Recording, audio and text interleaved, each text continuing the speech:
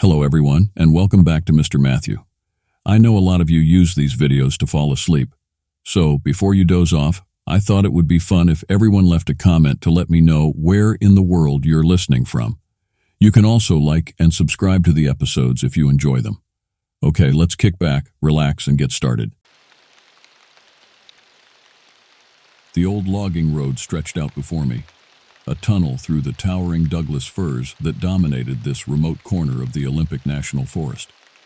Raindrops pattered on the hood of my Forest Service pickup as I guided it around water-filled potholes, the only sounds those of the engine, the tires on gravel, and the rhythmic swish-swish of the wipers.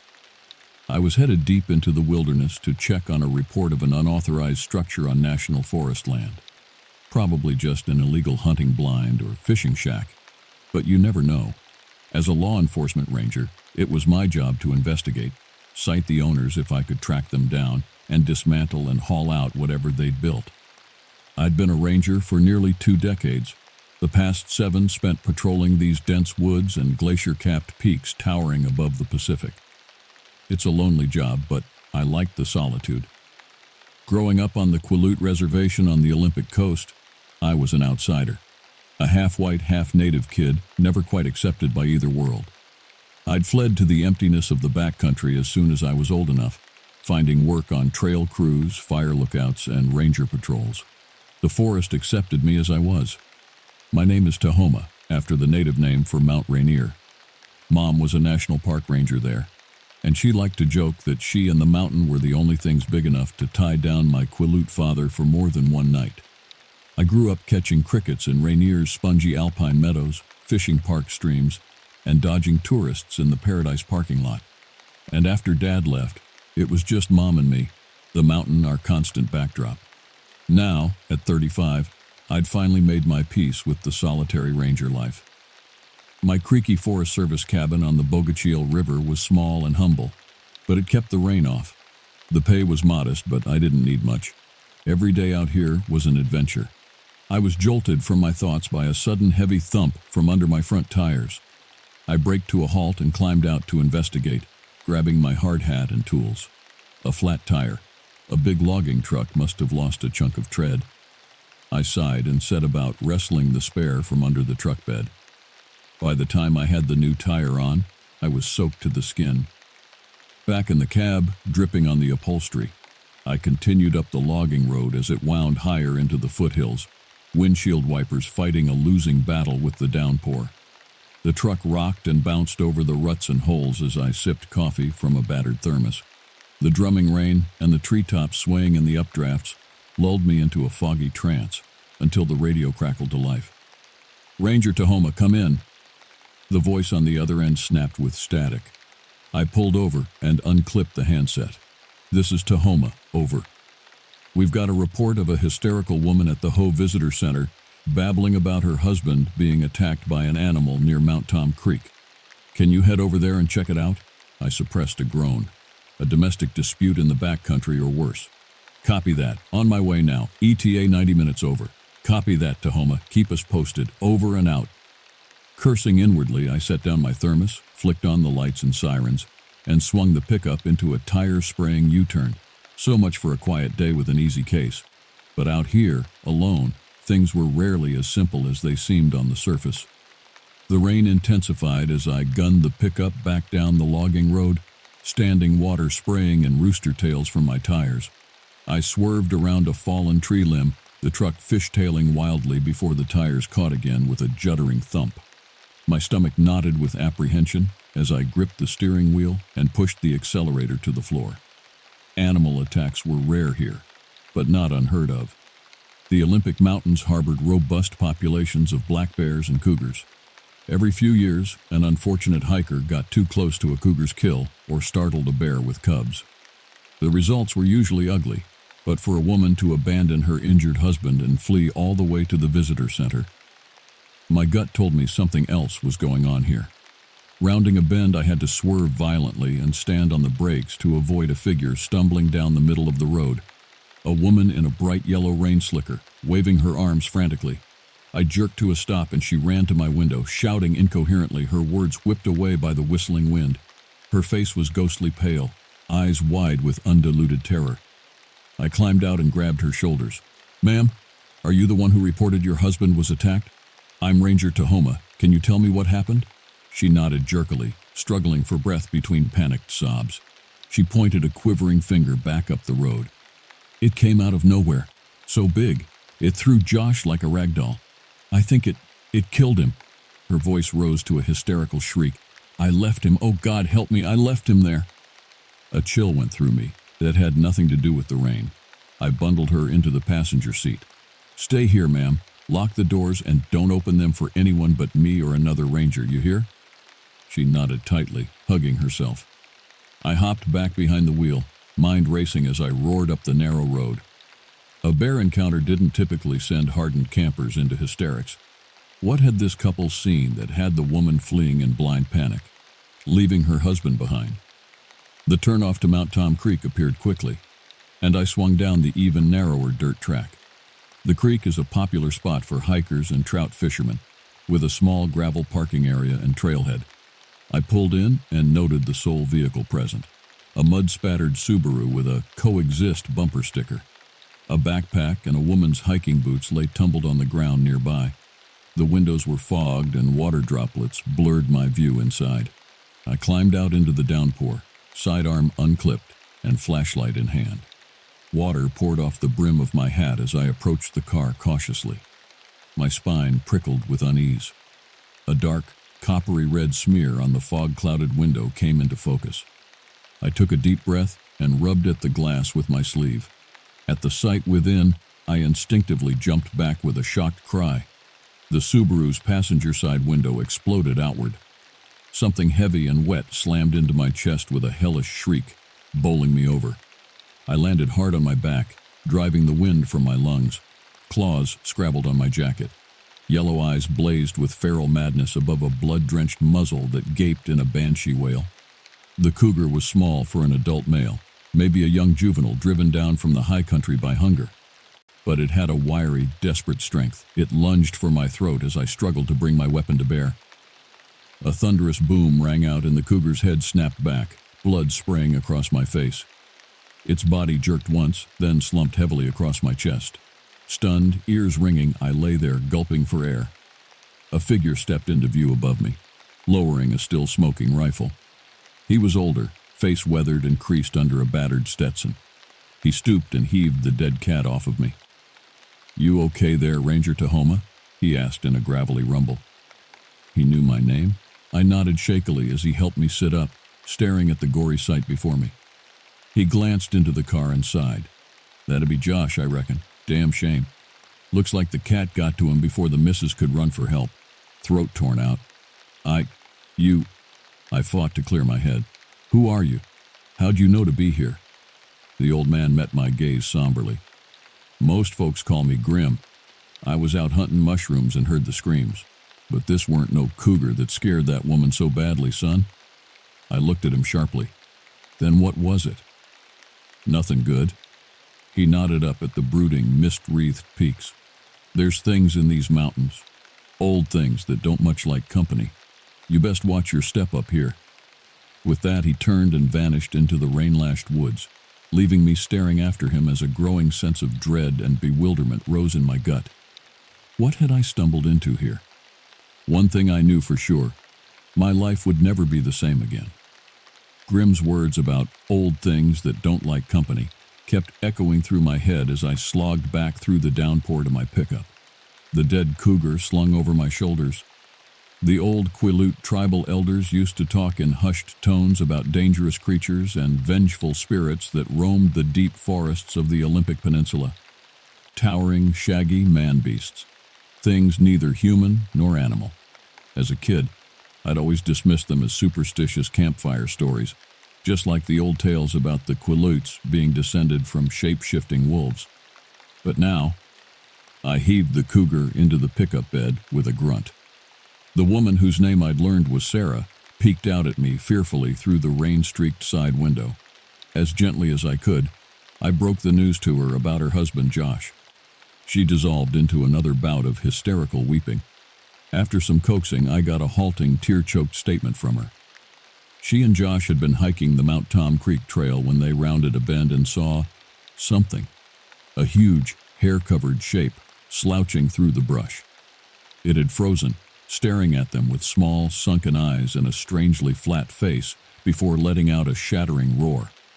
Josh had yelled at her to run as the thing barreled toward them with terrifying speed.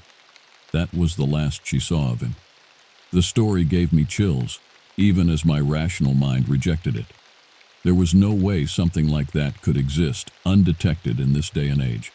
The cougar I could believe, a tragic and rare but wholly natural occurrence. But a giant, hairy hominid straight out of campfire stories? Impossible. Poor Sarah must have seen the big cat and panicked, her mind playing tricks on her. The trauma of finding Josh's body could have only magnified her confused memories. And yet, something about the sheer visceral terror in Sarah's voice as she described the creature unsettled me. I thought about the smashed-out car window, the blood smear. A cougar ambushing its prey from a tree wouldn't have left that evidence. What had really happened here? I pushed the questions aside as I got back on the radio to the ranger station to report the situation. Soon, reinforcements arrived. Sheriff's deputies to deal with Josh's body, a trauma counselor for Sarah. At their insistence, I rode back down with them to give a statement. By the time the paperwork was done, night had fallen, and I was fighting back jaw-cracking yawns, my adrenaline crash hitting hard. I was just climbing back into my pickup when my radio crackled to life again. Dispatch relaying reports of strange lights and sounds near where I'd found Josh's body. Now what? Cursing inwardly, I swung back onto the road and headed into the night-shrouded hills once again. Winding up the narrow track in pitchy darkness, I almost didn't see the hulking shape that materialized out of the mist until I was nearly on top of it. I hit the brakes hard, truck skidding to a rocking halt. My headlights captured a pair of stilt-like, hair-shrouded legs. They rose to a barrel chest and long, thickly muscled arms that hung below the creature's knees. Its head seemed to sit directly on its shoulders, no appreciable neck. I gaped in awestruck horror at the not-quite-human face. Heavy brow ridges, deep-set eyes glinting with feral cunning. A disturbingly human nose above a thin, lipless slash of a mouth. The creature regarded me for a moment with what I swore was dark amusement. Then it turned and, with an agility and speed that belied its bulk, it loped into the forest and vanished. I sat frozen for an eternity, hands welded to the steering wheel, heart jackhammering against my ribs. It couldn't be real. My exhausted brain playing tricks just like Sarah. There was no such thing as Bigfoot. There couldn't be. But how to explain the footprints sunk deep into the muddy track, far too big to be human? Or the coarse brown hair snagged on a nearby huckleberry bush? All the old stories rushed back. The man-beasts, the Sasquatch, the stick Indians.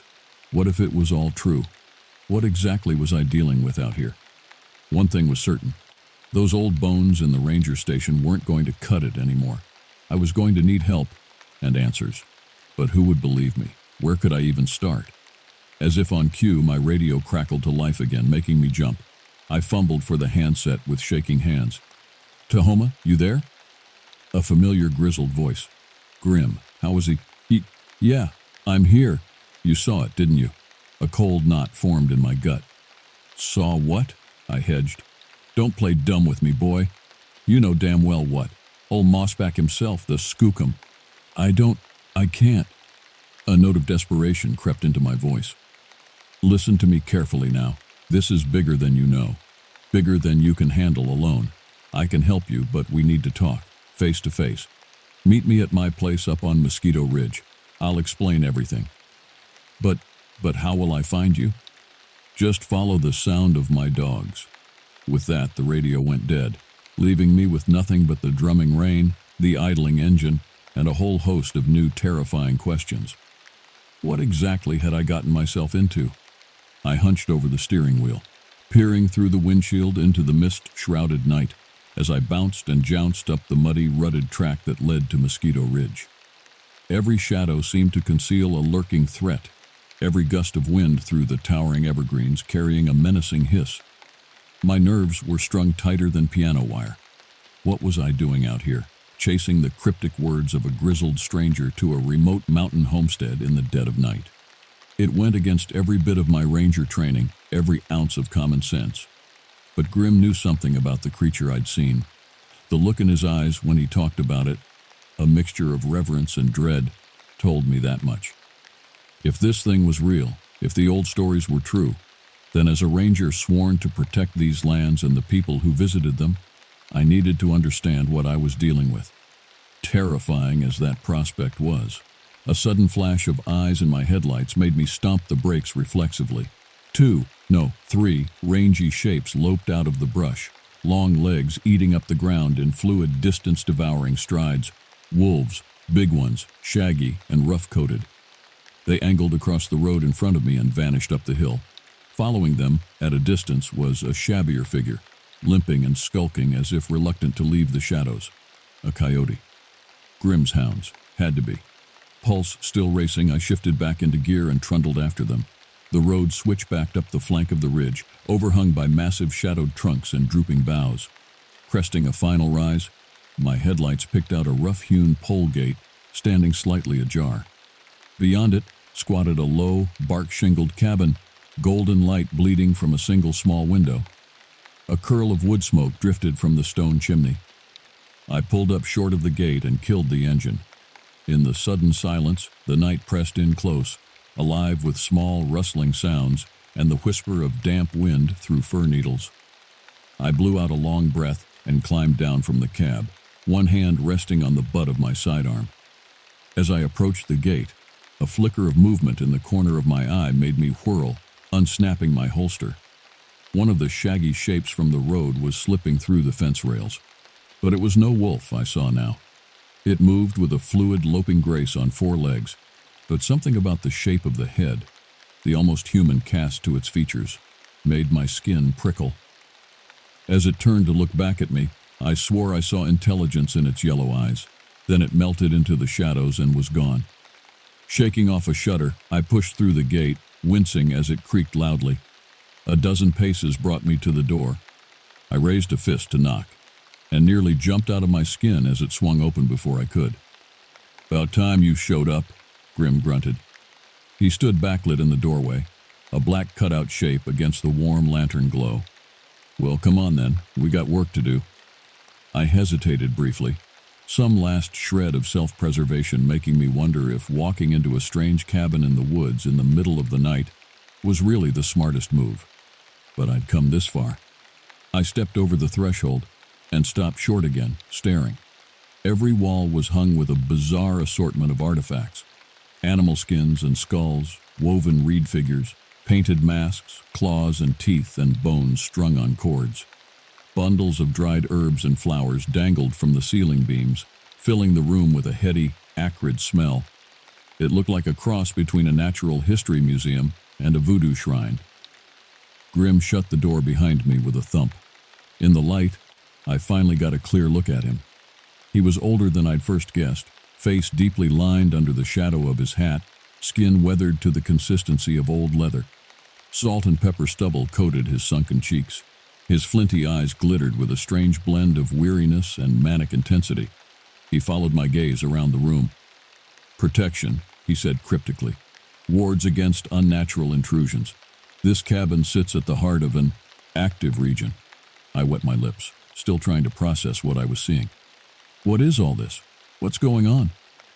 Grim crossed to a battered wood stove and busied himself with a battered aluminum coffee pot. "You've had a glimpse behind the veil now, son. Seen the truth that hides behind the corners of most men's eyes. The old stories, the legends, they ain't just stories." He turned and pinned me with that unsettling stare. "Folks call me Grim on account of me collecting all these old tales. But I don't just collect them, I live them." I struggled to wrap my head around that. "So you're saying, what exactly?" "That thing I saw on the road." "The skookum," Grim supplied. "Sasquatch, Bigfoot, Stick Indian. Goes by a lot of names, but I can tell you this. It's old and it's powerful. And just seeing it means it wanted to be seen. You've been touched, Ranger Tahoma." A chill wormed its way up my spine. "Touched? What does that mean?" "Means you're part of this thing now, like it or not. Sasquatch don't show itself lightly. You got the gift of the people in your blood too, I can tell. Quilut? I felt poleaxed. How did you... Grim waved a dismissive hand. Boy, think about what you just saw on that road. Then ask yourself if an old kook in a shack knowing your tribe ought to be the thing that surprises you. Point taken. I drew a shaky breath.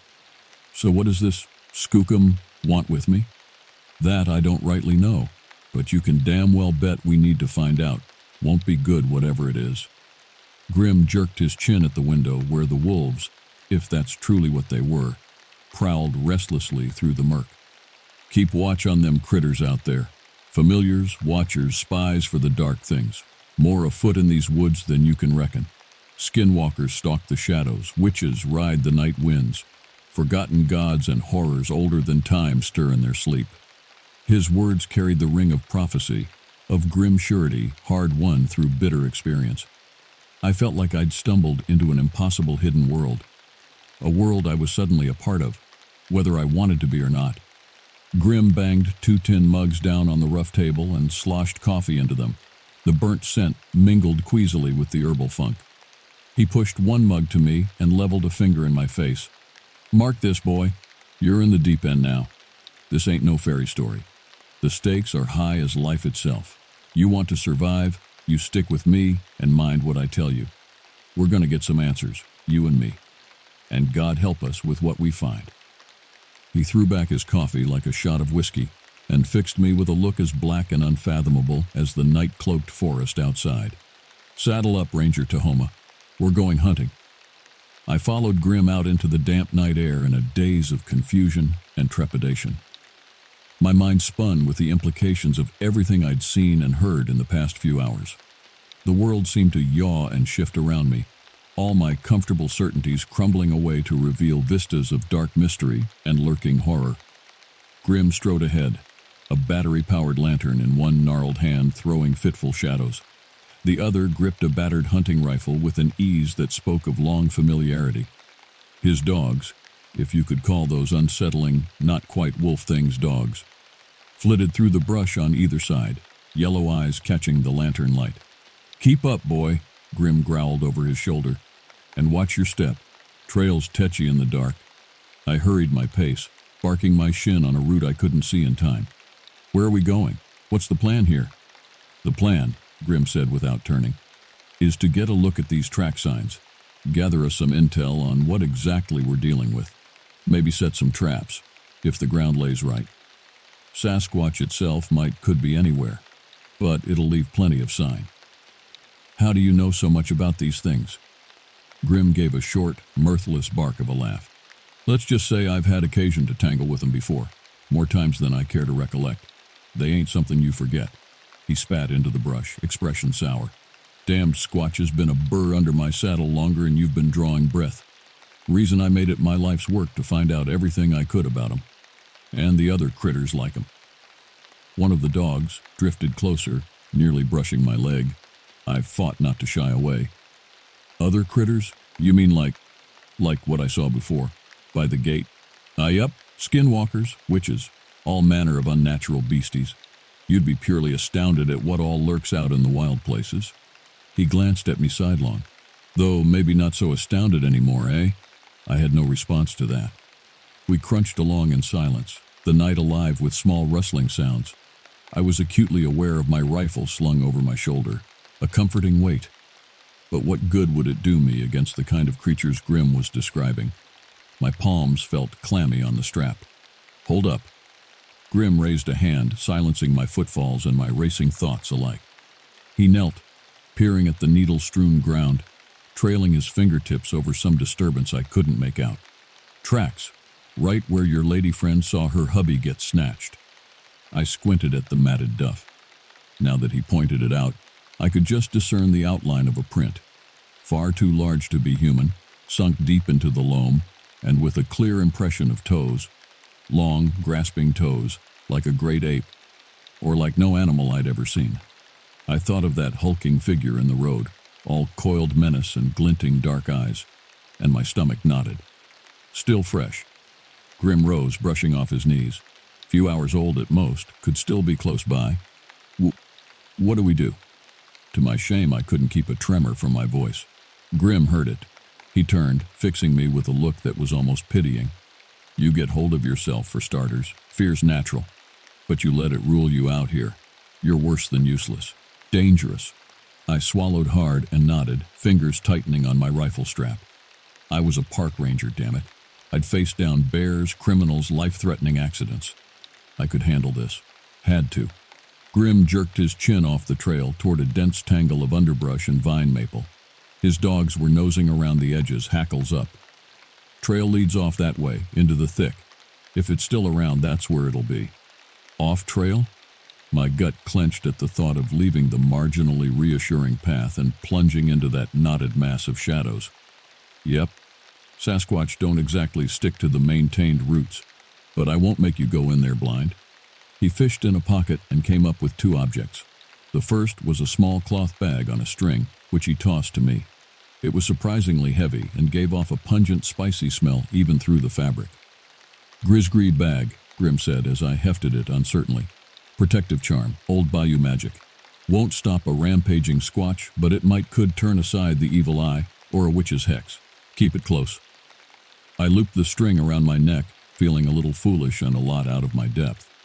Grim held up the other object, a small glass vial full of a viscous green liquid that seemed to fluoresce faintly in the lantern light. This here's a lure. Sasquatch musk glands and such like, concentrated, drives 'em wild. He unstoppered the vial, and my sinuses instantly clogged with an eye-watering reek, like rotting leaves mixed with skunk spray and a cloying, musky undertone. I gagged, and Grim quickly recorked it, grinning sharply. Stuff's fierce. We'll set us up some scent traps. Try to draw the beastie in? He sobered, fixing me with a hard stare. You still with me on this, son? Ain't no shame in backing out. This is a dark and dangerous road we're walking. I met his eyes steadily, summoning what courage I had. This was my forest, my responsibility. If there was a threat to the people under my protection, I had to face it. I'm with you. Grim studied me a moment longer, then nodded once, as if satisfied. Then let's get hunting. He turned and plunged off the trail, his hounds flowing after him like shadows. I hefted my rifle and followed, that sense of dread mingling with a strange, rising exhilaration. I was walking into the unknown, into a world I'd never truly imagined existed. I had no idea what I was doing or what I was about to face, but one way or another, I was going to get some answers. I just prayed I was ready for them. The world away from the trail was a tangled maze of blowdowns and dense brush, all of it dripping with damp. Grim moved through it like a wraith, hardly seeming to disturb a branch or leaf. I tried my best to emulate his silent passage and avoid the snags and tripwires of roots, with mixed success. Every snapped twig and swishing brushstroke sounded thunderous to my straining ears, each scrape of bark against my slicker as loud as a shout. My nerves were twanging like banjo strings, raw and resonant. I found myself jumping at shadows, gasping at imagined movements in the corner of my eye. That sense of unseen gazes on my back, prickling my nape. Was it just my shot nerves playing tricks, or something more? After a few minutes that felt like eons, Grim paused, holding up a hand for stillness. I froze, heart hammering against my ribs so hard I was certain he must hear it. He knelt and busied himself at the base of a sprawling hemlock, eyes intent on his work. When he rose, I saw he'd wedged the little vial of Sasquatch musk into the roots, concealed by a flap of bark. As he recorked it, that eye-watering stink flooded out again before being mercifully stoppered. Grim met my gaze, mouth set in a grim line. Scent trap set. Now we find us a place to hunker down and wait. We crept on through the dripping fir shade, Grim setting another musk trap every few dozen yards. I tried to fix the locations in my mind, glancing back to memorize landmarks, but the trees crowded close and confusing. The forest in the dark was a uniform pelt of shadows, thick and disorienting. I had to trust in Grim's uncanny woodscraft to lead us back out again, if we made it that far. At last, Grim halted in a small hollow, ringed with the squat bulk of vine maples and carpeted in dry drifts of their fallen leaves. He settled to the ground, rifle across his knees, and motioned for me to do the same. Now what? I asked in a whisper that still felt too loud in the bloated silence. Now we wait and watch. So we waited and we watched. The night pressed close around us, gravid with small rustling lives and skirling breezes, and 100 other innocuous noises that took on shades of menace and portent in that inky void. My eyes strained against the dark until bright worms swam in my vision, and every shifting shadow took on hulking, monstrous proportions. Time blurred and stretched, an endless purgatory of black unease. The cold sank into my bones, chilling me in a way that had little to do with the night's damp. My mind gnawed at itself, all pent-up doubts and formless terrors sharpening their teeth on my raw nerves. An eternity later, Grim stirred beside me. I twisted to look at him, not daring to speak. He was staring intently off into the jumbled dark, body wire taut with a sudden watchful tension. And then I heard it too, a soft snuffling noise, underpinned by a low, rhythmic grunting like the idle of some great beast. Slowly, tortuously, I turned to peer in the direction of the sound. At first, there was nothing but blackness swimming with phantom after-images. Then a shape moved between the trees, coalescing out of the shadows as if born from them. It stood upright on two massive legs, arms like tree trunks hanging to its knees. Its shaggy bulk seemed to fill the spaces between the firs, dwarfing them. From its bullet head shone two feral red sparks of eyes, windows into a fathomless primitive cunning.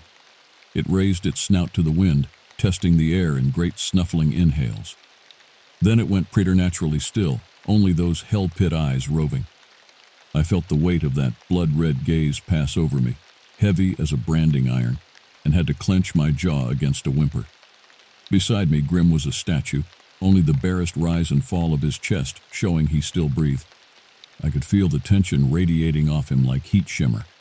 His finger, laid alongside the rifle's trigger guard, trembled once before steadying. The Sasquatch took a step forward, leaves crackling under its splayed feet. Its head swung low and side to side, as if casting for a scent. Another ponderous step. It was coming straight towards us, following the lure of the musk Grim had planted. My pulse roared in my ears, thudding in time with those monstrous footfalls. It filled my world, that onrushing slab of primal wildness, the stink of its bestial musk cutting through even the reek of our lures. This was an elder power of the wild places, raw and unutterably savage, and we were less than insects before it. 20 yards, 15, I could see details now. The matted sheen of its fur, the scars and bare patches crisscrossing its rolling shoulders and chest. Lips curled back from yellowed fangs in a permanent snarl, ropes of drool swinging. 10 yards. Grim's rifle twitched, almost imperceptibly. I fought the urge to scream, to run, knowing it would be futile. We were deer in headlights, paralyzed before onrushing doom. 5 yards. The stink was choking, overpowering. I gagged on a throat full of bile. The beast was close enough to touch now, close enough to feel the heat blasting off its hulking body. A piercing whistle split the night. The Sasquatch reared back with a startled grunt, shaggy head swiveling. One of Grim's dogs flashed out of the darkness beyond it in a pale blur, darting in to nip at the monster's tree stump ankle. The Sasquatch roared, a sound like a rock slide and a thunderclap and an avalanche all at once, and swatted at the dog with a fist the size of a ham.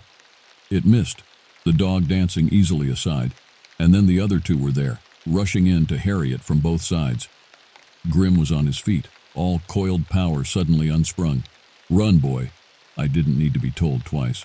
I leapt up and plunged into the trees, heedless of direction, knowing only that I had to get away, that I was infinitely tiny and fragile before that roaring engine of destruction thrashing its way free of the harrying dogs behind me. Branches slapped at my face, my arms catching at my clothes. Roots snagged my ankles, pitching me headlong. I bounced off a trunk and floundered on, breath sawing in my lungs, pulse a staccato drum roll in my temples. I had no thought but mindless flight, the imperative of prey before predator. Fetching up hard against the scaly bark of a massive fir, I clung to it, gasping, shaking uncontrollably. Sweat and icy dew ran into my eyes, blurring my vision. I swiped at my face, trying to slow the sobbing heave of my lungs. Grim loped up soundlessly beside me, eyes alight with manic glee, looking like a coyote who just raided a henhouse. His rifle was still in his hands, and I saw for the first time the long, wicked knife strapped to his other hip. Hell of a thing, huh? His voice fairly thrummed with excitement. Never seen one that close before. Never figured to get the chance, tell true. Are you crazy? I hissed, my own voice cracking with strain. We could have been killed. We've got to get out of here now. Grim cocked his head, listening to the crackle and thrash of the Sasquatch bulling its way off through the trees some distance away, still pursued by his tireless dogs. He shook his head slowly. "Nah, son, we're just getting started. This here's a real opportunity, and I mean to make the most of it. Ever occur to you to wonder why that devil went to the trouble to show himself to you? To mark you out?" I just stared at him, uncomprehending. What did it matter why the monster had appeared? It was here, it was real, and it was more terrifying than any sane mind could conceive. What more did we need to know? Grim's grin was fierce. "Faye, it's got plans for you, boy, for us, and we're gonna find out what they are. Oh yes, we are." He laughed then, a wild, exultant sound that made the small hairs on my nape prickle and stand erect. In that moment, he looked scarcely less feral and savage than the monster we pursued. I sagged back against the chill, clammy bark of the fir, knees watery. My mind spun, black spots swimming before my eyes as reaction took its toll. And yet, through the fog of exhaustion and terror, a small, bright coal of something else kindled to life. Curiosity, wonder, and, yes, exhilaration. I'd walked the hidden trails beyond the veil of the workaday world, and nothing would ever look quite the same again. The shadows teemed with mystery and danger and wild, impossible things, and part of me longed to know their secrets. Gods help me, I wanted to know. Grim saw it in my face, and his grin sharpened knowingly. He clapped me on the shoulder. "Attaboy, Ranger Tahoma. Looks like you just might have a little salt in you after all. What do you say we go get us some answers?" I drew a deep, shuddering breath and pushed off the tree. My hands still shook, my heart still jackhammered against my ribs, but my voice was steady as I met his glittering gaze. "Lead on." And with that, we plunged back into the unknown, following the trail of the monster, the mystery that had marked me for its own. Whatever world-shaking revelation lay at the end of this black road, I was committed now. Win or lose, I'd see it through. I just prayed my curiosity wouldn't be the death of me. But if it was, hell, there were worse ways to go.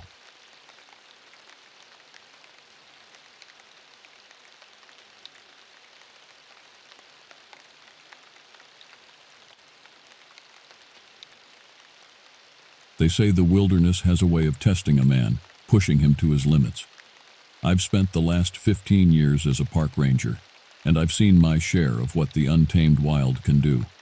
But nothing could have prepared me for what I encountered that fateful summer of 2018. My name is Dakota, a name passed down by my Choctaw ancestors meaning friend to all. Perhaps it was my heritage that drew me to a life in the outdoors, feeling a kinship with the land and a duty to protect it.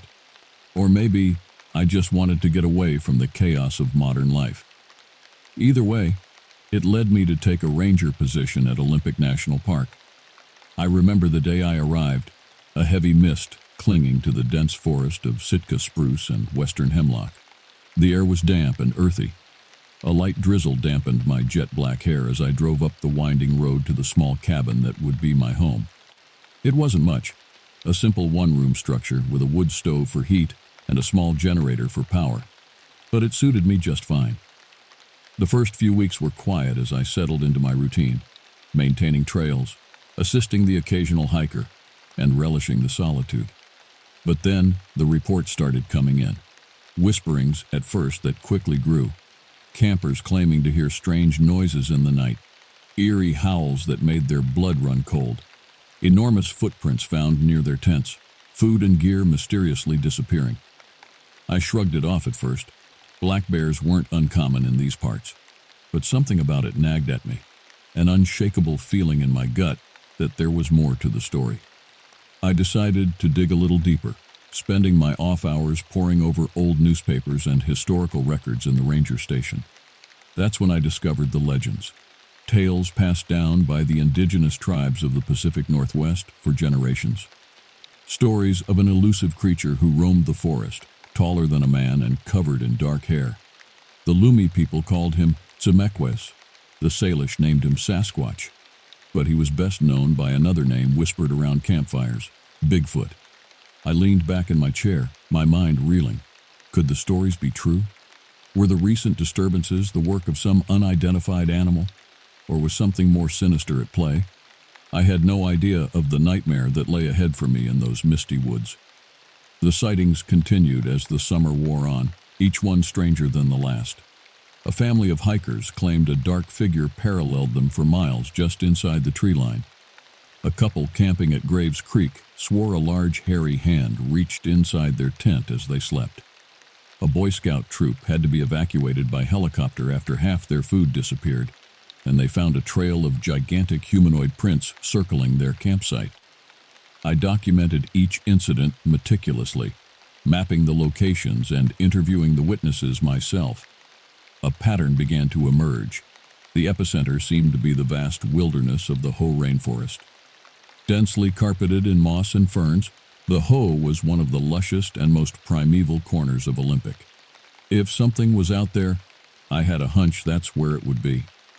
I started taking solo treks deep into the Hoh, telling myself it was just to get a lay of the land. But if I'm being honest, a part of me wanted to see if the stories were true.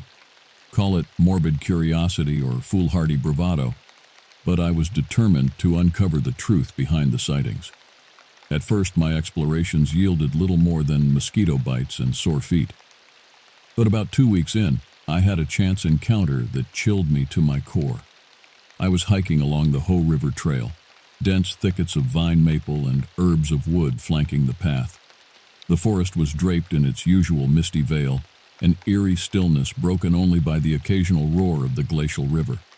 I rounded a bend and froze, the hairs on the back of my neck rising. There, in the middle of the trail, was an enormous, humanoid footprint impressed deep into the soft loam.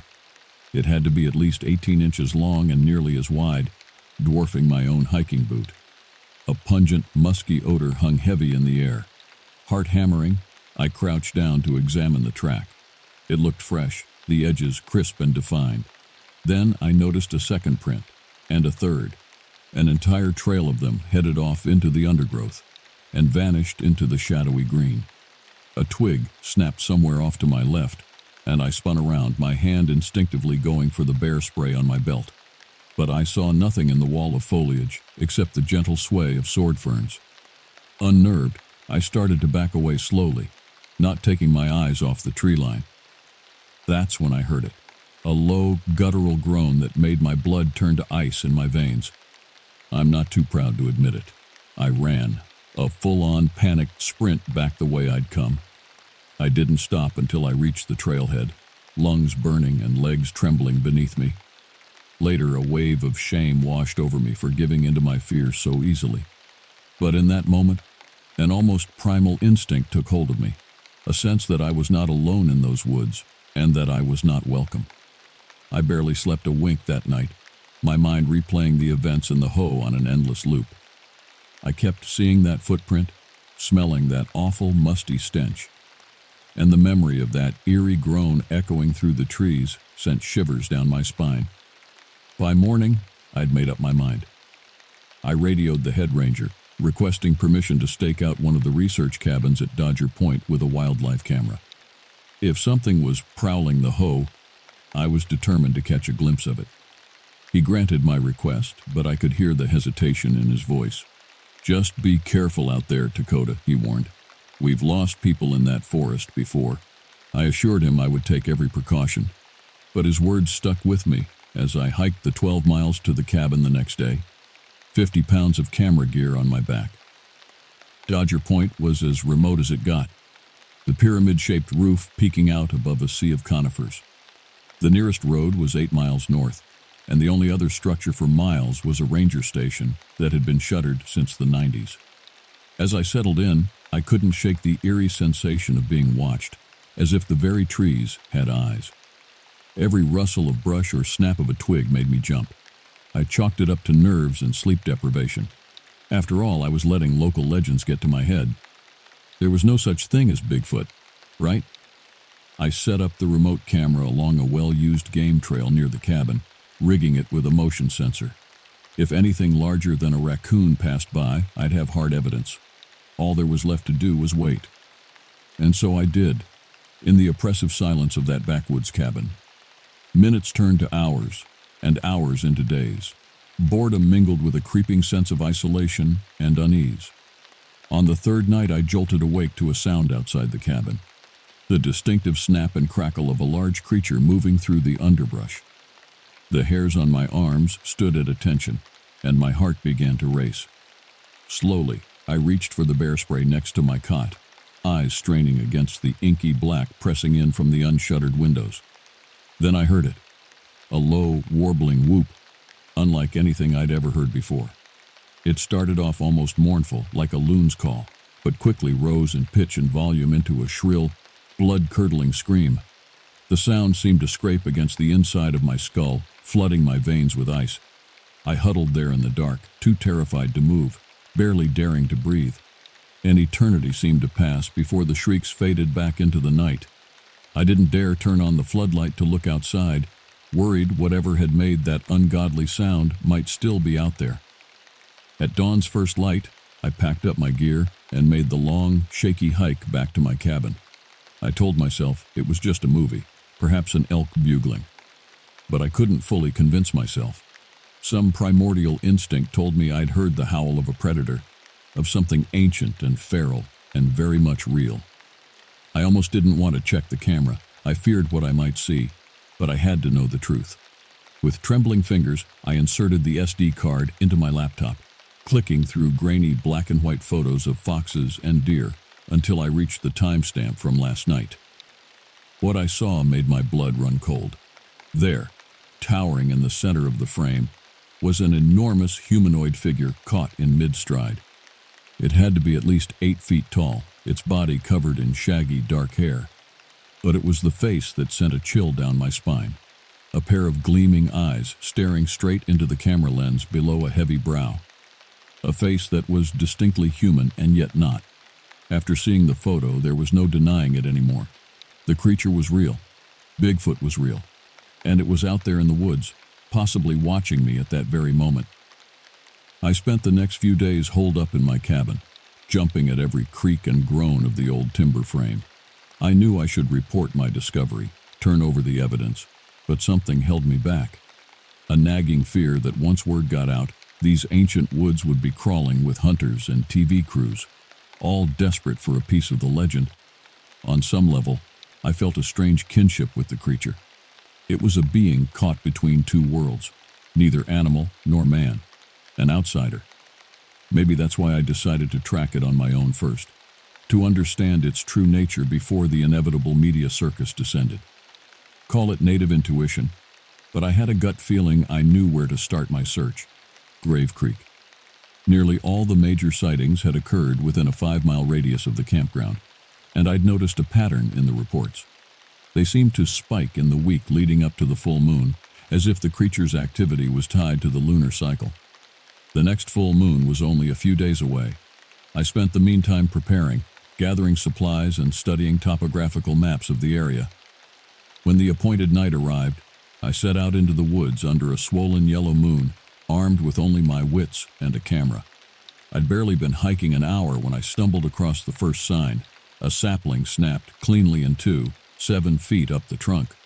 The surrounding vegetation was trampled, broken branches littering the forest floor. Something big had passed through here, something strong. Heart pounding, I followed the trail of destruction deeper into the timber. The woods seemed to close around me, ancient hemlocks blotting out the moonlight. An oppressive hush filled the air, broken only by the occasional skitter of small creatures fleeing my passage. And then I saw it. There in the underbrush, caught on a snarl of twigs, was a tuft of long brown hair.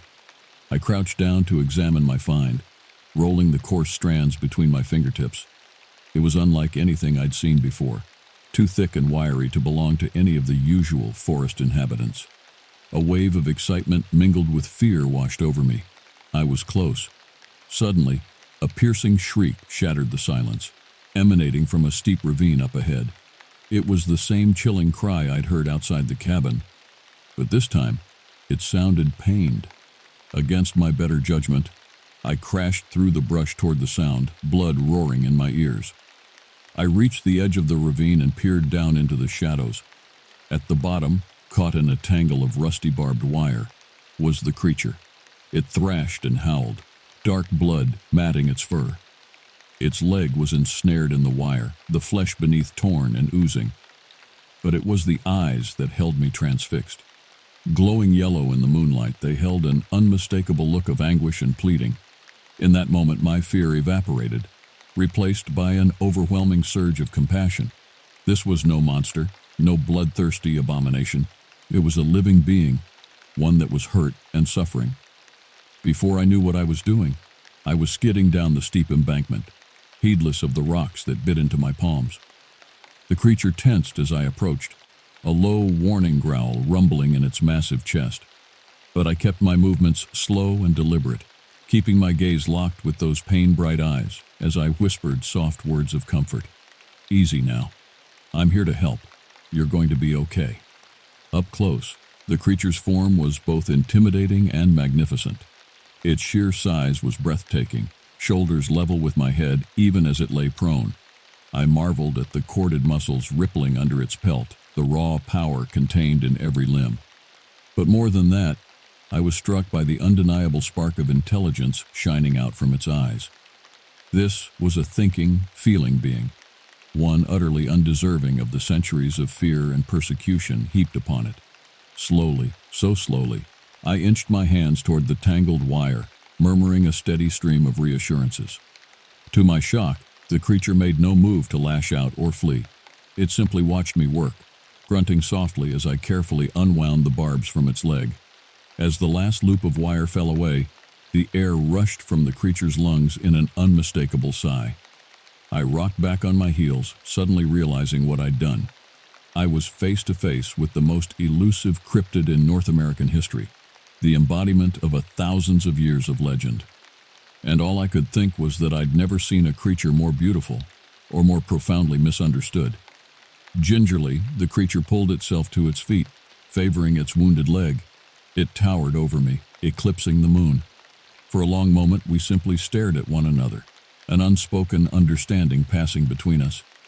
And then, with a soft huff, it turned and lumbered off into the shadowed tree line. I remained kneeling there in the ravine for a long time, marveling at the encounter. My hands shook and my mind reeled. In one night, everything I thought I knew about the world had been turned on its head. There were mysteries in these ancient woods, wonders beyond human understanding. I knew then that I could never share what I'd seen. The world wasn't ready for the truth. Maybe it never would be. But I had been granted a glimpse behind the veil, and I would spend the rest of my days guarding that secret, and guarding him, the big man of the woods, my friend. May he forever roam free and unbothered in the wild places of this earth.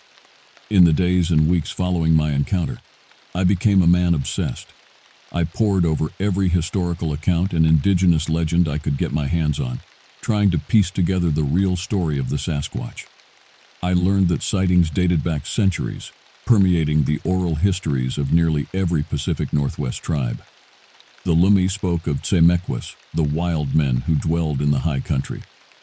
The Salish had stories of Sasquatch, the hairy giants who roamed the forests. And the Wenatchee told of Choanito, a race of mountain giants who kept to the wild places. Most compelling of all were the stories that painted these creatures not as bloodthirsty monsters, but as guardians of the forest, beings who lived in harmony with nature, only turning aggressive when their territory was threatened. The more I read, the more convinced I became that I hadn't just had a chance encounter in the woods that night. I'd been entrusted with a sacred duty, to protect these ancient beings and the wilderness they called home.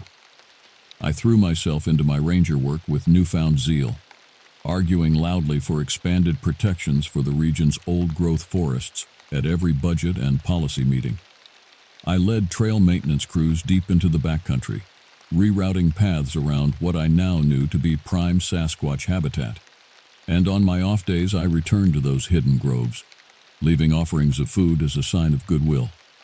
As the years rolled by, I kept my secret, never breathing a word of what I'd seen to another living soul. Even as the sightings continued and the local legends grew, I held my tongue. I knew the truth now, that these creatures meant us no harm, that they were a vital part of the forest's delicate ecosystem, perhaps the last remnants of a time before human civilization and its destruction. But for all my efforts, the outside world finally found its way into the heart of the Olympic wilderness. A tech billionaire bought up a huge swath of forest on the edge of the national park, intending to build a sprawling vacation lodge and ski resort. The development would level hundreds of acres of pristine woodland and several sighting hotspots. I argued against the project until I was blue in the face, but money talked louder than one park ranger's protests. Construction was slated to begin in the spring. I was devastated, haunted by images of bulldozers and chainsaws tearing through the creature's ancient home. I spent that final winter in a state of grim determination, logging long, frigid hours, tracking the creature's movements, mapping the most remote corners of its habitat. If I couldn't stop the destruction, the least I could do was try to prepare it, to give it a head start to escape into the deeper wilds. But the big wild man proved elusive as ever. Weeks went by without a sign. Then, on the eve of the spring equinox, I found it. A trail of those unmistakable prints in the slush, meandering up the flank of a nameless peak. I followed them for hours, lungs burning and hands numb. Near the summit, they disappeared into the mouth of a cave, half hidden behind a tumble of scree. Heart pounding, I stepped inside, the beam of my headlamp falling across damp stone walls. The air was thick and musky, heavy with the creature's familiar wild scent. My light glinted off something in the shadows, a pile of bones, I realized with a thrill of fear. Elk, deer, black bear. Bigger prey than I'd imagined it taking. Then I saw the cub. It was curled against the far wall, its fur a lighter brown than the adult's. It blinked up at me with drowsy, curious eyes, unafraid, and huddled behind it, watching me with a wary, protective gaze, the big wild man itself. Understanding hit me like a freight train. This was no mere den, it was a nursery, and if the scattered remains were any indicator, this new mother would kill to defend it. Slowly, I backed out of the cave, my heart aching. In the morning, the construction crews would arrive. The noise, the destruction, it would send the creature into a frenzy. I couldn't let that happen. Clutching the radio at my belt, I made a decision, one that would change the course of my life forever. That night I made 2 calls. The first was to the head ranger, claiming an emergency need for immediate evacuation. The second was to the local news station. Then I sat back and watched as one of the biggest wildfires in Pacific Northwest history ate its way across the peninsula. Some said it was a freak lightning strike. Others whispered about arson. Only I knew the truth, that I had sparked it myself. In the chaos of smoke and flames, no one questioned the sudden need to flee. By the time the fire was contained weeks later, the development deal had fallen through. The forest charred but alive, already blooming with new growth. As for me, I left the Park Service after that, hung up my ranger hat and returned to the reservation where I was born.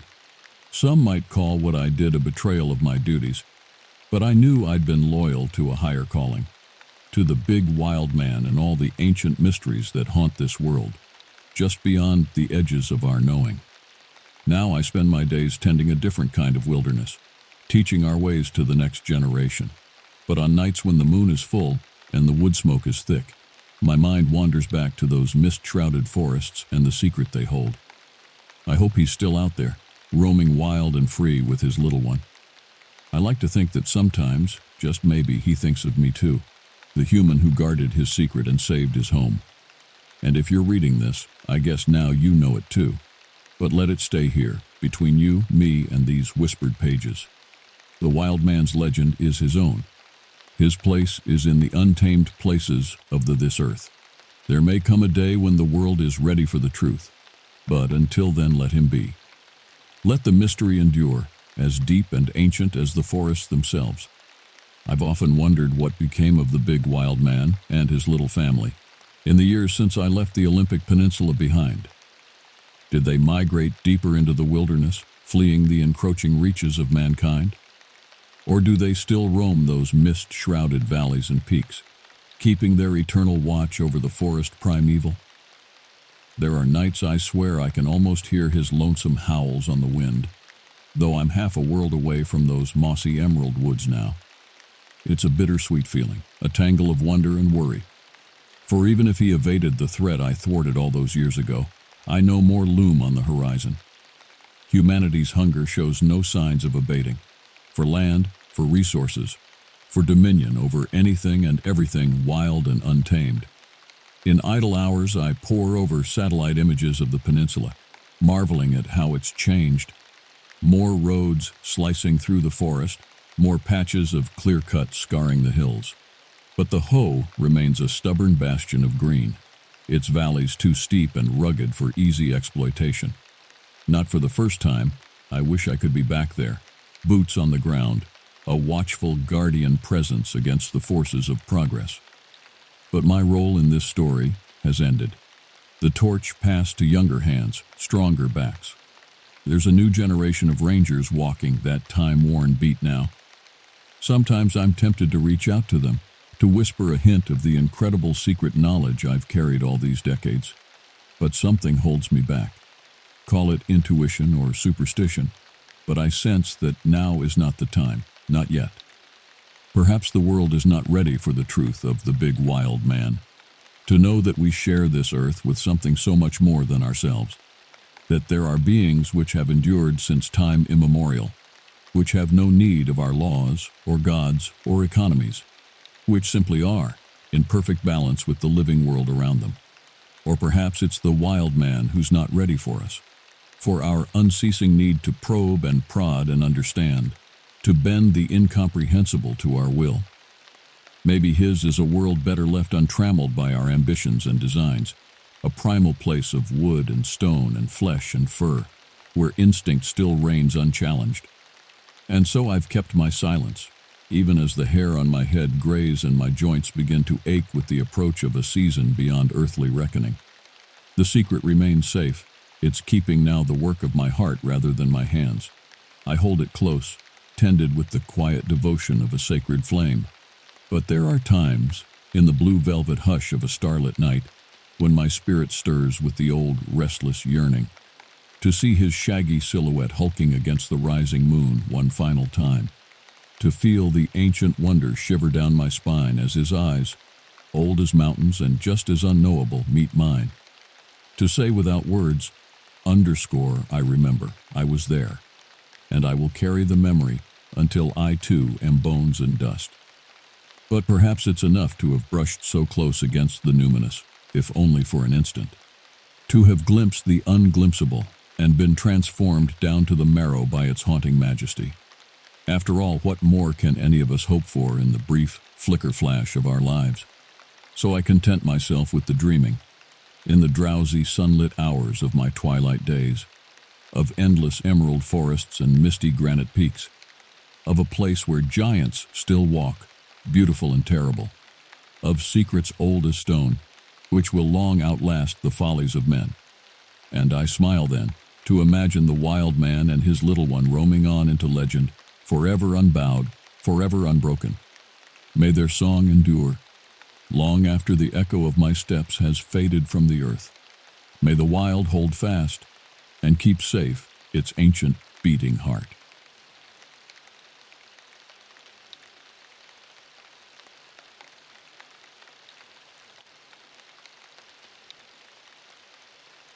As a park ranger in the remote wilderness of the Pacific Northwest, I was used to solitude. But lately, something felt different. Hikers spoke in hushed tones of strange footprints, of eerie cries echoing through the night. And then there were the missing persons cases. Too many to ignore. Sequoia. That was the name I had chosen for myself when I took this job 3 years ago. Inspired by the towering redwoods I had loved since I was a child. I wanted a fresh start, an escape from my troubled past in the city. Financial problems, a crumbling marriage. Out here I could lose myself in nature's untamed beauty, feel small and insignificant beneath the ancient trees. The ranger station came into view ahead, a weathered cabin nestled against a backdrop of misty peaks. As I approached, my radio crackled to life. "Sequoia, you there? We've got another hiker gone missing near Crescent Lake. A solo backpacker hasn't checked in for 2 days." My heart sank as I keyed the mic. How many did this make now? 8 in the past 2 months? Copy that. I'll grab my gear and head out at first light to search the area. Silence settled back over the forest as I pushed open the heavy wooden door. But then I froze. There on the floor, a trail of muddy footprints, impossibly large. My eyes traced them to the dark doorway of my bedroom. Slowly, I drew my flashlight, my other hand resting on the grip of my sidearm. The prints led straight to the open door, a gaping void filled with shadows. Blood pounded in my ears, my every instinct screaming at me to run. But I had to know. I entered the room, the narrow beam of light slicing through the darkness. A hulking figure stood with its back to me, impossibly tall and broad-shouldered. Matted hair hung down its back. Then it turned, and I saw its face. Not human, but not quite animal. Piercing yellow eyes glowed with primal hunger. Its mouth opened, revealing jagged fangs. A scream caught in my throat. In a blur of movement it charged, a roar shaking the cabin walls. I fired on pure instinct, 1 shot, 2, diving out of the way as its momentum carried it past me to crash through the front window in an explosion of splintering wood and glass. Silence. With a trembling hand, I keyed my radio. "Station, this is Sequoia." My voice sounded strangled, unrecognizable. "Something attacked me at the cabin. It's not human." Only static answered me. The storm must have knocked out the repeater. I was on my own. With fumbling hands, I reloaded. 5 rounds left in my sidearm. Whatever that thing was, mere bullets had barely phased it. I had to warn the other rangers, organize a search for the missing hiker. But a creeping dread filled my mind. That creature knew where I lived. It had come for me. But why? Stepping over the shards of glass and twisted wood, I peered out into the night. The footprints led off into the trees, already filling with rain. What other choice did I have but to follow them? To try to get answers? Steeling myself, I plunged into the storm-lashed forest. Shadows closed in around me. The rain fell in icy sheets, the droplets stabbing against my face. I pressed on into the rugged backcountry, following the monstrous tracks as they wove between towering firs and fallen logs. The terrain grew steeper, the underbrush thicker.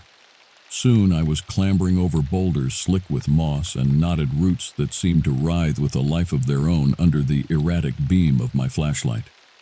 My mind raced as I tried to make sense of what I had seen.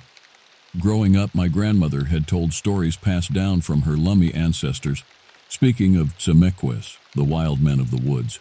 Huge, hairy beings who walked like men, but lived like beasts. We had always thought them just legends. Could those tales have been rooted in truth? Could this creature be one of them? The ground fell away into a ravine up ahead, a narrow stream cutting through its base. I half climbed, half slid down the slippery bank, fir needles and loose rocks giving way under my boots. There was nowhere to go but forward, following the water downstream as it tumbled over boulders and fallen trees.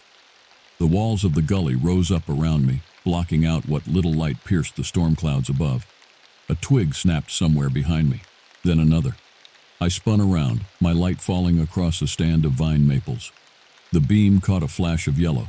Unblinking eyes stared out from between the leaves. It stepped forward, rising to its full height, rain sluicing down its matted fur. A growl rumbled in its chest.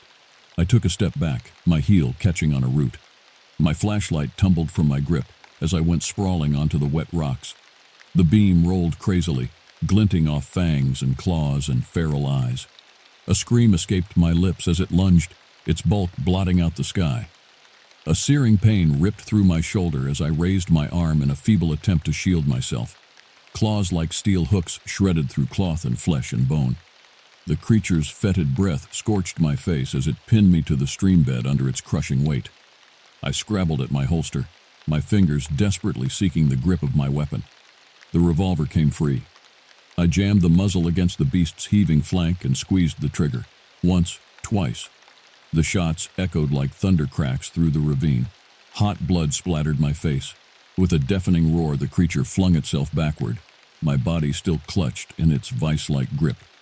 We smashed through a lattice of roots and tumbled into bracken. The world spun crazily. Soggy earth filled my nose and mouth. I fought against the blackness crowding at the edges of my vision. Somehow, I managed to tear free, leaving a chunk of my jacket in the creature's grasp. Crashing through the underbrush, I ran as I had never run before, blind with pain and terror. Branches whipped against my face, my lungs seared. The ravine had to end somewhere. It had to. But a glance over my shoulder found the beast in relentless pursuit, its eyes two burning coals boring into my back. I tried to push myself faster. Then the ground disappeared beneath my feet. I pitched forward into empty air, my scream swallowed by the raging current as I plunged into the icy depths of the stream. The cold was a shock, the water a roaring darkness enveloping my broken body. Tumbling end over end, I clawed desperately for the surface. My head broke through into the churning froth. I gasped for breath, choking on icy spray. The current dragged me along, slamming me into boulders, pulling me under into the bone-numbing depths. After an eternity, the flood spat me out into a calmer pool. Shaking, retching, I dragged myself up onto the rocky bank. Everything hurt. My shoulder was a red ruin. The flashlight was gone. The revolver, too. Defenseless, I scanned the shoreline, the trees, expecting a hulking form to come bursting through at any moment. But there was nothing. Only the sound of my own ragged breathing and the rain drumming on the turbulent water. Had I lost the creature? Or was it toying with me? I staggered to my feet, biting back a scream, as white-hot pain lanced through my mauled arm. I had to find help, had to warn the others. But which way? The water had swept me far downstream. Nothing looked familiar in the gray pre-dawn light. I started walking, keeping to the shelter of the trees. The ranger station couldn't be that far. I tried to believe that. Then I saw it. Caught in the forked branches of a downed hemlock, a scrap of bright fabric fluttered in the wind. I knew that color, blaze orange. The same jacket the missing hiker had been wearing. Bile surged up my throat. Just beyond the log, the ground was torn up, the undergrowth splattered with dark stains. No, I didn't want to look, didn't want to see. But I crept forward and sunk to my knees, a boot still laced tight around a gnawed-off ankle, shreds of gore-soaked clothing, a rucksack, its contents strewn across the blood-soaked earth, and there, snagged on a branch, a tuft of long brown fur. I don't know how long I knelt there in the spreading crimson puddle, my mind whirling, the acrid taste of vomit on my tongue. This was no legend, no tall tale designed to scare gullible campers. This creature was real, and it was hungry. Something had drawn these beings out of the deep woods, out of myth. I had to find out what. Staying low, I searched the surrounding area, finding more torn clothing, more spots of bright arterial blood. And then, caught under a fern, the shattered screen of the hiker's cell phone still glowed with the last image captured. A towering silhouette, limbed in shadows, eyes flashing yellow in the flash. I pocketed the phone, my hand shaking. As I went to stand, the bushes across from me parted and the creature stepped through. Our eyes locked, human and beast. I had no weapon, no hope to outrun it, so I spoke. Why? Why are you doing this? A rumble sounded deep in its chest, almost like speech.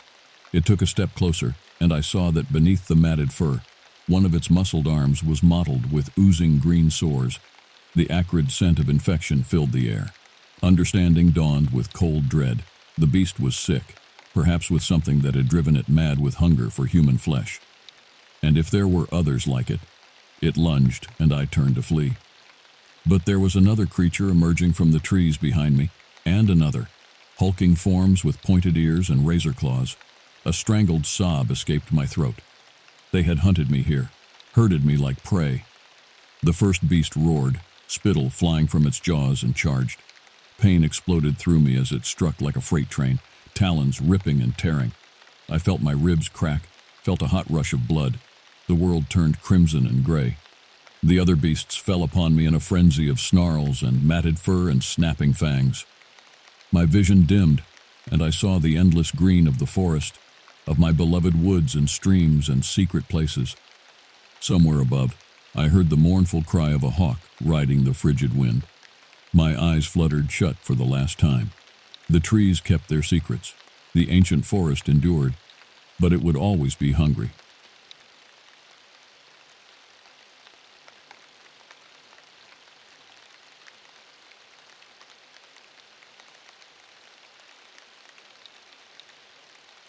The old pickup truck bounced and jostled over the rutted dirt road leading deep into the heart of Glacier National Park. Satala Yazzie gripped the steering wheel and squinted against the glare of the setting sun through the windshield. He had driven this route countless times over the past 3 years working as a backcountry ranger, but tonight felt different. An unsettling feeling pricked at the back of his neck, as if the forest itself was holding its breath in anticipation. Satala first took this job to escape the chaos and noise of modern life and immerse himself in the wild solitude of nature. As a proud descendant of the Navajo, he felt a deep spiritual connection to these ancient forests and mountains. The Park Service salary was meager, but he managed to get by living simply in the old log cabin they provided him. Located miles from the nearest road or town, it had no electricity or running water. But it suited Satala just fine. He had always been a loner, more at home in the arms of Mother Earth than surrounded by throngs of people. The red sun dipped below the sawtooth ridgeline, and shadows pooled between the pines. Rounding a bend, Satala slowed the truck as his headlights illuminated a figure standing in the middle of the road ahead. It appeared to be a man, tall and broad-shouldered, wearing a wide-brimmed hat. Strange, thought Satala. He wasn't expecting to see anyone out here, and the man's clothes looked old-fashioned, like he had stepped out of the previous century.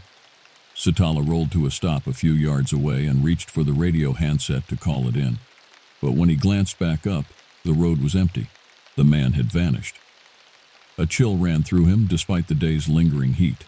He shook his head and eased off the brakes. It had been a long day. His eyes must be playing tricks on him. Still, he couldn't quite shake the feeling that something was amiss as he continued on into the darkening forest. When Satala finally arrived at the cabin, dusk had faded to full night. Pistol on his hip, he stepped out into the brisk mountain air, senses alert. But the only sounds were the ordinary ones of the wilderness he had grown accustomed to. The hoot of an owl, the skitter of a squirrel in the underbrush, the sigh of wind through the pines. Chiding himself for his paranoia, Satala hauled his gear out of the truck bed. As he fumbled with the key in the failing light, he happened to glance over at the dark tree line. And that's when he saw them. 2 glowing red eyes, peering out at him from the shadows. Satala froze, breath catching in his throat. The eyes were too large and too high off the ground to belong to any animal he knew of. And the way they bored into him was disturbingly aware.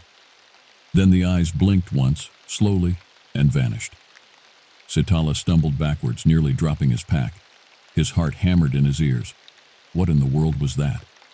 With shaking hands, he quickly unlocked the door and ducked inside, slamming it shut behind him. He leaned against it, trying to collect himself. He was being irrational, he told himself firmly. There were no monsters lurking in the woods, just his own fatigue and imagination getting the better of him. Perhaps he'd glimpsed a bear, or an elk, catching the glow of his headlights. Yes, that must be it. Still, Satala double-checked that the door was securely bolted before lighting a lantern and starting a fire in the huge river rock hearth. The flickering light and familiar routine of settling in for the night helped calm his nerves. Before long, he was sipping a mug of strong coffee and paging through an old favorite book. The strange events of the evening all but forgotten. He had no way of knowing that his nightmare was only just beginning. Crack. Satala jolted awake, flinging aside his quilt. He fumbled for the pistol he kept under his pillow as his sleep-fogged brain tried to process what had yanked him out of the depths of slumber. There it was again, a splintering crash from outside the cabin. His blood turned to ice when he realized the sound was coming from the direction of the truck. Satala crept to the window and peered out through a gap in the curtains, dreading what he might see. At first, he could discern nothing amiss in the moon-silvered clearing, but then a massive, shadowy form detached itself from the tree line and lumbered into view. Satala's mouth went dry. The creature was humanoid in shape, but it was far too large to be a man. It had to be at least 8 feet tall, with shaggy fur covering its hulking body. Its arms hung down past its knees and ended in wickedly curved claws. But most disturbing of all was its face, a grotesque parody of human features dominated by a pair of blazing red eyes.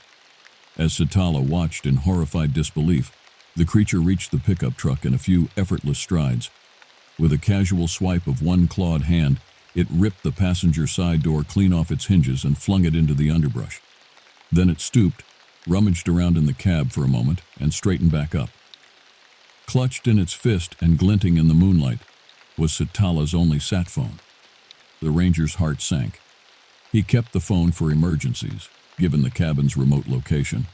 His radio was on the same frequency as the park ranger's, but the phone was his lifeline to the outside world. And now, this monster had it. Satala's grip tightened on the pistol butt. What did this thing want? As if in answer, the creature suddenly swiveled its huge, shaggy head in his direction. Satala ducked back from the window, pulse pounding. Had it seen him? He held his breath, straining his ears. For a long moment, there was only silence. Then, a bone-chilling roar split the night, so loud it shook the cabin walls. Satala didn't need to look to know the creature was charging.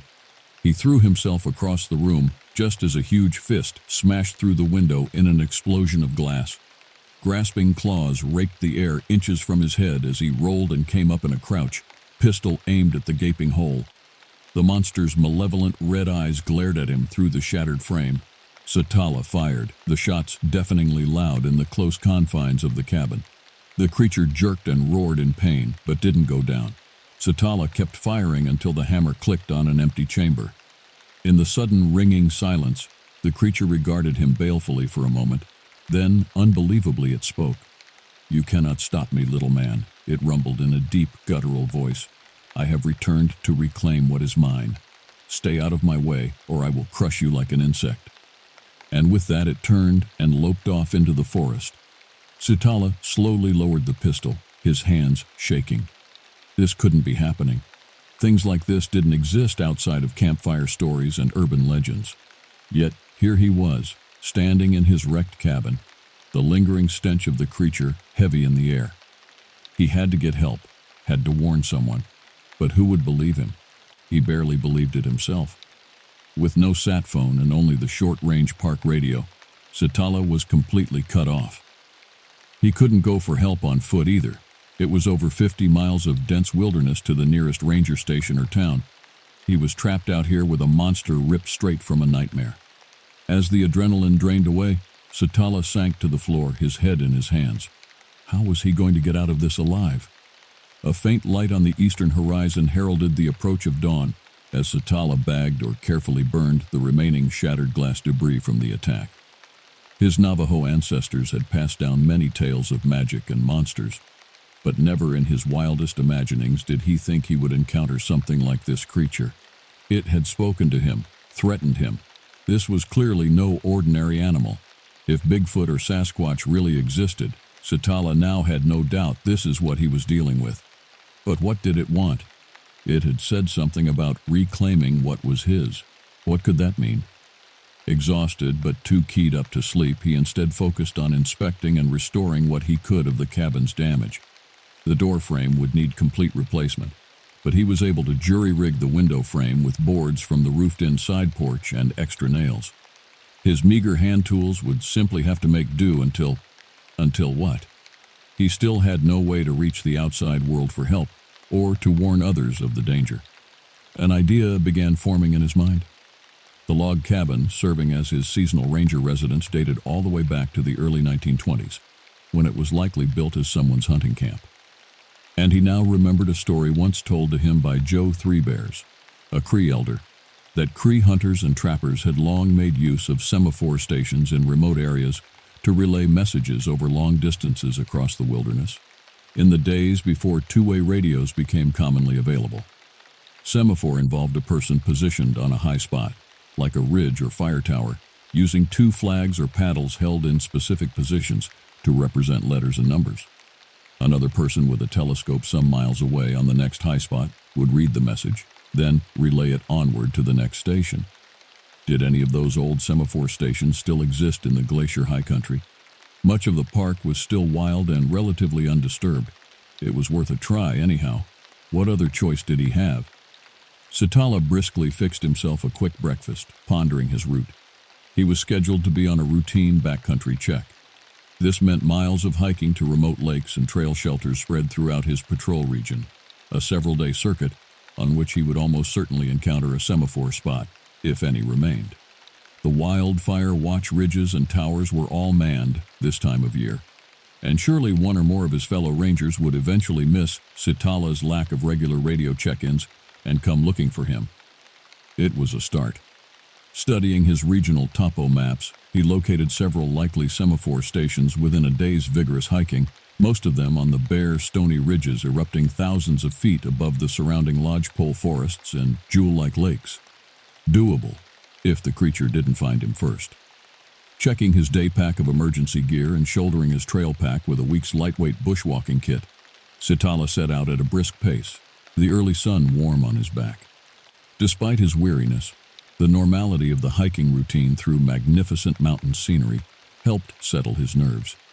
Squirrels and whiskey jacks scolded from trailside branches, and soon he spotted a browsing mule deer doe with 2 young spotted fawns. Further on, he watched a cinnamon black bear grubbing for tubers in a wet meadow. It woofed at him in annoyance, then ambled away. All seemed right with the world again, except for that spine-prickling sense of being watched. As the day wore on, he tackled the steep and rocky trail up to Aurora Ridge Lookout. This was the first of the potential semaphore spots he intended to check, and the one giving the fastest, high-country access to the greatest number of fire watchtowers. If he could reach the lookout by late afternoon, any staff there could put out a radioed alert. Help would soon be on the way. But upon reaching the summit, Satala, as dismayed to encounter only an automated weather station and a few pieces of sturdy metal pipe sticking up out of the ridge stones, the rusted remains of what must have been the old semaphore platform structure. No one here any longer read the skies for distant smoke or flashed signals to unseen companions afar. He was still utterly on his own. Chewing on a strip of salt-dried venison as he's studying his map, Satala pondered his next move in the deepening afternoon light. It appeared the next possible place from which to send a distress message lay near the shores of Kia Lake, about 8 miles further west. An easy trek back in his strong youth, but it would be full dark before he could arrive there now, and did he really want to night hike across Sasquatch territory? He had best make cold camp right here and tackle his way down to the lake at first light. He as just cinching his lean-to of spruce branches when the undeniable sound of heavy footsteps came crunching across the exposed stones. Fear prickled the hairs on his neck. Slowly he turned and beheld the creature looming not 20 paces away, eyes glowing red with menace in the gathering dusk. It had found him again. The creature stood unmoving, its fathomless red eyes fixed on Satala. The dying sun backlit its monstrous form with a ruddy glow, like something straight out of hell. Slowly, purposefully, it raised one clawed hand and pointed a singular long yellowed nail directly at the ranger's chest. "I know what you are attempting, little man," it rumbled. "Cease your pathetic efforts. There will be no rescue coming for you." Satala's blood ran cold. How could it possibly have known about his plan to summon help? He had told no one, had seen no sign of the creature following him, and yet it had found him again, effortlessly. "What do you want from me?" Satala demanded, voice trembling only slightly. "Why are you doing this?" The creature threw back its head and uttered a terrible laugh, like the grating of stones. "You truly do not know, do you? Little man, you have trespassed in my domain. You and your kind are not welcome here." Satala frowned in confusion. "Your domain? This is a national park. It belongs to all people. I'm a ranger here. It's my job to—" "Silence!" the creature roared, causing Satala to stumble back a step. "I was here long before your trifling parks and borders. I have watched over these ancient forests since before your people looked upon them with greedy eyes." The creature took a step forward, its bulk looming over the ranger. You have built your roads and your lodges, brought your clamor and your crowds into the deep places that once knew only stillness. You think the untamed wild is yours to shackle and subdue. But you are wrong, little man. There are those of us who will never yield to your yoke. With a speed that belied its size, the creature lunged forward and seized Sitala's pack in its claws, effortlessly hoisting the ranger off his feet until they were eye to hellish eye. Sitala kicked and struggled, but he was helpless in the creature's iron grip. I should kill you now for your impudence, it hissed. Scatter your bones for the carrion crows. But I am not without mercy. Leave this place. Go back to your concrete and steel cages and trouble me no more. That is your only warning. With that, the creature flung Sitala away like a rag doll. He crashed into the spruce boughs of his makeshift shelter and lay stunned for a moment, gasping for breath. When he managed to lift his head, the creature was gone, melted into the shadows as if it had never been. Only the ruin of the lean-to marked its passage. Sitala hauled himself painfully to his feet, his mind reeling. There could be no doubt now. This was no mere animal he faced, but an ancient spirit of the wild, an embodied rage against the encroaching modern world. It couldn't be bargained or reasoned with. Sitala's only hope was to escape its domain before it tired of its forbearance. But he couldn't just abandon his post, leave innocent park visitors to the mercy of the creature's wrath. If he could only get word out somehow, even at the cost of his own life. Sitala's gaze fell upon his topo map, fluttering in the rising night wind. There was one last option, one final slim chance. It would mean descending into greater peril than he could possibly imagine. But what choice did he have? Stuffing the map back into his pack with shaking hands, Sitala doused his little fire and set out once more, turning his back on the looming bulk of Aurora Ridge. He needed to hike like he had never hiked before, for a far more daunting goal now lay ahead of him. Somewhere in the forested valley below, in one of the park's most remote and untrammeled corners, lay the dark waters of a lake whose name was spoken only in whispers among the Cree, a place of ancient secrets and forbidden power. Heart-pounding, Sitala struck out for Lost Knife Lake and the mysteries that lurked beneath its placid surface. He could only pray he would reach it before the creature caught his scent once more. The fate of perhaps far more than this single park now lay in his hands. Sitala crashed through the undergrowth, thorny vines tearing at his clothes as he panted and scrambled down the steep, rock-strewn slope. He had abandoned the trail miles ago, instinctively aware the creature would expect him to use conventional routes. His only hope was to make himself as difficult to track as possible, even if it meant tackling the roughest terrain. He paused for a moment, hands on knees as he gulped air into his burning lungs. The forest pressed close around him, dense and primordial. No hint of sky could be seen through the interlocking canopy far above. In the gloom, time seemed to fall away.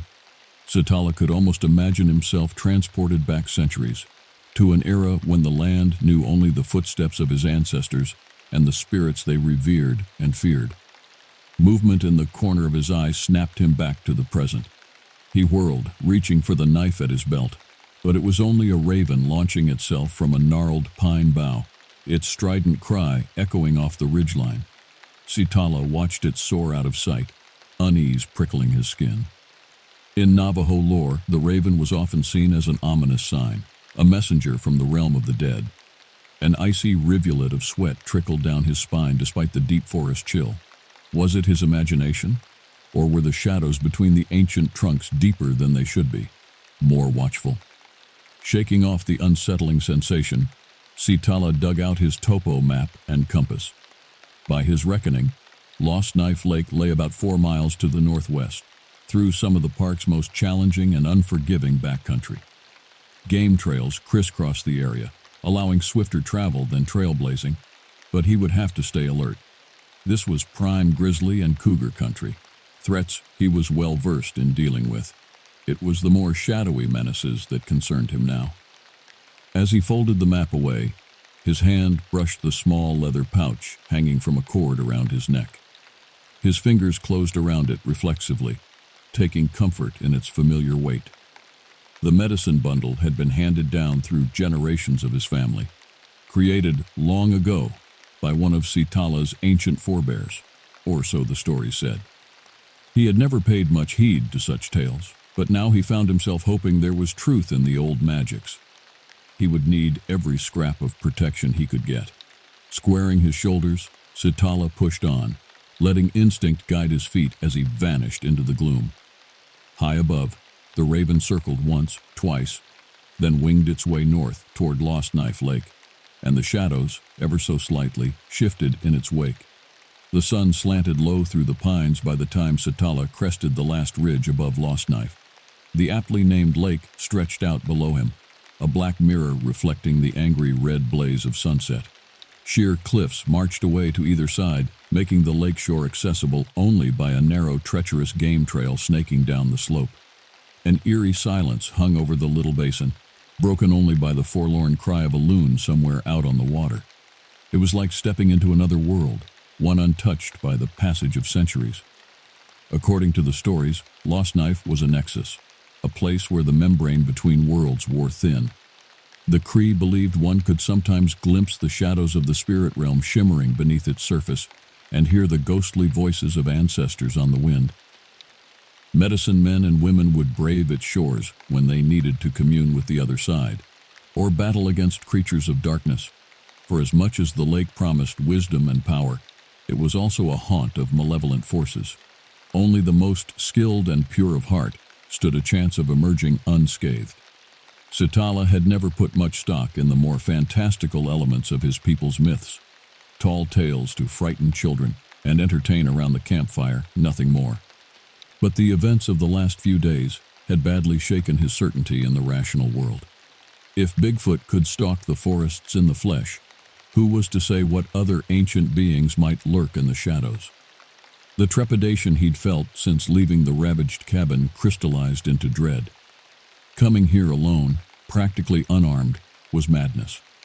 What if the lake's bad medicine poisoned his mind, left him easy prey for the creature? He was turning to climb back up the ridge when a flicker of movement out on the water caught his eye. A great dark shape was breaching the surface, sending ripples racing outwards. Sitala stared, at once entranced and repelled. The shape appeared roughly human, but far larger, with a strange ridged brow. As it rose from the depths, water cascading from its muscular bulk, Sitala saw that its lower half was scaled, tapering like that of a salmon. Cold sweat beaded his brow as realization crashed over him. He knew this creature from his grandfather's tales, the lake spirit, ancient guardian of these waters, and bearer of omens from the spirit world. In all the stories, it appeared only in times of greatest peril or calamity. Why here? Why now? Before Sitala could wrestle with the implications, the lake spirit thrust a dripping arm toward the shore, directly at the astonished ranger. In a voice like the grinding of boulders, it spoke a single word: beware. Then, as swiftly and silently as it had appeared, the spirit sank back into the black depths. Sitala stood rooted to the spot, ears ringing in the sudden silence. Beware? Beware of what? The monster already stalking him? He'd left the other dangers of the backcountry far behind. What could be worse than a vengeful Sasquatch? Turning slowly, Sitala scanned the tree line with new eyes, dread knotting his guts. The answer lay out there, somewhere in the gathering dark. It was becoming chillingly clear that the Bigfoot might not be the only malign presence in this wilderness, and Sitala was beginning to doubt he would ever make it out to warn the world. Night descended swiftly in the Lost Knife Basin. Sitala huddled in the insufficient glow of his tiny fire, fighting down panic as the impenetrable black pressed close around his campsite. The occasional snap of a twig or rustle of undergrowth nearby caused him to jump and peer wildly about, but he could see nothing beyond the feeble circle of firelight. Imagination ran riot, conjuring hordes of red-eyed monsters crouched just beyond his sight. Sitala clutched his medicine bundle, murmuring half-remembered prayers and protection chants as he fought to master his fear. He couldn't afford to give in to it now. If he had any hope of surviving the night and warning others of what lurked in the park, he needed to keep his wits sharp. The evening's otherworldly encounter played over and over in his mind. Why had the lake spirit appeared? What was the danger it foretold? Fragments of his grandfather's old tales swirled through Sitala's thoughts. There had been stories of spirits who could take on the form of creatures or people, using the disguise to lure the unwary to their doom. Skinwalkers, the Navajo had called them, soul eaters, aberrations that broke the boundaries between realms. Could the Bigfoot be such a being? Sitala wondered sickly. When it appeared to him before, it had behaved almost as if it wanted Sitala to find this place. Had it been hurting him here all along, manipulating him into seeking out the lake? And for what purpose? To slay him on this dark shore? Or did it have even more nefarious plans? The possibilities didn't bear contemplating. A brisk wind kicked up, setting the pines to groaning. Sparks swirled up from the fire and winked out in the night sky that was no longer quite so dark. Sitala frowned up at it, unease prickling his scalp. A faint, sickly green glow was spreading across the firmament, pulsing like a ghostly auroral curtain. He had never seen anything like it. And as he watched, the glow began to writhe and take on form, as if something was pushing its way through from the other side, something immense and hungry. Heart hammering, Sitala surged to his feet, not daring to take his eyes from the sky. Was this what the lake spirit had warned of? What eldritch abomination was trying to tear its way through the veil, and what hope did one mortal man have against it? He scrabbled to pour more wood on the fire for all the good it would do. The medicine bundle hummed against his skin, making his teeth ache. Whatever was coming, it was too late to run. A bone-chilling roar split the night. Sitala whirled toward the sound, dreading what he would see. The Bigfoot erupted from the underbrush at the forest's edge, eyes blazing in the firelight. It looked different somehow, warped and twisted, its form shot through with the same ghastly green phosphorescence as the sky. Sitala's stomach turned over as he saw that in place of hands and feet, the creature now sported vicious, serrated claws. "Did you think you could hide from me here, little man?" The thing that had been the Bigfoot spoke, its voice an obscene gurgle. "The threshold of worlds where my power waxes greatest? You have delivered yourself to my feasting grounds." The creature threw its arms wide, its body stretching and distorting like a mad shadow puppet. Mouths split open across its chest and torso, rings of jagged teeth gnashing and gibbering. "Witness my true form and despair. I am Ithaquah, walker between worlds, harvester of souls. Long have I craved the taste of the living. It has been eons since any mortal was foolish enough to venture here." Sitala tried to form words, a denial, a prayer, anything. But only a strangled croak emerged. This could not be real.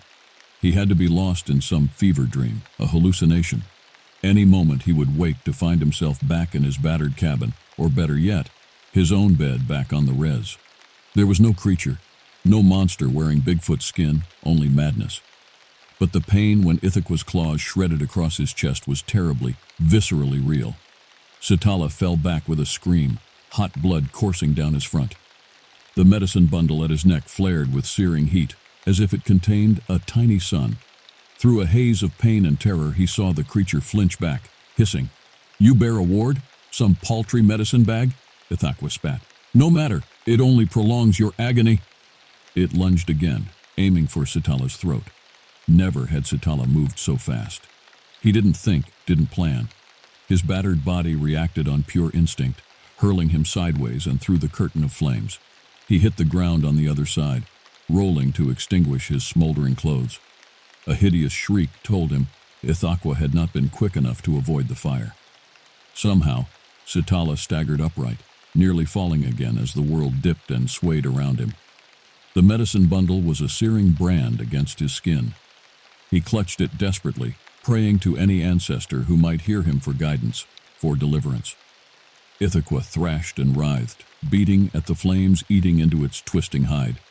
The eerie green light was intensifying, painting the scene in a nightmarish glow. Shapes moved in its depths, terrible forms straining at the edges of reality. The walker between worlds threw back its head and loosed a guttural wailing chant that made Sitala's ears bleed.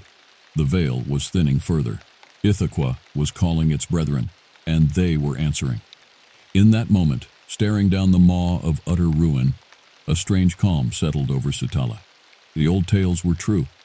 The monsters were real, and if he fell here, there would be no one to stand against the darkness when it came ravening into the world of men. Perhaps this was what he had been born for, to be the last watchman on the walls of night. Drawing in a deep, steadying breath, Sitala faced Ithaqa over the leaping flames. He could feel the medicine bundle guiding him now, pulsing in time with the beat of his heart.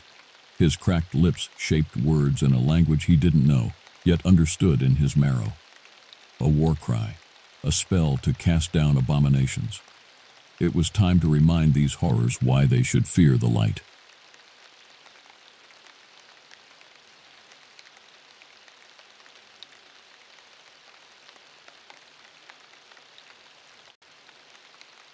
The old logger's tale sent a chill down Sequoia's spine. The grizzled man leaned forward, his eyes glinting in the firelight. "Mark my words, son.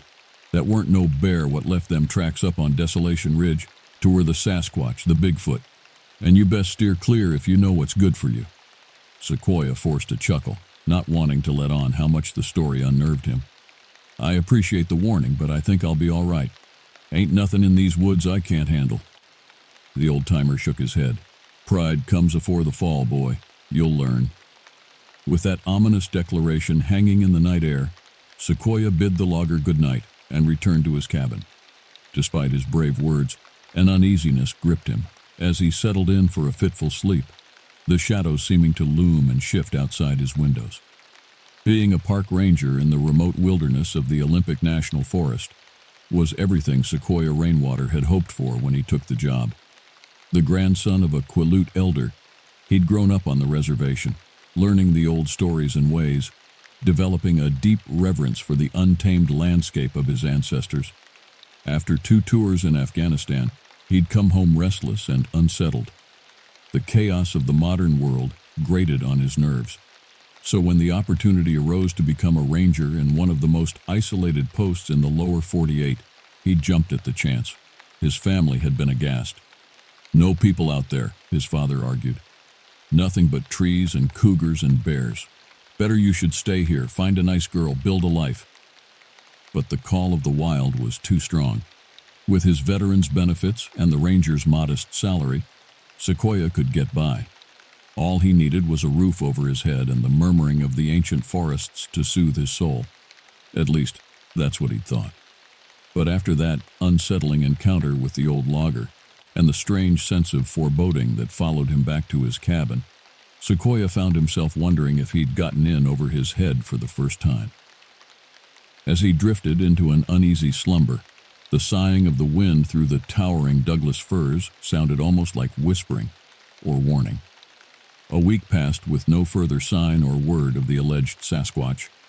Sequoia went about his ranger duties, clearing trails, packing out litter, keeping a watchful eye out for poachers and resource thieves. The old-timer's tale began to fade to the back of his mind, dismissed as backwoods superstition. Then the first hiker went missing. Jenna Alvarez, 24, an experienced backpacker from Seattle. When she failed to check in with her family for 4 days, they raised the alarm. Sequoia was part of the search and rescue team that combed the dense underbrush and rugged terrain around where she'd last been seen. 5 grueling days turned up no trace of the missing woman. It was as if she'd vanished into thin air. Baffled and dispirited, the search teams finally gave up, forced to concede defeat in the face of the forest's inscrutable mysteries. Sequoia took it hard. Though he'd never met Jenna, he felt the weight of responsibility that came with the uniform. He should have been able to protect her, to bring her home safe. It ate at him. 2 weeks later, it happened again. Trevor Bowen, a retired firefighter, went for a day hike and never returned. Once more, Sequoia threw himself into the hunt, scouring every gully and thicket for some sign of the man. Once more, the firs and spruce held their secrets close. Heartsick and frustrated, Sequoia turned to his grandfather's stories for solace and insight. He pored over the faded photographs of his great-great-uncle, a member of the Quileute Warriors Society back in the early 1900s. One picture in particular captured his attention, a group of solemn-faced men posed with an enormous, fur-covered, man-like figure suspended from poles. The thing was easily 8 feet tall, its huge barrel chest and pendulous arms crisscrossed with leather straps. The face was a crude wooden mask, a caricature of a snarling beast. But it was the feet that sent a spike of dread down Sequoia's spine. Huge, splayed toes, far too long to be human, exactly like the plaster casts of the mystery tracks he'd seen in the ranger's office. "Great uncle," Sequoia implored the sepia ghost. "What does it mean? What is that thing?" But the stern eyes of his ancestor yielded no answers, only more questions. And outside, the whispering woods waited. On the night of the new moon, Sequoia woke to screaming. A high, ululating shriek that went on, freezing the blood in his veins. He was out of bed in an instant, reaching for his boots and gun with shaking hands. The screams were coming from somewhere up near Desolation Ridge, where the missing hikers had last been seen. Where the old logger swore he'd seen the Bigfoot tracks. There was no time to radio for backup. Someone was out there and they needed help now. Unwilling to waste a single second more, Sequoia plunged out into the cloying darkness of the moonless night. The forest closed in around him as he ran, the beam of his flashlight swallowed up by the hungry black. The screams grew louder, more desperate, spurring him on, even as a small, primitive part of his brain gibbered at him to turn back, to flee. He crested a rise, lungs burning, legs trembling with exertion and adrenaline. There, in a small clearing, he finally saw the source of those awful, agony-racked cries. A woman, naked and filthy, her hair a matted tangle, thrashed in the center of a ring of stones. Scattered around her were animal bones and strange fetishes woven from fur and feathers. She shrieked words in a language Sequoia had never heard before, her body contorting into impossible shapes. "Ma'am," he called out. "Ma'am, I'm a park ranger. I'm here to help." She whipped around at the sound of his voice, and Sequoia stumbled back in horror. Her eyes were gone, empty bloody sockets staring out of a ruin of a face. Her mouth gaped in a rictus of ecstasy and torment far too wide to be natural. "Oh God," Sequoia whispered. "What happened to you?" The woman spoke, her voice a guttural rasp. "He is coming, the greater one. We are chosen. We are blessed. He is coming." From the depths of the forest, an answering roar shook the night, a sound to stop the heart. Suddenly, Sequoia understood with a deadly chill certainty. The lost hikers, the screams, the dread that hung over these woods like a shroud, it was all connected. And he had just walked into a nightmare far more terrible than he ever could have imagined. Sequoia backed away from the awful figure slowly, trying to keep his flashlight trained on those empty, accusing sockets. His mind raced, trying to make sense of the tide of horror welling up inside. A cult. There was some kind of twisted cult out here in the deep woods, enacting God only knew what profane rites. That creature from his ancestors' photos, could that be the greater one the woman spoke of? Had the lost hikers been taken as some sort of blood sacrifice? Another roar sounded, much closer this time, raising the hairs on the back of Sequoia's neck. He had to get out of here. Radio for help. Try to find some way to save that pathetic ruin of a woman. But even as he turned to flee, the shadows behind the woman detached themselves from the tree line. Tall shapes, far taller than any human could ever be, glided forward on silent feet. Feet that ended in splayed, beastly toes. The woman threw her head back and screamed with laughter, welcoming the shadows. "Yes, yes, the greater one comes. We are chosen." Sequoia ran. There was nothing more he could do here, not alone against those things. He pelted back down the ridge, the unhinged laughter and thunderous footfalls of the pursuing creatures filling his ears. A root snagged his foot, sending him crashing face first into the odorous decay of the forest floor.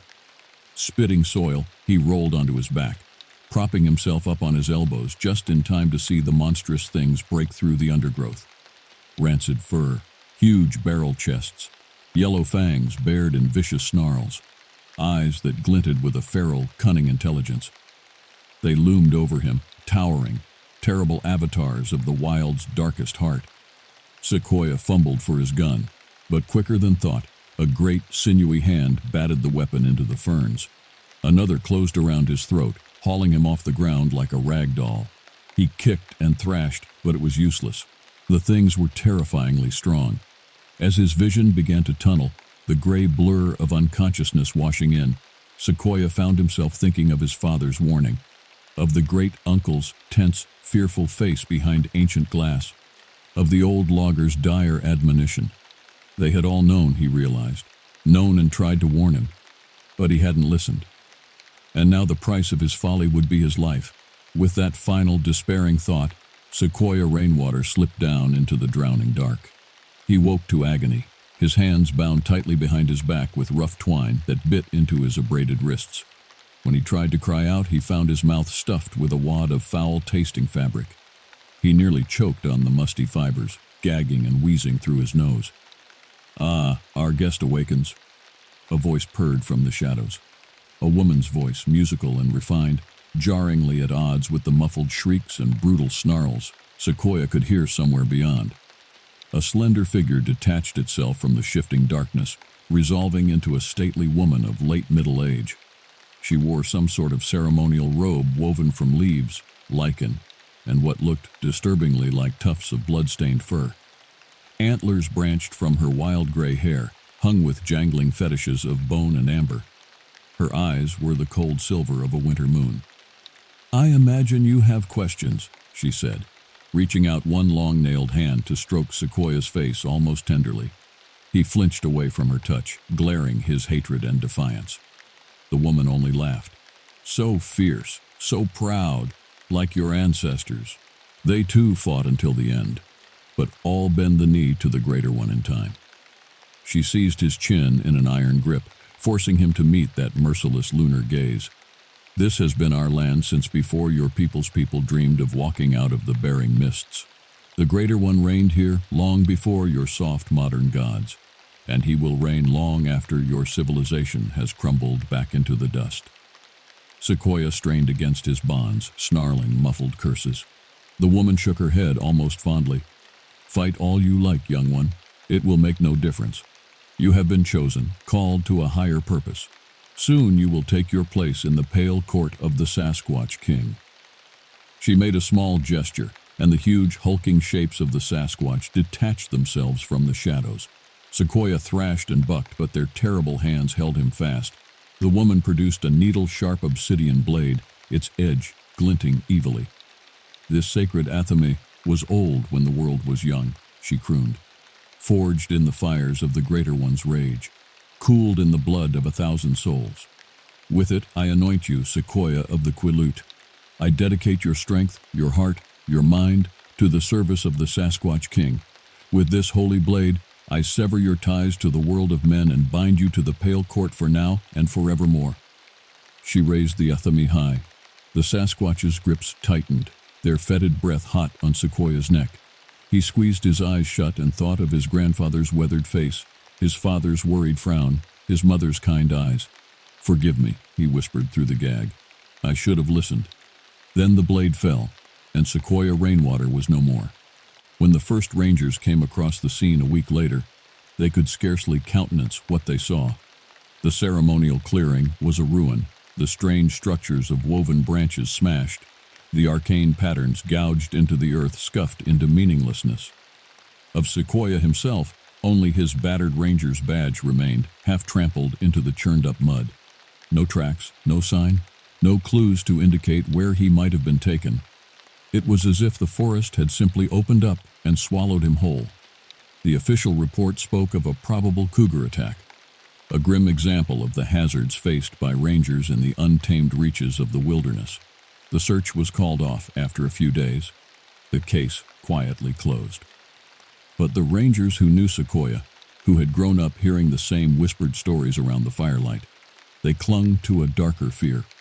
Sometimes, late at night, deep in their cups, they spoke of an ancient evil that lurked in the shadowed heart of the Olympic National Forest, an evil that had never been conquered, only temporarily quelled by the brave warriors of old.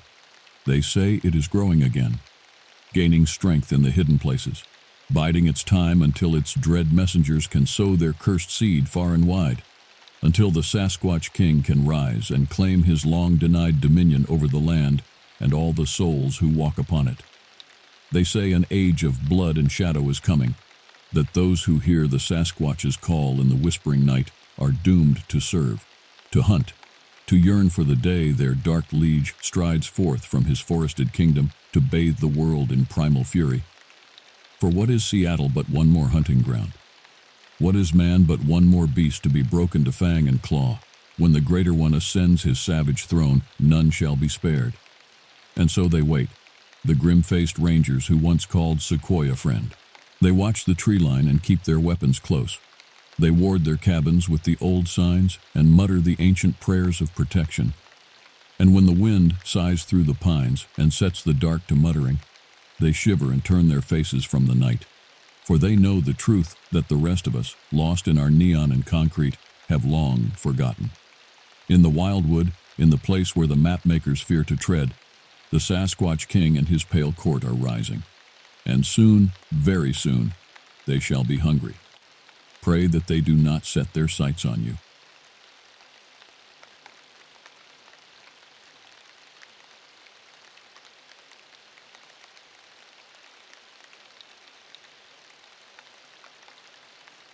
The crisp mountain air filled my lungs as I stepped out of the rustic cabin that had been my home for the past 5 years.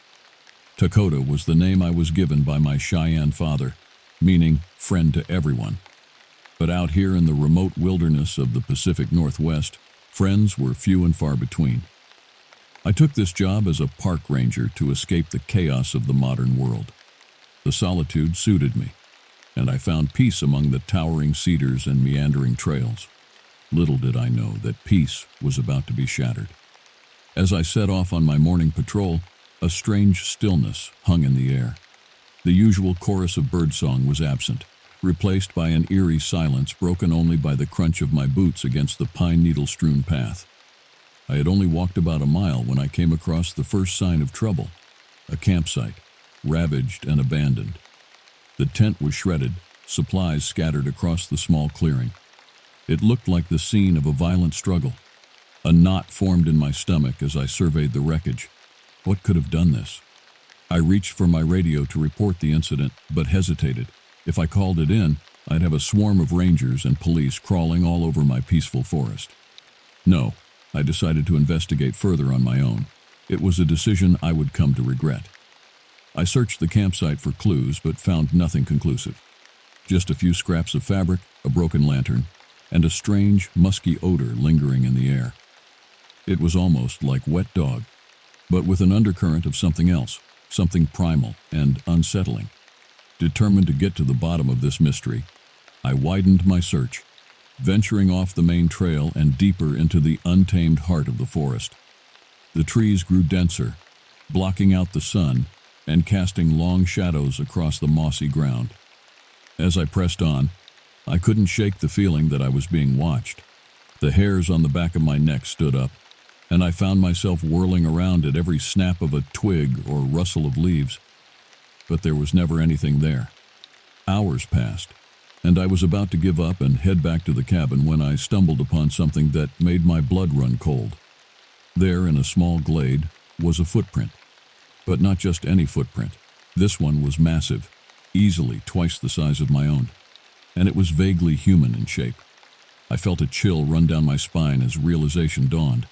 The stories I had heard whispered around campfires, tales I had always dismissed as mere legend. Could they be true? Was Bigfoot real? And if so, was it responsible for the destroyed campsite? I should have turned back then, reported my find and let the proper authorities handle it. But some combination of stubbornness and foolish curiosity drove me forward. I had to know the truth. Against my better judgment, I began tracking the footprints. They led me deeper and deeper into the wilderness, far off any marked trail. The forest grew darker, the silence more oppressive. It felt like I was walking into the maw of some great ancient beast. The footprints ended abruptly at the mouth of a cave, a yawning void carved into the side of a steep hill. I hesitated at the entrance, peering into the inky blackness. Every instinct screamed at me to turn back, to flee this cursed place. But I had come too far to turn away now. With a deep breath and a muttered prayer to whatever gods might be listening, I clicked on my flashlight and stepped into the unknown. The cave was damp and musty, the air thick with the same strange odor I had smelled at the destroyed campsite. My flashlight beam seemed feeble in the oppressive darkness, barely illuminating the rough stone walls. I had only ventured a few yards when I heard it, a low, guttural growl that echoed from the depths of the cave. I froze, heart hammering in my chest. The sound came again, closer this time, accompanied by the heavy thud of footsteps. I turned to run, but my feet tangled in something on the cave floor. I crashed to the ground, flashlight flying from my hand and shattering against the stone. Plunged into total darkness, I scrambled backwards on my hands and knees, desperate to escape. But it was too late. I felt a presence looming over me, smelled its fetid breath. A large, hairy hand wrapped around my ankle, dragging me deeper into the cave. I screamed, but there was no one to hear me in this godforsaken place. The last thing I saw before blacking out was a pair of glowing red eyes, staring at me with a feral, hungry intensity. I awoke to pain, my head throbbing and my body aching. I was lying on a cold, hard surface, the damp chill of the cave seeping into my bones. In the dim light filtering in from the entrance, I could make out the shapes of bones scattered across the cave floor. With a sickening lurch, I realized some of them were human. I tried to stand, but found my hands and feet were bound with thick, rough rope. Panic surged through me as the events of the previous day came flooding back. The destroyed campsite, the footprints, the thing in the cave. A shadow fell across the cave entrance, and I looked up to see a massive, hulking figure silhouetted against the light. It ducked into the cave, moving with a lumbering, almost clumsy gait. As it drew closer, I could make out more details. Shaggy, matted fur, long, sinewy arms, a face that was almost human but distorted, feral. Bigfoot, the creature of legend, now terrifyingly real and standing mere feet from me. It regarded me with those eerily intelligent eyes, head cocked to one side as if trying to decide what to do with me. I held my breath, waiting for the end. But to my surprise, the creature made no move to harm me. Instead, it turned and lumbered back out of the cave, leaving me alone with my racing thoughts and the grim remains of its previous victims. Hours passed, stretching into an interminable, nightmare-filled night. I drifted in and out of consciousness, my mind conjuring vivid horrors in the darkness. The few times I managed to fall asleep, I was jolted awake by the sounds of movement outside the cave, the heavy tread of the creature pacing back and forth. As dawn approached, a grim realization settled over me. No one knew where I was. I had ventured out alone without logging my route or checking in with the ranger station. Even if they launched a search, they'd have no idea where to look. I was well and truly on my own. Despair threatened to overwhelm me, but I clung to a stubborn spark of determination. I refused to die here, to become just another pile of bones in this monster's lair. With painstaking effort, I managed to work my bindings loose, the rough rope chafing my skin raw. I staggered to my feet, legs cramped and unsteady. The cave entrance gaped before me, a portal to an uncertain freedom. I took a deep breath, gathered my courage, and ran. I burst out of the cave into the watery light of dawn, half expecting to feel the creature's claws sink into my back at any moment. But nothing happened. The forest was still and silent, mist curling between the trees. I ran for what felt like hours, driven by pure adrenaline and the primal need to survive. I ran until my lungs burned and my legs gave out, collapsing in a heap on the soft loam of the forest floor. It was there that the search party found me, delirious and hypothermic. They told me I was lucky to be alive, that I had been missing for 3 days.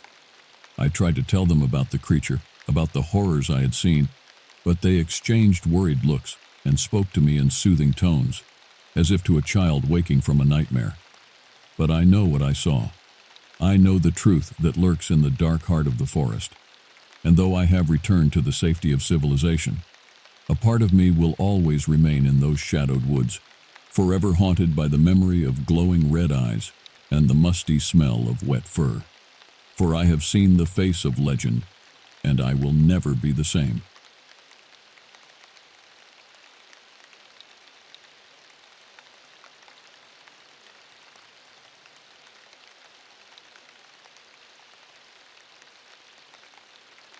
The old ranger's cabin creaked and groaned as the wind howled through the towering evergreens surrounding it. I sat huddled by the wood stove, trying to thaw my chilled bones after another long day patrolling the deep Olympic wilderness. Policing tourists and local teens looking for trouble was part of the job I signed up for when I took the position as a park ranger 5 years ago. But lately, there was something else out there in the old growth forests. Something that unnerved me in a way I'd never experienced in all my time living alone out here. A branch snapped outside, making me sit bolt upright. Probably just an elk, I tried to reassure myself as I rose to peer out the frosty cabin window into the moonlit night. But I couldn't shake the eerie feeling I was being watched from the shadows. I had taken this post for the peace and solitude, a respite from my troubled past. And the breathtaking beauty, of course. Winding fjords, pristine lakes, meadows erupting in wildflowers come summer. I felt more of a kinship with this untamed landscape and its creatures than I ever had with most people. But now something had shifted in these woods I called home. The old-timers in the closest logging town spoke in hushed whispers of strange prints found by campers, of piercing screams echoing from ridgetops on moonless nights. They'd give me pointed looks and warn me to be careful out there, alone and unarmed as I often was. I brushed off their concerns at first, chalking it up to overactive imaginations and too much home-brewed moonshine. But a few months back, I stumbled across a print myself, buried deep in the spongy undergrowth off-trail. It was humanoid but enormous, at least twice the size of my own boot. I felt the hairs prickle on the back of my neck as I crouched to examine it. Since then, I started to question things I'd seen and heard over the years that I couldn't quite explain. The sensation of being watched as I hiked overgrown paths, glimpses of something tall and hair-covered darting between distant trees, inhuman shrieks piercing the night from some undetermined direction. I placed another log on the fire and double-checked that my cabin door was locked tight. Shadows flickered across the walls as I drifted into a restless sleep, wondering what exactly I was sharing these ancient forests with. Morning fog swirled through the dense understory as I set off on patrol at first light, a strong cup of black coffee steaming in my thermos. The strange events of recent months weighed heavily on my mind. I crested a ridge and gazed across the valley at the serrated Olympic peaks marching toward the horizon, gleaming white against a crimson sunrise. No matter how unsettled I felt, this landscape never failed to catch my breath and fill me with gratitude for my privileged existence out here. I'd grown up in a sprawling city, suffocating on exhaust fumes and listening to sirens wail at all hours. After serving a stint in the military, I stumbled across this park ranger position and never looked back. The solitude and physical demands of the job suited me. My native Squamish upbringing served me well in interpreting conditions and staying oriented off-trail. Some kind of primal instinct buried deep in my bones. The generous benefits and flexible schedule were an added bonus, allowing me to spend a few months each year back with my extended family on the reservation. Nieces and nephews would gather around wide-eyed as I spun larger-than-life tales of my adventures in the wild. Just stories, I always reminded them with a smile. As I rounded a bend in the trail, I froze. Just ahead, a heavy mound of black fur lay motionless in the underbrush. My heart hammered against my ribs as I slowly approached.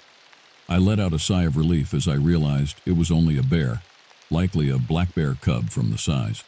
But as I drew closer, relief curdled into horror. The bear had not died of natural causes. Its throat was slit from ear to ear, oozing dark blood onto the forest floor.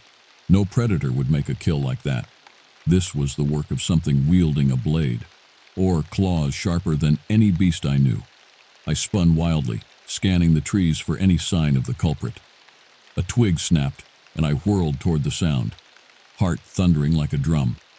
There, just for a split second, I glimpsed a tall, humanoid figure silently weaving between tree trunks before it vanished into the gloom. I stood rooted to the spot, ears ringing, hands shaking so violently I could barely grip my radio. After what felt like hours, I finally summoned my voice. "Hello, this is Ranger Tahoma. I've got an animal mortality that appears to be unnatural causes. I'm roughly 4 miles up Graves Creek Trail, over." I swallowed hard. How could I even begin to describe what I had seen? They'd think I'd lost my mind out here, alone in the wilderness all these years. Maybe they'd be right. By the time fish and wildlife officers hiked in to investigate, I'd almost convinced myself I'd imagined the whole thing. Animals could die in all sorts of grisly ways that could look sinister to the untrained eye. And that shadowy figure darting through the trees? Likely just a trick of the light and an overactive imagination. The lead officer, an older man with a weathered face whom I'd worked with on poaching cases, cocked an eyebrow when he saw the carcass. "What do you think did this, Tahoma?" he asked, crouching down to inspect the precise cut across the bear's throat. His radio crackled, but he ignored it. I hesitated, unsure how much to divulge. At first glance, I thought it looked almost surgical, like the work of a hunter. But what kind of sicko would kill a cub like that and just leave it? He locked eyes with me, searching my face intently. "You see anything else unusual out here recently?" My mouth went dry. It was like he already knew I was holding something back. After an awkward pause, I decided to lay my cards on the table. "Actually, yeah, I glimpsed someone or something out here right after I found the carcass. Moved faster than any person I've ever seen. Didn't get a good look, but it was big." The officer sighed deeply and glanced around at the other wildlife personnel, now fanned out photographing the scene. He lowered his voice to barely a whisper. "Listen, Tahoma, you're not the first ranger to see weird shit out here you can't explain. Stuff that'd get you laughed out of service if you talked about it. But some of us know there are things in these woods that aren't in any wildlife manual."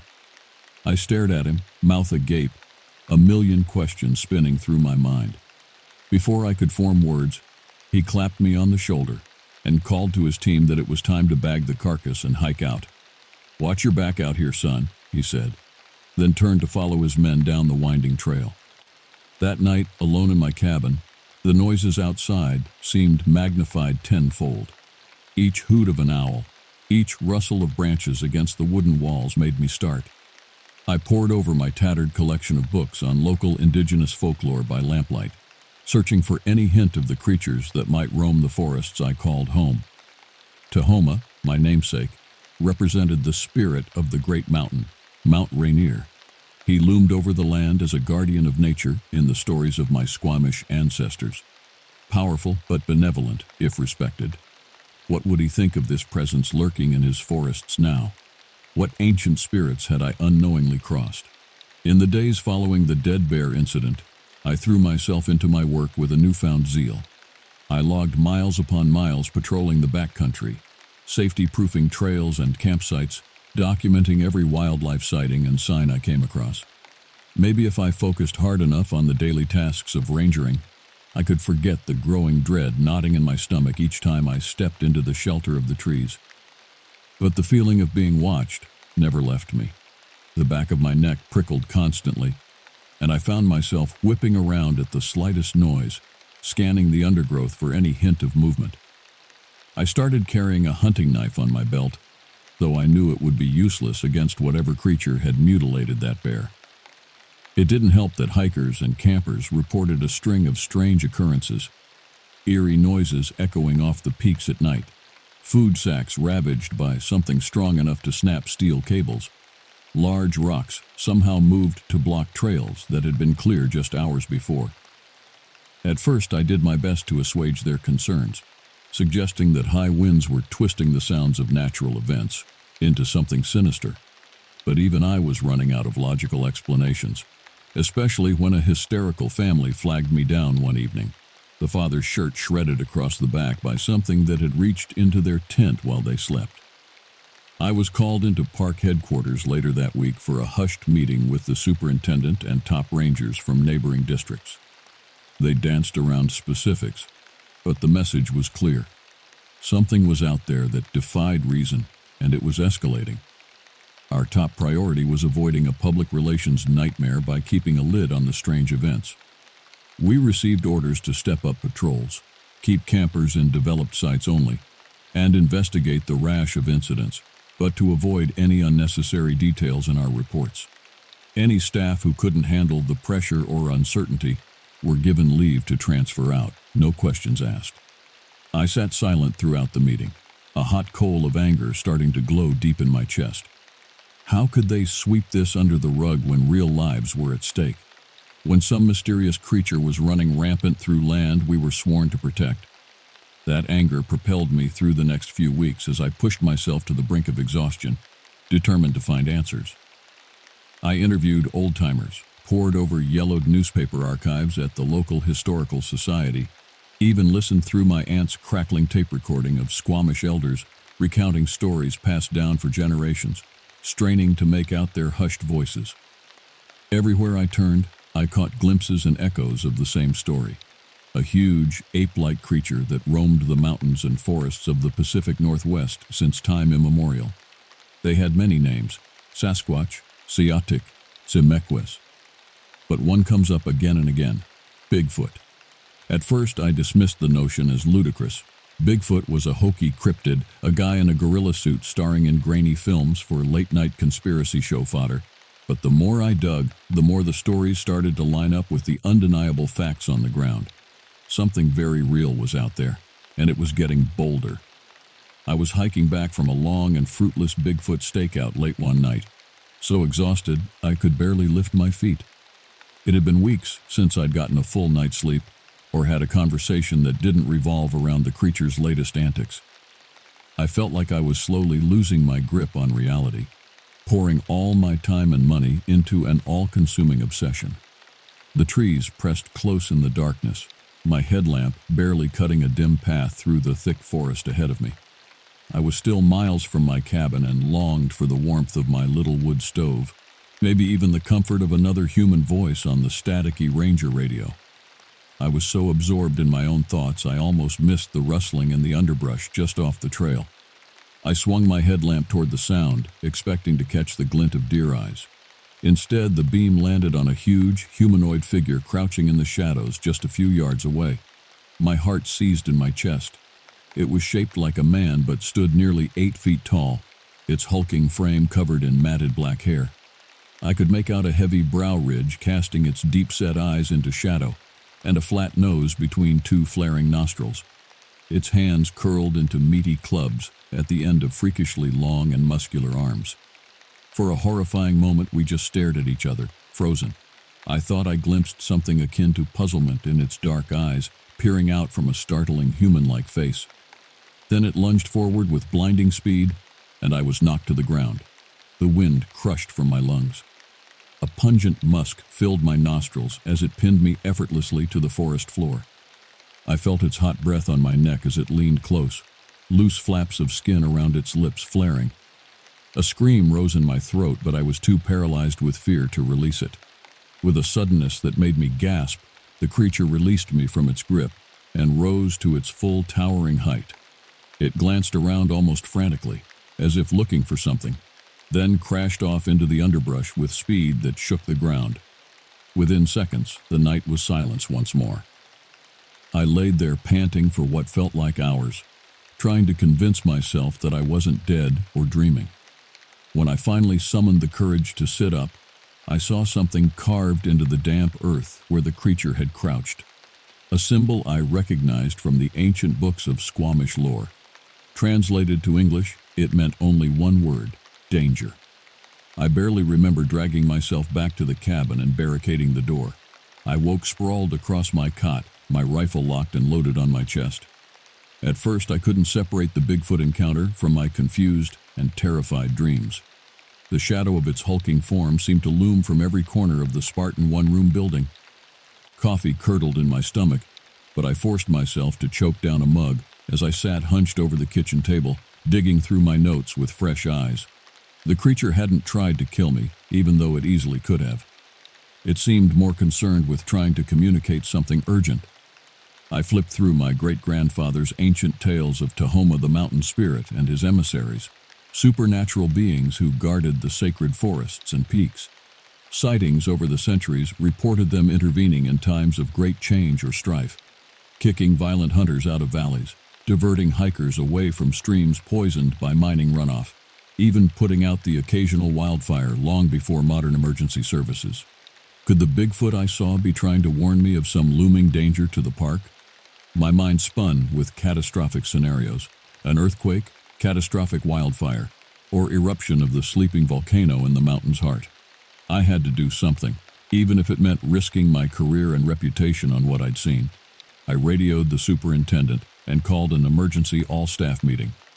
I stayed up all night organizing my research, mounting the most compelling Bigfoot evidence on poster board to present. If I could make them understand the gravity of the situation, maybe we could work together with the creature sightings in mind to develop an emergency response and evacuation plan. The meeting was packed, rangers and maintenance staff alike curious about the sudden summons. I ignored their puzzled glances and dove straight into my collected stories, grainy photos, and topographic maps marked with sightings and incidents. I held up the sketched Squamish symbol for danger, my hands shaking as I recounted my experience on the trail. "Look, I know how this sounds," I said, my voice growing hoarse. "But I'm telling you that whether we call it Bigfoot, Sasquatch, Tahoma, there is something very real and very powerful out there trying to warn us of an impending threat to the park." A heavy silence fell across the room. I stared at my colleagues beseechingly, praying for someone else to speak up with their own unexplained encounters.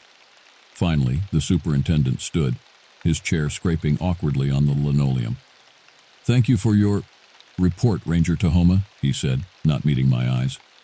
"Your extra patrol efforts have been duly noted, and we commend your dedication to preparedness." He turned to address the room.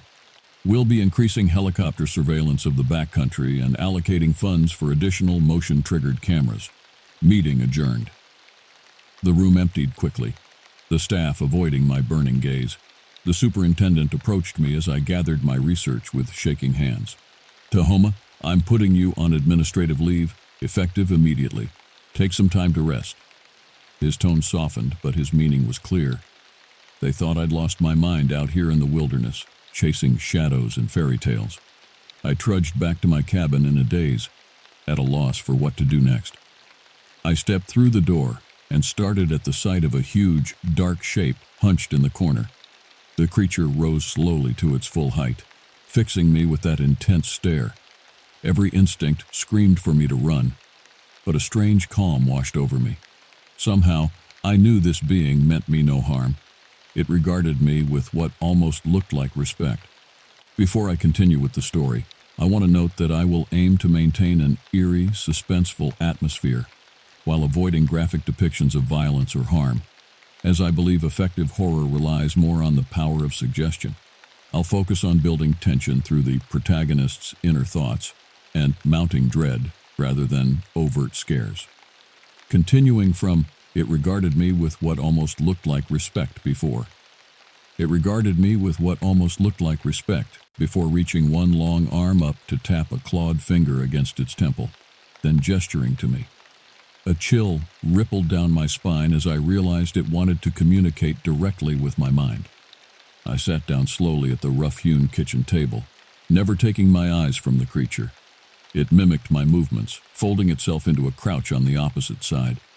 I flinched as it reached across the gap and rested one leathery hand atop my own trembling palm. A jolt like electricity surged through me at the contact, and suddenly my mind flooded with images. Flashes of storms lashing the steep slopes, geysers of boiling water bursting from the once tranquil hot springs, trees exploding into flame from superheated plumes of volcanic gas.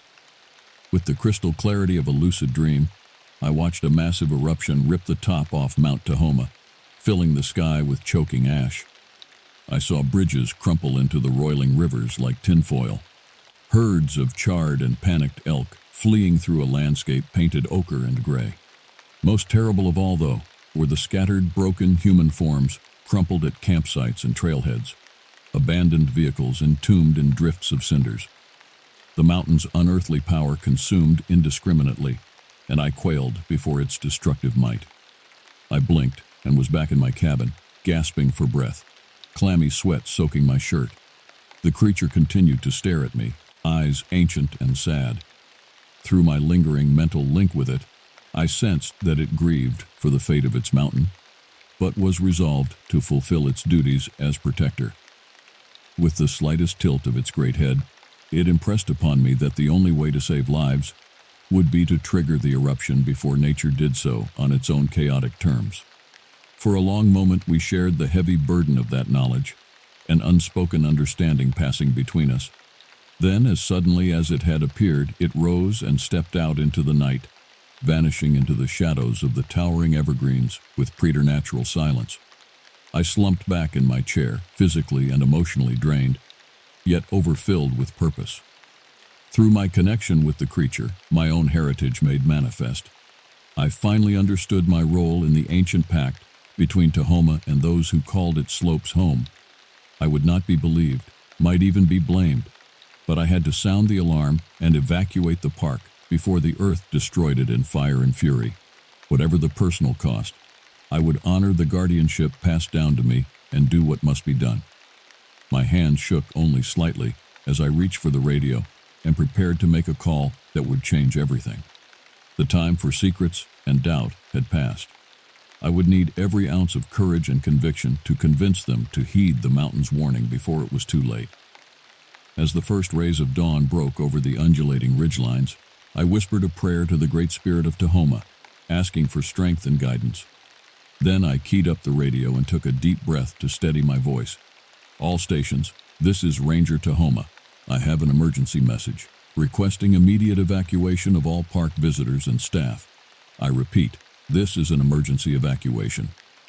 Thus began the longest and most fateful day of my life, racing against time and the burning mountain. Though the journey ahead would be perilous, I took courage in knowing that I did not walk alone. The guardian of the forest would be with me every step of the way, 2 children of the crater, until our sacred task was complete.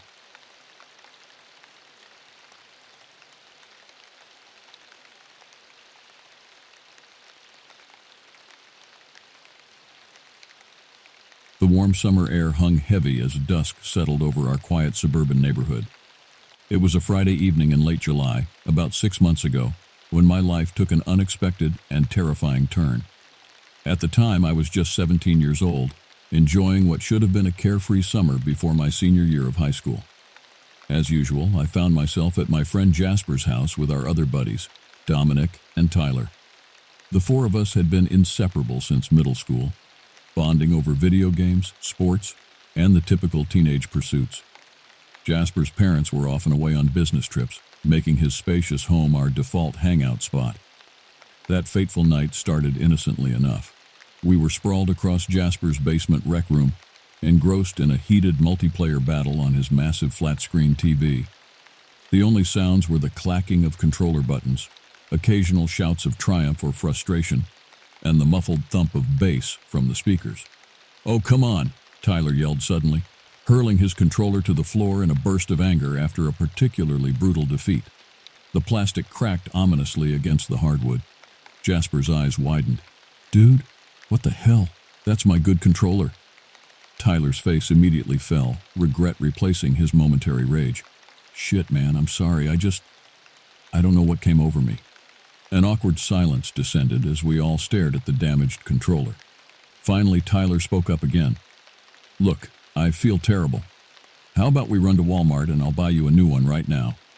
Jasper considered for a moment before nodding. "Yeah, all right.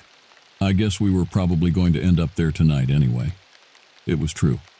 Our weekend ritual often involved late-night Walmart runs, more for the aimless entertainment than any real shopping needs. Plus, there was a Taco Bell right next door, and none of us had eaten dinner yet. "I'm down," I chimed in, my stomach growling at the thought of food. "Dominic?" He shrugged, already reaching for his shoes. "Why not? Better than losing to you jerks again." We piled into Jasper's beaten-up Honda Civic, the car groaning under our combined weight. As we pulled out of the driveway, I had no idea that this mundane errand would set in motion a chain of events that would haunt me for months to come. The drive to Walmart was uneventful, filled with our usual banter and debates about music, movies, and girls. We made our purchases quickly, a replacement controller for Jasper, and an assortment of snacks and energy drinks to fuel our planned all-nighter. Next door at Taco Bell, we devoured our food in the parking lot, windows down to combat the stuffy summer heat. As we finished up, Tyler leaned forward from the back seat, a mischievous glint in his eye. "Hey, you guys ever hear about that new shop over on Elm Street? The one that sells those special gummies?" I tensed immediately. Despite being a fairly typical teenager in most respects, I'd always steered clear of anything drug-related. It just wasn't my scene, and I'd seen how substance abuse had torn apart some families in our community. Dominic, however, perked up with interest. "Oh yeah, I think my cousin mentioned that place. Supposed to be pretty wild stuff." Jasper looked intrigued but hesitant. "I don't know, man. My mom's home tonight, and she'd kill me if she caught us with anything like that." I was about to voice my own objections when a thought occurred to me, one that I would come to regret deeply. "What about my family's cabin?" I suggested, surprising myself. "It's only about 20 minutes from here. We could check the place out, no parents around." The words had barely left my mouth before I wished I could take them back, but it was too late. The guys latched onto the idea with enthusiasm, and before I knew it, we were pulling into the parking lot of a nondescript strip mall. Tyler hopped out of the car, a wad of cash in hand that we'd all contributed to. "Be right back," he called over his shoulder, disappearing into a shop with blacked-out windows. As we waited, a sense of unease began to settle over me. The darkened storefronts, the empty parking lot, the distant sound of a train whistle. It all felt ominous somehow, as if the night itself was trying to warn us away from the path we were choosing. Tyler returned a few minutes later, a small paper bag clutched tightly in his fist. His eyes were wide with excitement. "Got him," he announced, sliding back into the car. "Let's get out of here." As Jasper started the engine, I gave him directions to the cabin. With each mile that passed, my anxiety grew. I couldn't shake the feeling that we were making a terrible mistake, that we were about to cross a line we couldn't uncross. The gravel crunched beneath the tires as Jasper's car crawled up the winding driveway to my family's cabin. Towering pines loomed on either side, their branches seeming to reach out like gnarled fingers in the gloom. As we rounded the final bend, the cabin came into view, a dark silhouette against the star-studded sky. "This is it," I announced, my voice sounding unnaturally loud in the quiet car. The cabin itself was nothing special, a modest, single-story structure built by my grandfather in the 1970s. It had been modernized over the years, but still retained a rustic charm. To the right of the main building stood a weathered wooden shed where we stored ATVs and other outdoor equipment. As we exited the car, the cool night air hit me like a slap to the face. A shiver ran down my spine, and not just from the temperature drop. An inexplicable feeling of dread washed over me, as if unseen eyes were watching our every move. I scanned the tree line, my gaze lingering on the shadows between the trunks. For a split second, I thought I saw movement, a flash of something pale darting behind the shed. I blinked, and it was gone. "You okay, man?" Dominic asked, noticing my distraction. I shook my head, forcing a smile. "Yeah, just tired, I guess. Come on, let's head inside." The cabin's interior was exactly as I remembered it. A small living room straight ahead, a kitchenette and bunk room to the left, and a bedroom and bathroom to the right. It smelled of pine and old leather, a comforting scent that momentarily eased my nerves. As soon as the door closed behind us, Tyler produced the bag of gummies with a flourish. "Who's ready to party?" Jasper and Dominic eagerly reached for the treats, but I held back. "I think I'll pass," I said. "Someone needs to stay sober to drive us home later." The others nodded, accepting my decision without argument. As they divvied up the gummies, I busied myself turning on lights and checking that we had everything we needed for the night. About half an hour passed before the effects began to show. Dominic was the first, dissolving into fits of giggles at the slightest provocation. Jasper wasn't far behind, his eyes taking on a glassy, unfocused look as he swayed to music only he could hear. Tyler, surprisingly, seemed largely unaffected. He watched the others with an amused expression, occasionally joining in their laughter but maintaining his composure. As the night wore on, I found myself growing increasingly on edge. Every creak of the old cabin's timbers, every rustle of leaves outside sent my heart racing. I tried to rationalize my fear. It was just an unfamiliar place, just the wind, just my imagination running wild. But deep down, I knew it was more than that. Something felt fundamentally wrong, as if the very air around us had become charged with malevolent energy. Around 2 a.m., The initial euphoria began to wear off. Jasper stumbled into the bedroom on the right, collapsing onto the bed without even removing his shoes. Dominic sprawled across the living room couch, his snores soon filling the air. Tyler stood up, stretching languidly. "Think I'm going to go sit in the car for a bit," he announced. "Clear my head, listen to some tunes." I nodded absently, too tired to argue. As the door clicked shut behind him, I made my way to the bunk room, desperate for some rest. Lying in the darkness, I stared at the ceiling, willing sleep to come. Just as I was about to drift off, a sound jolted me back to full alertness. A soft, insistent tapping at the window. Tap, tap, tap. My breath caught in my throat as I slowly turned my head towards the source of the noise. The window was a black void, revealing nothing of what might be lurking outside. Tap, tap, tap. Gathering my courage, I sat up, eyes straining to penetrate the darkness beyond the glass. For a moment, I thought I saw something. A pale, elongated face pressed against the pane. But when I blinked, it was gone. The tapping had stopped, but my heart continued to race. I told myself it was just a branch in the wind, just my overtired mind playing tricks on me. But a part of me knew better. A part of me sensed the malevolent presence that had followed us to this isolated spot, waiting for its moment to strike. As I lay back down, my phone suddenly burst to life, the ringtone shattering the oppressive silence. With trembling hands, I answered the call. "Hello?" I whispered. "Hey, sport." My father's voice, normally a source of comfort, now sent a chill down my spine. "Saw on the trail cams you boys are down at the cabin.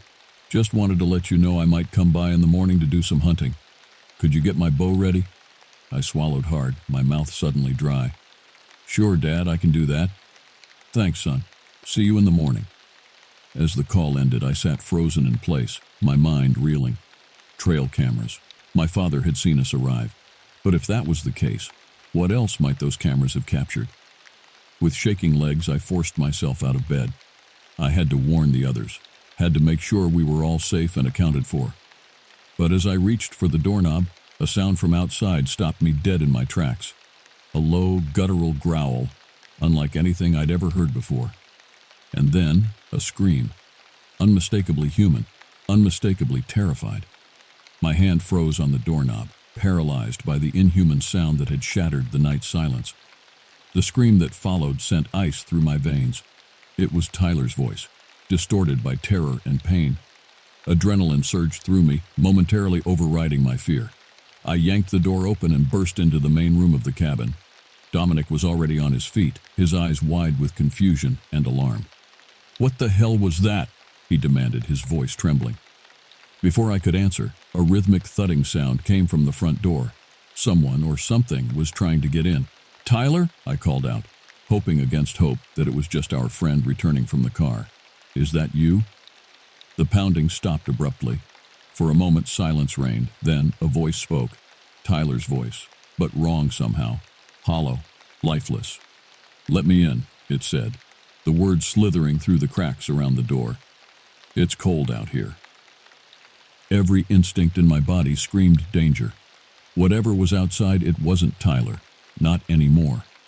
"We need to get out of here," I whispered urgently to Dominic. "Wake Jasper. I'll grab what we need." As Dominic hurried to rouse our sleeping friend, I racked my brain for a plan. The car keys were in Tyler's pocket, wherever he was now. We were trapped.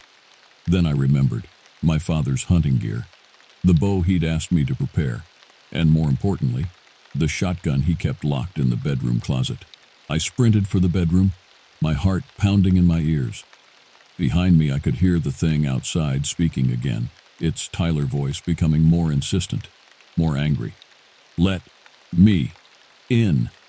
Each word was punctuated by a blow to the door, the wood groaning under the assault. I fumbled with the closet's combination lock, my sweaty fingers slipping on the dial.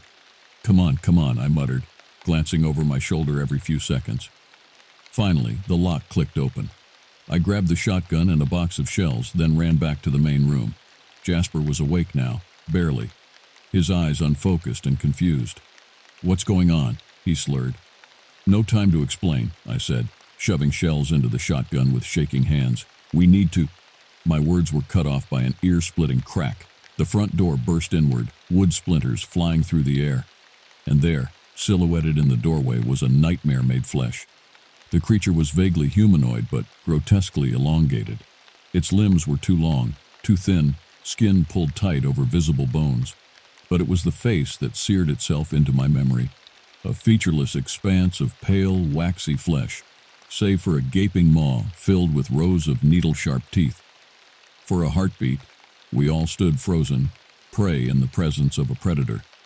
Then the thing lunged forward with impossible speed, its clawed hands reaching for Dominic. I raised the shotgun and fired without thinking. The blast was deafening in the confined space of the cabin. The creature staggered backward, dark ichor oozing from wounds in its chest. But it didn't fall. Instead, it let out a sound, part scream, part roar, that seemed to shake the very foundations of the building. "Run!" I yelled, chambering another round. "Get to the shed!" Dominic and Jasper didn't need to be told twice. They bolted for the door, squeezing past the wounded, but still very much alive monster. I fired again, the recoil slamming into my shoulder, and then turned to follow my friends. The cool night air hit me like a slap as I sprinted across the yard. Behind me, I could hear the creature recovering, its inhuman shrieks spurring me to run faster than I ever had before.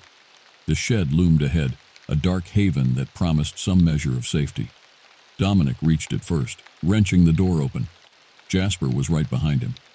I risked a glance over my shoulder and immediately wished I hadn't. The thing was gaining on me, moving with a fluid grace that belied its grotesque form. In the moonlight, I could see its face more clearly now, or rather, the lack of a face. Where eyes should have been, there were only sunken hollows, somehow more terrifying than any gaze could have been. I dove through the shed door, Dominic slamming it shut behind me. We pressed our bodies against it, feeling the impact as the creature slammed into the other side. "What is that thing?" Jasper whimpered, huddled in a corner. I shook my head, gasping for breath. "I don't know, but we need to find a way out of here." The pounding on the door intensified. Wood splintered. It was only a matter of time before our barricade gave way.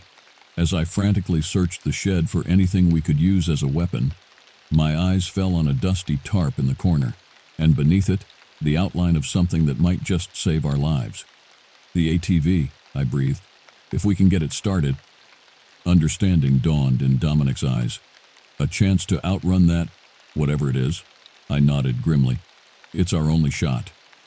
As we moved to uncover the vehicle, the creature outside let out another bone-chilling cry.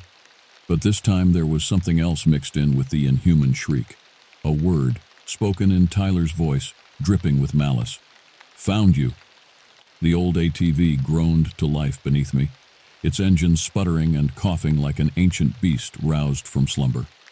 Jasper and Dominic clung to me desperately, their fingers digging into my sides as I revved the throttle.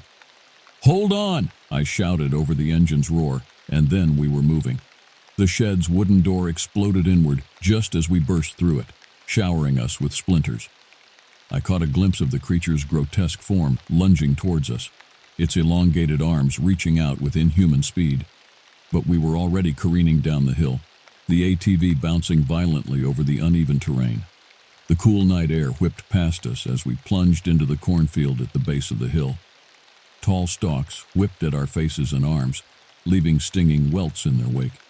Behind us, I could hear the creature's unearthly shriek of frustration, followed by the sound of vegetation being torn apart as it gave chase. "It's following us!" Jasper yelled, his voice tight with terror. I didn't dare look back, focusing all my attention on navigating through the maze-like rows of corn. The ATV's headlight cut a narrow swath through the darkness, barely illuminating the path ahead. Every decision had to be made in a split second, left or right, straight or turn. One wrong move could send us crashing or worse into the clutches of the monstrosity pursuing us. As we burst out of the cornfield and onto an old dirt road, I finally chanced a glance over my shoulder. The creature was loping after us on all fours, moving with a speed that defied its gangly frame. In the moonlight, its pale skin seemed to glow with an unholy luminescence. "It's gaining on us!" Dominic screamed, his fingers digging painfully into my ribs. I twisted the throttle as far as it would go, willing the old ATV to give us more speed. The engine whined in protest, but we began to pull ahead. For a moment, I dared to hope we might outrun the thing. Then, without warning, the dirt road ended, giving way to thick underbrush. I had a split second to make a decision: try to plow through the vegetation or veer off into the woods. In that moment of hesitation, disaster struck. The ATV's front wheel caught on an exposed root, sending us into a violent spin. We were thrown clear of the vehicle, tumbling painfully across the forest floor. I landed hard on my back, the wind knocked out of me. Through a haze of pain, I saw the ATV continue its trajectory, slamming into a tree with a sickening crunch of metal. For a few seconds, all I could hear was a high-pitched ringing in my ears and the ragged sound of my own breathing. Then, gradually, other noises filtered in: the groans of my friends, the distant hoot of an owl, and silence. No sign of our pursuer. "Everyone okay?" I managed to croak out, pushing myself to a sitting position. "I think I broke my arm," Jasper whimpered from somewhere to my left. I'm all right," Dominic said, his voice shaky. "Where is it? Did we lose it?" As if in answer to his question, a blood-curdling howl echoed through the forest. It was close, too close. "We need to move," I said, scrambling to my feet despite the protests of my battered body. "Can you guys walk?" Jasper and Dominic nodded, both pale and wide-eyed with fear. I helped Jasper to his feet, wincing at his sharp intake of breath as he cradled his injured arm. "Which way?" Dominic asked, scanning the dark woods around us. I looked up, trying to orient myself by the stars peeking through the canopy. "This way," I said, pointing. "If we can make it to the highway, maybe we can flag down a car." We set off at as quick a pace as we could manage, every snapping twig and rustling leaf sending jolts of panic through us. The forest seemed to close in around us, the trees looming like silent sentinels in the gloom. More than once I thought I caught glimpses of movement in my peripheral vision, but when I turned to look, there was nothing there.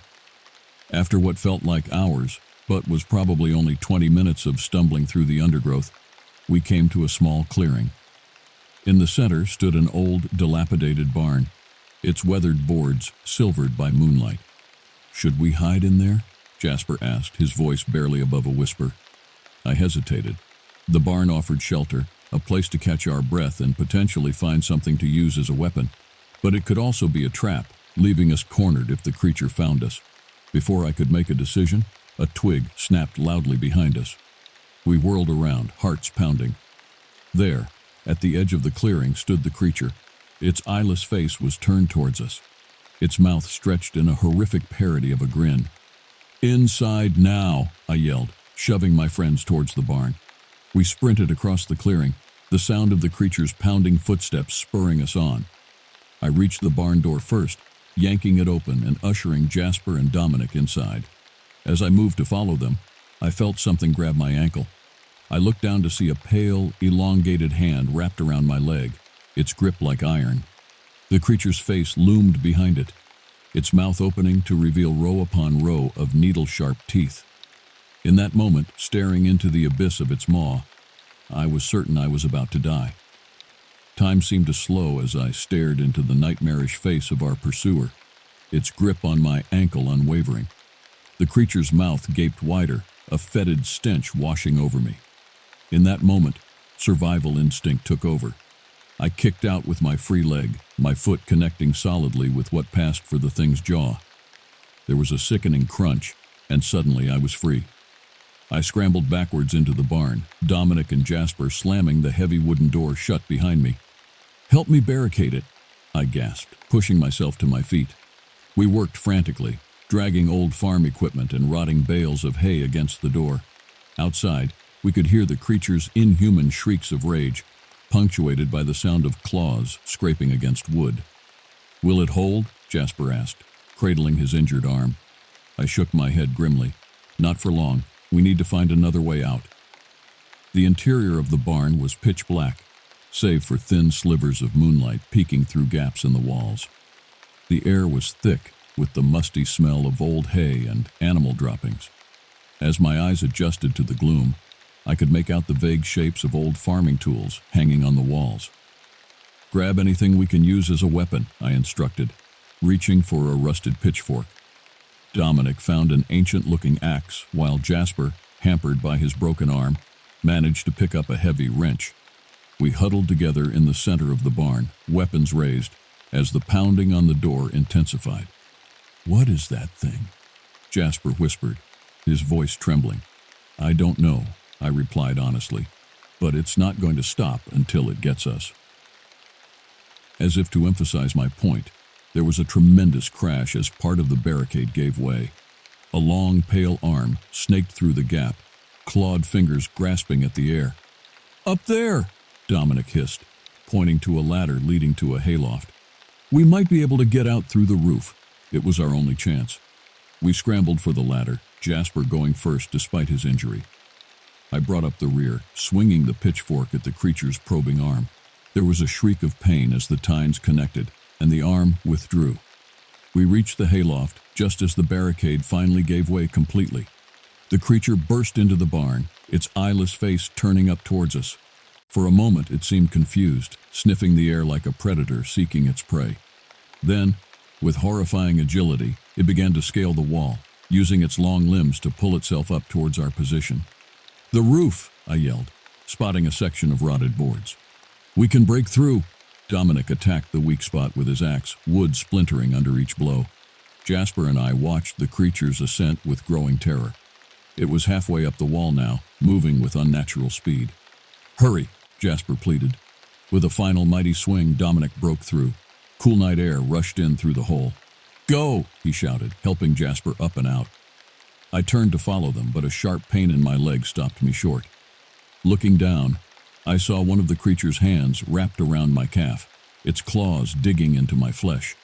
I cried out in pain and fear, desperately kicking at the monster's face. "Help!" I screamed, feeling myself being dragged towards the edge of the loft.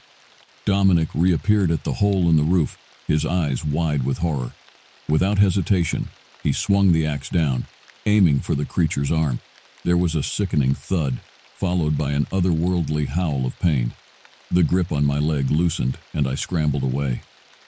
Dominic hauled me up onto the roof where Jasper was waiting, pale and shaking. Below us, we could hear the creature thrashing about, its shrieks of rage echoing through the night.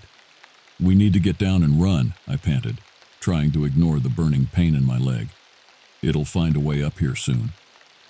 We made our way carefully across the slanted roof, the old shingles creaking ominously beneath our weight. At the edge, we found a stack of old crates that offered a precarious but manageable way down. As we descended, I couldn't shake the feeling that we were being watched.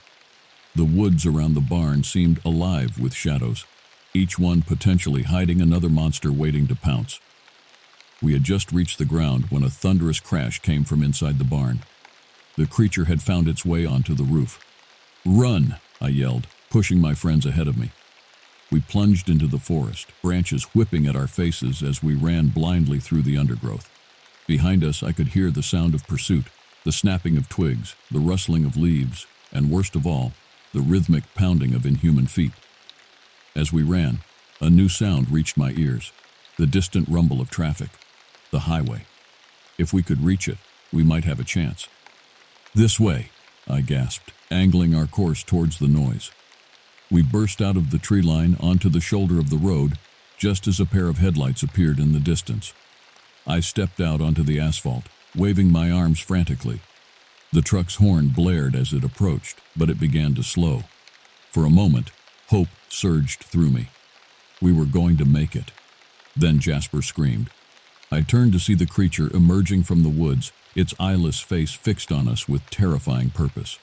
It began to lope towards us with impossible speed. The truck was almost upon us now. In a split second, I had to make a decision that would determine whether we lived or died. I stepped directly into the path of the oncoming vehicle. The screech of tires filled the air as the truck driver slammed on his brakes. I stood my ground, heart pounding, praying that the vehicle would stop in time.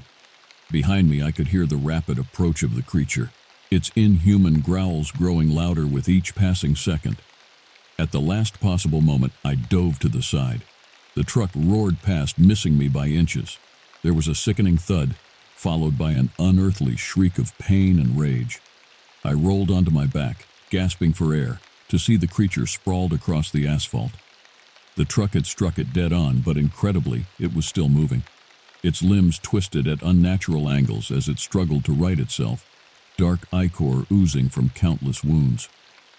The truck skidded to a halt about 50 yards down the road. Its driver, a middle-aged man with a look of utter shock on his face, stumbled out of the cab. "What the hell was that?" he yelled, his voice shaking. "Are you kids all right?" Before I could answer, the creature let out another bone-chilling cry. It had managed to pull itself upright, its broken body swaying grotesquely. Its eyeless face turned towards us, mouth opening to reveal rows of jagged teeth. "Get back in your truck," I shouted to the driver. "We need to go, now!" The man didn't need to be told twice. He scrambled back into his vehicle as Jasper, Dominic, and I raced towards the passenger side. We piled into the cab just as the creature began to lurch in our direction. "Drive!" Dominic yelled. The truck's engine roared to life, tires spinning on the asphalt as we accelerated away. In the side mirror, I could see the creature giving chase, moving with surprising speed despite its injuries. "What is that thing?" the driver asked, his knuckles white on the steering wheel. "We don't know," I replied, my voice hoarse, "but it's been chasing us all night." "Jesus Christ," the man muttered, pressing harder on the accelerator. For several tense minutes we sped down the highway, the creature gradually falling behind. Eventually, it disappeared from view entirely. Only then did I allow myself to relax slightly, the adrenaline that had been keeping me going starting to ebb away. "We need to get to the police," Jasper said, wincing as he shifted his broken arm. The driver nodded. "There's a state trooper station about 10 miles up the road. We'll go there." As we drove, I filled the man in on the night's events, leaving out the part about the gummies. He listened in stunned silence, occasionally shaking his head in disbelief. "I've been driving these roads for 20 years, he said when I finished. "Never seen anything like that before. You kids are lucky to be alive." I nodded grimly, knowing just how close we had come to death. The image of the creature's eyeless face and gaping maw was seared into my memory, a nightmare that I knew would haunt me for years to come. We reached the state trooper station without further incident. The fluorescent-lit interior felt surreal after the horrors we had faced in the dark woods. The troopers on duty listened to our story with a mix of skepticism and concern, particularly when they saw Jasper's broken arm and the claw marks on my leg. They dispatched units to search the area where we had encountered the creature, but I knew in my heart they wouldn't find anything. Whatever that thing was, it wasn't something that would allow itself to be captured or killed so easily. As dawn broke, casting a pale light over the world, our parents arrived at the station. There were tears, hugs, and a barrage of questions that we were too exhausted to fully answer. In the days and weeks that followed, we were interviewed by various authorities, local police, state troopers, even a pair of FBI agents who seemed particularly interested in our description of the creature. But no trace of it was ever found, save for some strange tracks and claw marks on the old barn. Jasper, Dominic, and I made a pact to never speak of that night to anyone else. Who would believe us anyway? But in quiet moments, when the memory of that eyeless face and reaching claws becomes too much to bear, we find comfort in each other's company, in the shared knowledge of what we faced and survived. As for me, I've never returned to that cabin in the woods. Some nights I wake in a cold sweat, certain that I can hear the tap, tap, tap of bony fingers on my window. And always I wonder, what if it's still out there, waiting in the darkness for its next victims?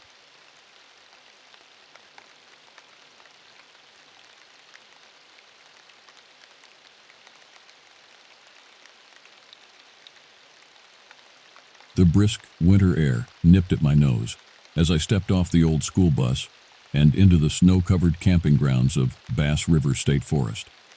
At 10 years old, I was filled with a sense of adventure at the prospect of spending 3 days in the wilderness with my classmates.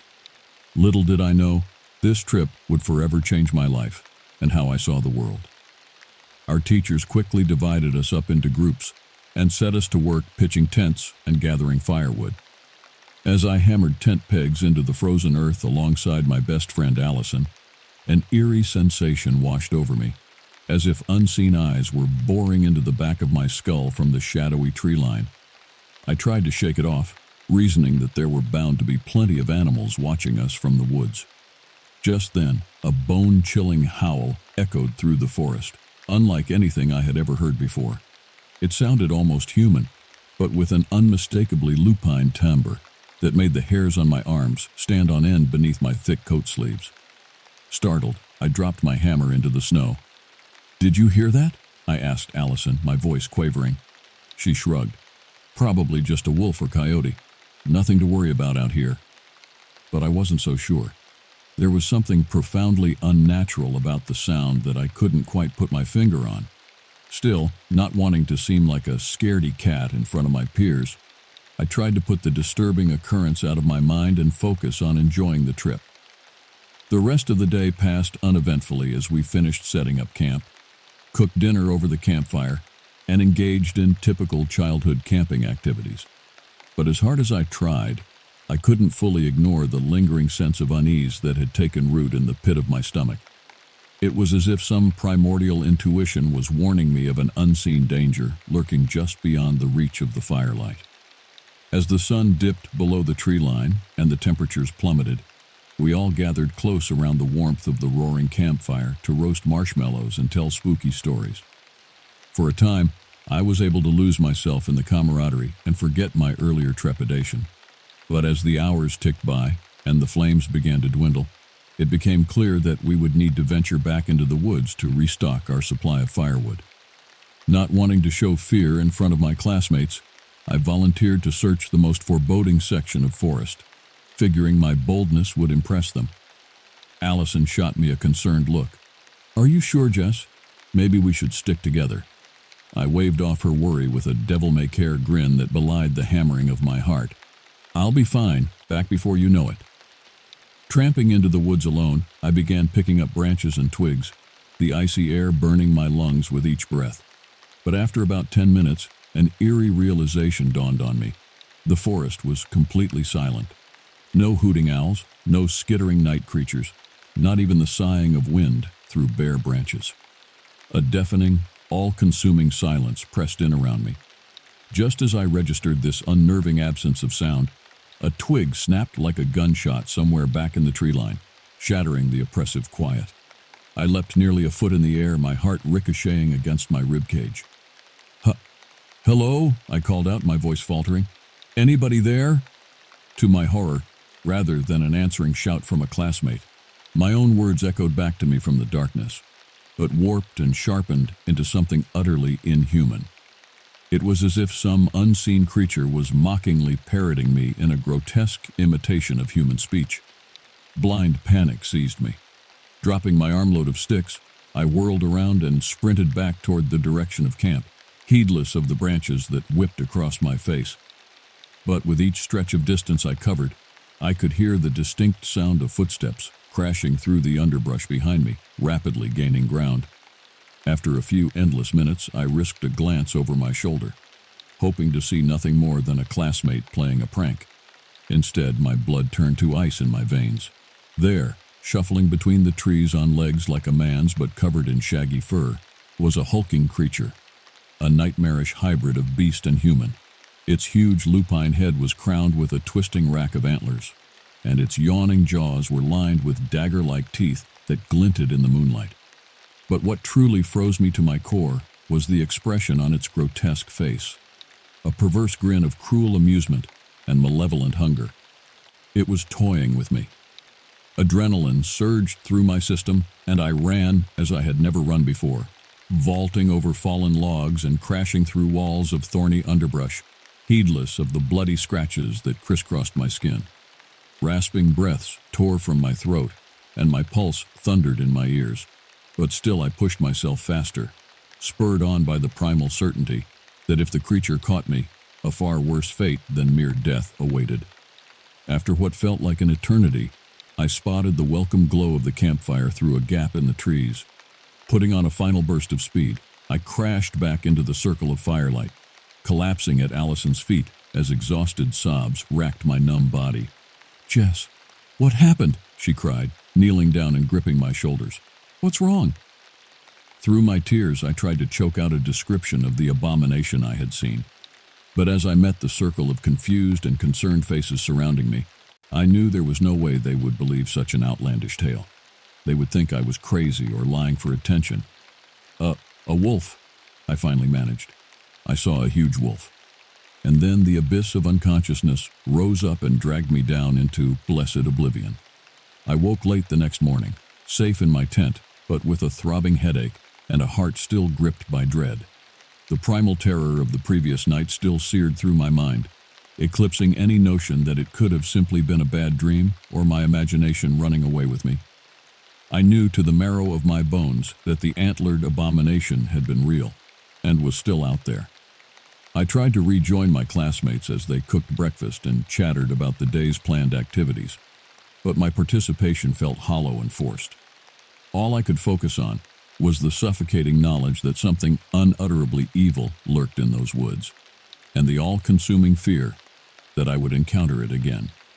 Unable to drum up any sincere interest in hiking or crafts, I mumbled an excuse about not feeling well and retreated to my tent, where I spent the day huddled in my sleeping bag, jumping at every distant sound that filtered through the nylon walls. Allison tried several times to coax me out, but I stubbornly refused, mentally counting down the hours until we would leave this place, and I could try to convince myself it had all been a stress-induced hallucination. The bus ride home passed in a dissociative fog, with the excited voices of my classmates fading to a muffled buzz in my ears. It wasn't until I stumbled through my front door and collapsed into my mother's startled arms that I finally let myself break down, sobbing out an incoherent account of what I had experienced between hiccuping breaths. But seeing the distressed confusion in her eyes, I realized that even my own mother couldn't bring herself to believe my claims about the twisted man-beast in the woods. So I did the only thing I could do. I clammed up, pretending that I had simply gotten worked up over a regular wolf. Everyone knew wolves hadn't been seen in New Jersey in close to a century, but it was still a far more plausible story than the truth. And so that became the official narrative, shared with teachers and classmates and parents, that frightful Jessie had merely been spooked by a wayward wolf or overactive imagination. But deep down, that little girl knew the truth, and as I grew older, I never forgot. 15 years have passed since that terrible night in Bass River State Forest. On the surface, I've moved on with my life, graduated high school, earned a biology degree, started a promising career in wildlife conservation. But even as I grew into a successful, well-adjusted adult, that primordial terror lingered deep within my psyche, forever tainting my relationship with the natural world I had once loved so fiercely. I still venture out into the wilderness as part of my job, but never alone and never at night. A once bold child has been replaced by a wary, hyper-vigilant woman who can never fully shake the feeling of being watched from the shadows. Childhood camping trips are a thing of the distant past, and even casual hikes are undertaken with a grim sense of necessity rather than joyful exploration. But despite my unshakable paranoia, I've never encountered another hint of that nightmarish creature, not even a prickling of déjà vu or a far-off howl that burrows into my shaken bones. As the years ticked by without incident, I started to desperately hope that maybe, just maybe, it had all been the invention of a frightened little girl's mind, after all. A mental trick of the light combined with winter boredom and too many ghost stories. But deep down, beneath the comforting lies I tell myself, I know the truth. It's still out there. The faint hope that maybe I truly had imagined the whole terrifying ordeal was forever shattered during a weekend research trip to northern Maine. I was assisting with a study on the ecological impacts of the state's burgeoning black bear population, which meant long days trekking through remote stretches of forest, looking for signs of their presence. On the third day, as dusk bled from the sky and I hurried to wrap up my final transect before nightfall, a shiver abruptly ran up my spine, and I froze mid-step. The woods around me had gone deathly silent, just as they had that night 15 years before. And in that oppressive hush broken only by my ragged breathing, I heard it. A long, low howl, undulating through the trees like a death knell, with cadences of agonized human screaming woven through its lupine sonority. And I knew that howl. Even after all this time, even with hundreds of miles between me and my childhood trauma, I would never forget that sound for as long as I lived. Abandoning my equipment without a second thought, I turned and bolted back toward the distant field station, not caring about the branches that tore at my face or the burning of my lungs as I gasped for air. Behind me, rapidly gaining, came the familiar snap of twigs and crunch of heavy footfalls. What happened next is a blur of pure, visceral terror. Time fragmented and dilated, seconds stretched into lifetimes. The trees flashed by in a shadowed fever dream as I pushed my body to the brink of collapse. I have brief flashes of bursting from the tree line into the grassy clearing of the station, of collapsing against the door as I frantically typed in the entry code with numb, fumbling fingers, of slamming the reinforced door behind me just as a dark shape lunged from the woods in my peripheral vision. My team found me hours later, still pressed against the door in a near catatonic state. I had no idea how to even begin explaining my actions, or the reason for my obvious terror. Luckily, in my panicked flight, I appeared to have severely twisted my ankle. In my distressed state, I let them believe my fear stemmed from the pain and the encroaching night, and once again kept the true horror to myself. That was nearly 5 years ago. Since then, the twisted creature that first shattered my innocence seems to be actively stalking me through my life, a malevolent shadow permanently seared into my psyche. I've heard its telltale howl on a trail in Washington's Hoh rainforest, felt its hungry presence watching me from a copse of trees at the edge of Shenandoah National Park. It never reveals itself fully, but I know it's there, waiting, haunting. The unrelenting paranoia has taken a steep toll. Formerly close friendships have withered under the strain of my mercurial moods and constant guardedness. A promising romance with a fellow conservationist fell apart in the face of my emotional distance and the unpredictable intensity of my reactions to seemingly benign situations. Even my parents have expressed concern over my mental state, though I still haven't been able to bring myself to tell them the full truth. I've thought about checking myself into psychiatric treatment, but I know a shrink would never believe my claims about the creature. They'd diagnose me with PTSD or schizophrenia, put me on a drug regimen, and send me to counseling. But that wouldn't stop the thing in the woods. So I've learned to cope on my own, though coping may be too generous a word. Surviving is perhaps more apartment. I've quit my job to pursue freelance biology work that I can do remotely, minimizing my time spent in forests and rural areas. I never go out after dark if I can help it, and I've moved to a bustling city where I can lose myself in a never-sleeping world of concrete and 24-hour lights. I've become a ghost, drifting through my own life, numb and detached. Anything to avoid the primal terror of the wild. But a new fear has started to consume me of late. Always before, the antlered abomination seemed content to toy with me, to stalk and terrify, but never attack outright. But lately I can't shake the feeling that its cruel amusement may finally be giving way to darker appetites. That one day very soon, it will tire of this long game of cat and mouse and come for me at last, no matter where I try to hide. And when it does, I know that no therapy or holy water or electrified walls will save me. Because the most horrifying truth, the one I can barely admit even to myself, is this. In some deep primal part of my soul, I don't want to be saved. I want to be caught. I want to be consumed by the very horror I've spent half my life fleeing. Because even that unspeakable fate would be a perverse relief compared to the endless torture of this waking nightmare that is my life. I know it's out there still, in the woods and in the marrow of my bones. And it's only a matter of time before this story comes to its inescapable end. If you're reading this, it means my worst fears have finally come to pass. I'm penning this final chapter now, even before the end has come, because I know that when it happens, it will be sudden and total, with no time for final contemplations or parting words. So let this stand as my final testament, my desperate attempt to make sense of the unfathomable horror that has defined my existence for the past 20 years. I don't know what the creature is, whether it's a demon, a fey monster, or some evolutionary nightmare sprung from nature's cruelest shadows. What I do know is that it's implacably evil, a predator that seems to feed as much on terror as on flesh. It corrupts the very fabric of the wild, turning forests that should be cathedrals of natural splendor into blasphemous lairs, seething with insidious wrongness. And I know that it has utterly destroyed me. Not quickly, in a single slashing of fangs and claws, but slowly, insidiously, over a lifetime of never allowing me to feel safe, even for a moment.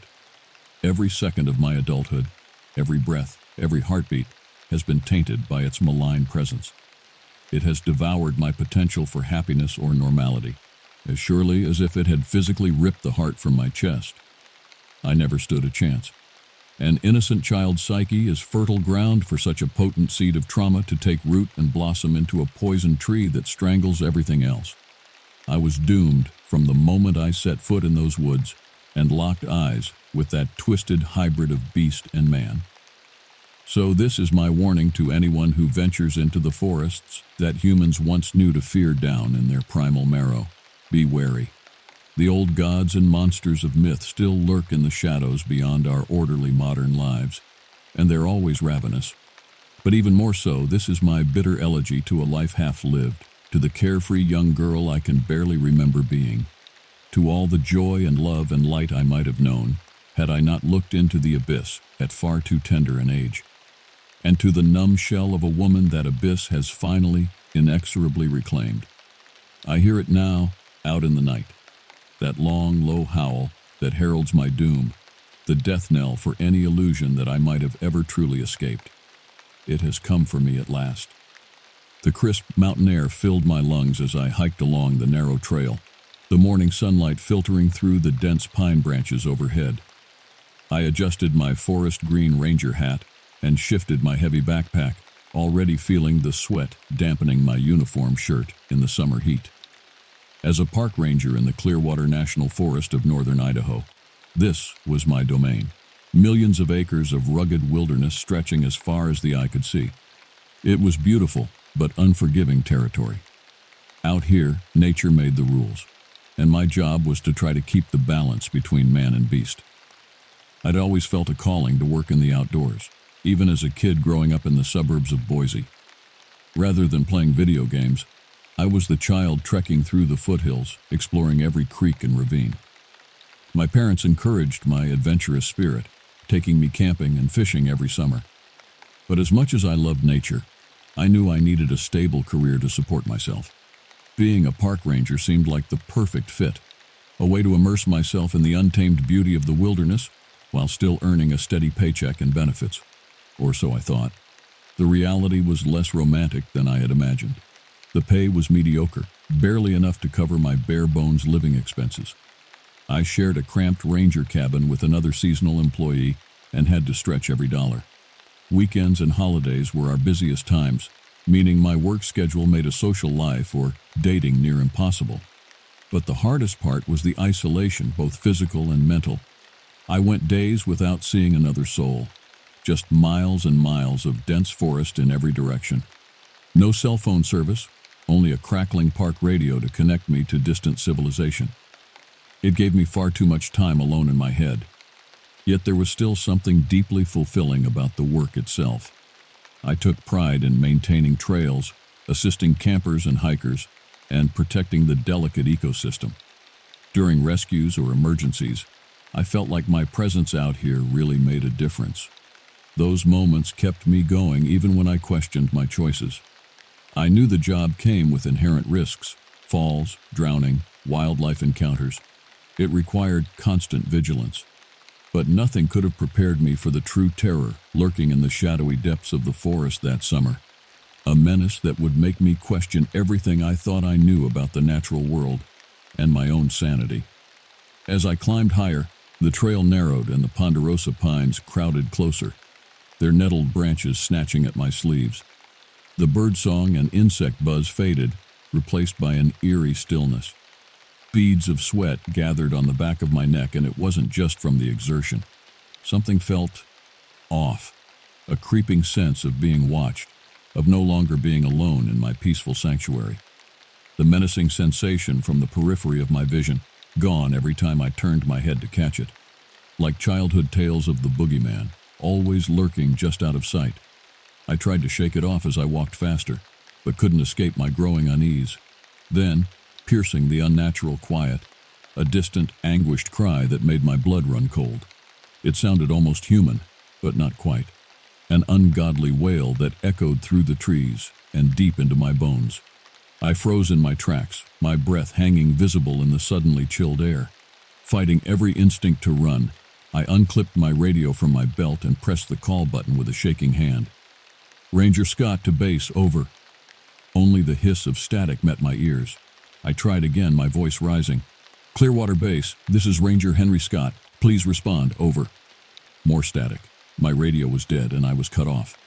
A wave of icy fear gripped my chest as the horrible howling rose in pitch, sounding closer now.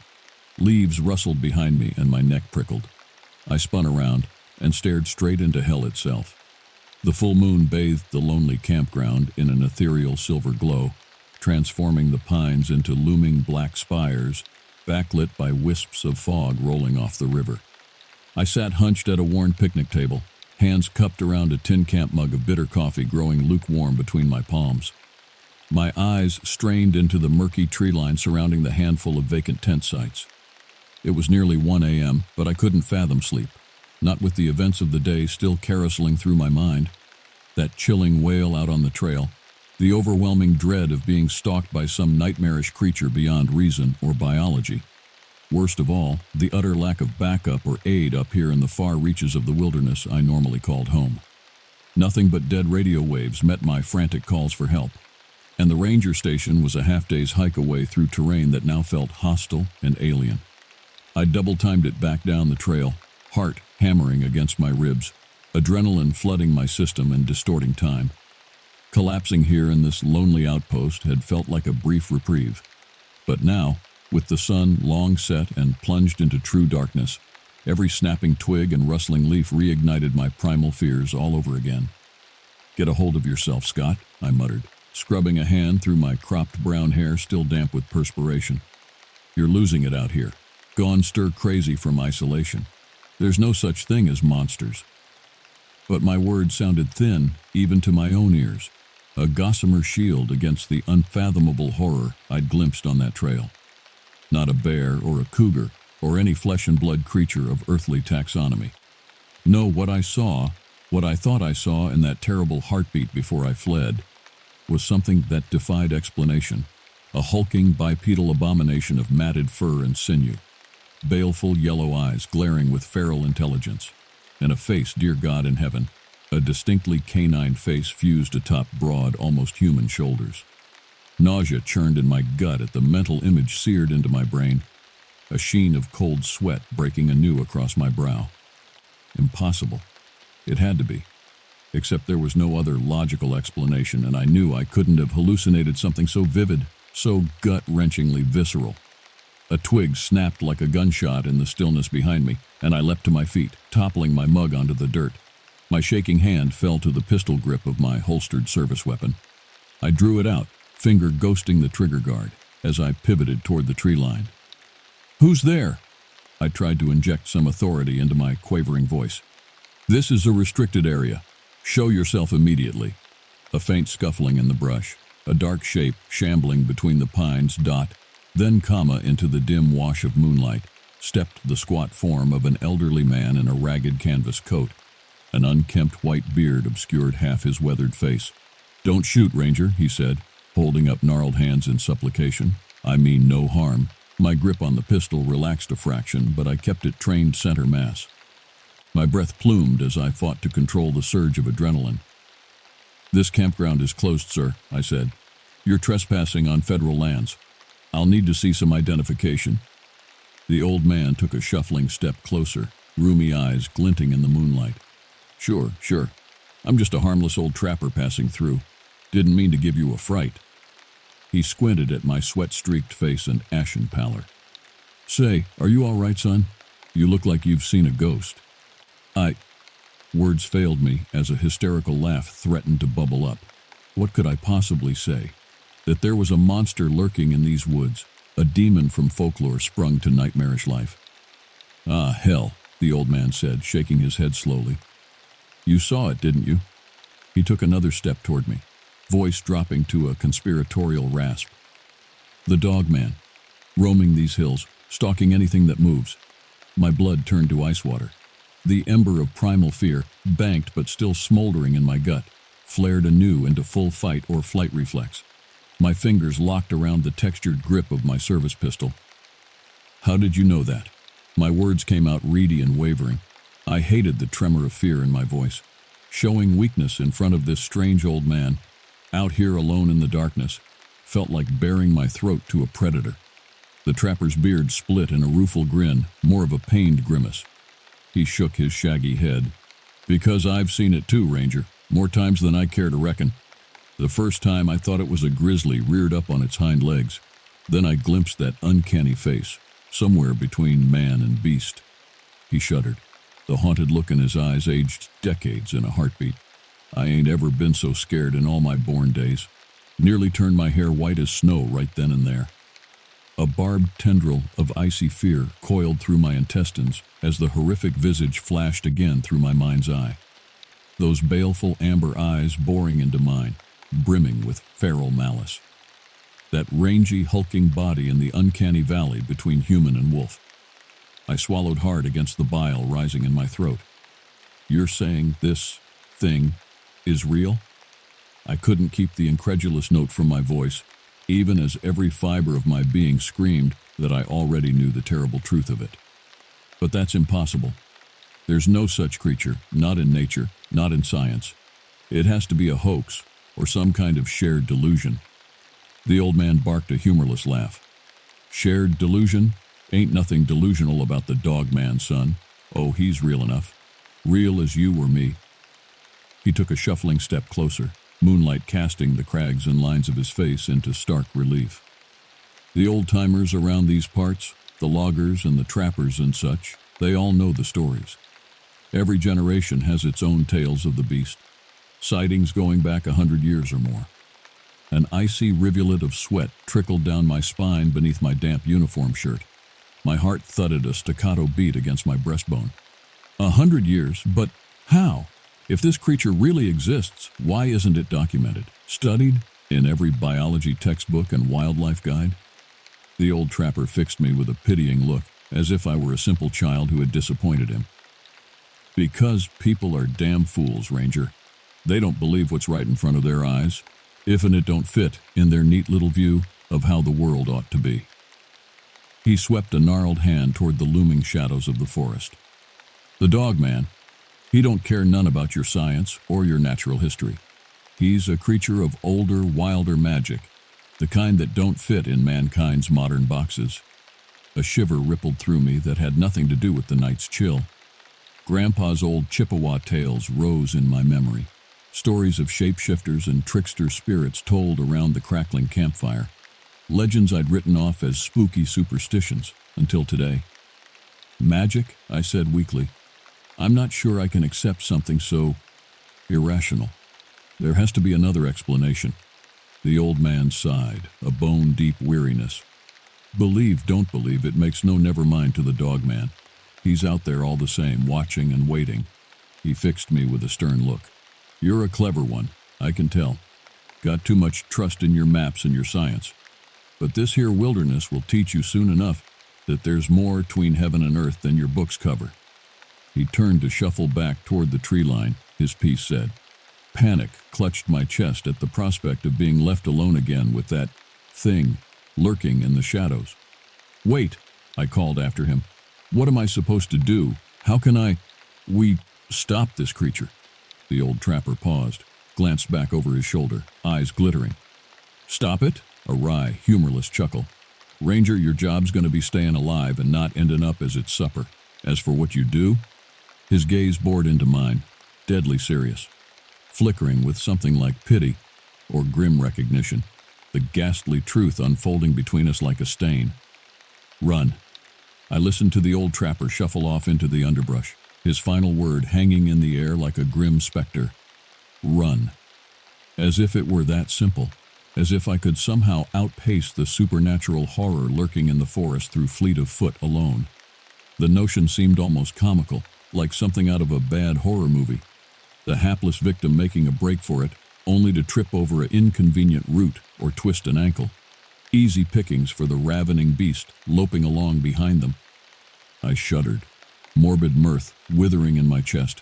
No, I was a park ranger, damn it all. Running was not in the job description.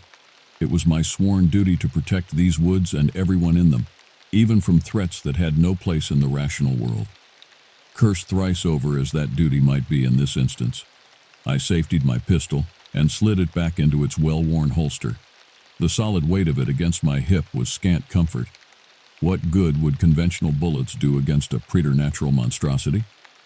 But it was still better than facing the thing with my bare hands. For a moment I was keenly aware of just how isolated I was out here. Miles from civilization, from help and backup. All my careful wilderness training and preparation seemed woefully inadequate in the face of this new paradigm.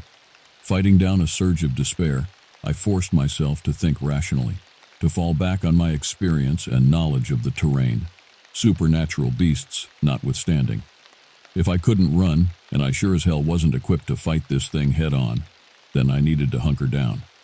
Wait for daylight and then hike as fast as I could manage to the nearest ranger station for reinforcements. Nodding to myself, I did a quick circuit of the small campground, checking that the camper registration log in the lockbox was current. Last thing I needed was some unfortunate soul picking tonight of all nights to pitch a tent in these haunted woods. Mercifully, the park appeared unoccupied, my uncharacteristically chicken-scratch scrawl the only entry for the day. I sent up a small prayer of thanks for that cold comfort as I snugged the padlock back into place. Next order of business was to secure my fort for the night.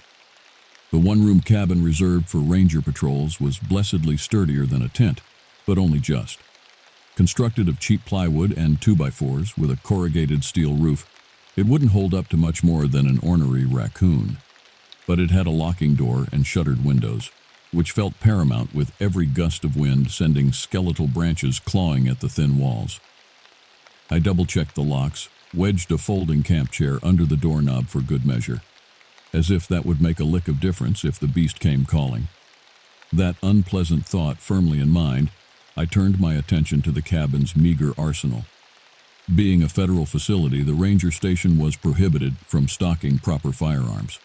The best I could muster was a sturdy, rubberized mag-light torch and a canister of bear spray. I hefted the large flashlight, feeling its solid weight in my palm. Clicked it on and off, the powerful LED beam lancing through the dusty air. It wasn't much, but it beat harsh language, and I figured even old Dogman might think twice if he caught a snootful of capsaicin in the face. Marginally emboldened, I dragged the too-thin mattress from the cot into the corner farthest from the door and windows. An illusion of security, but one I'd cling to. Propped in the corner, knees drawn up, I settled in for a long, nerve-wracking night. The wind moaned through the eaves and set the shutters to rattling. In the distance, an owl hooted its eerie trill.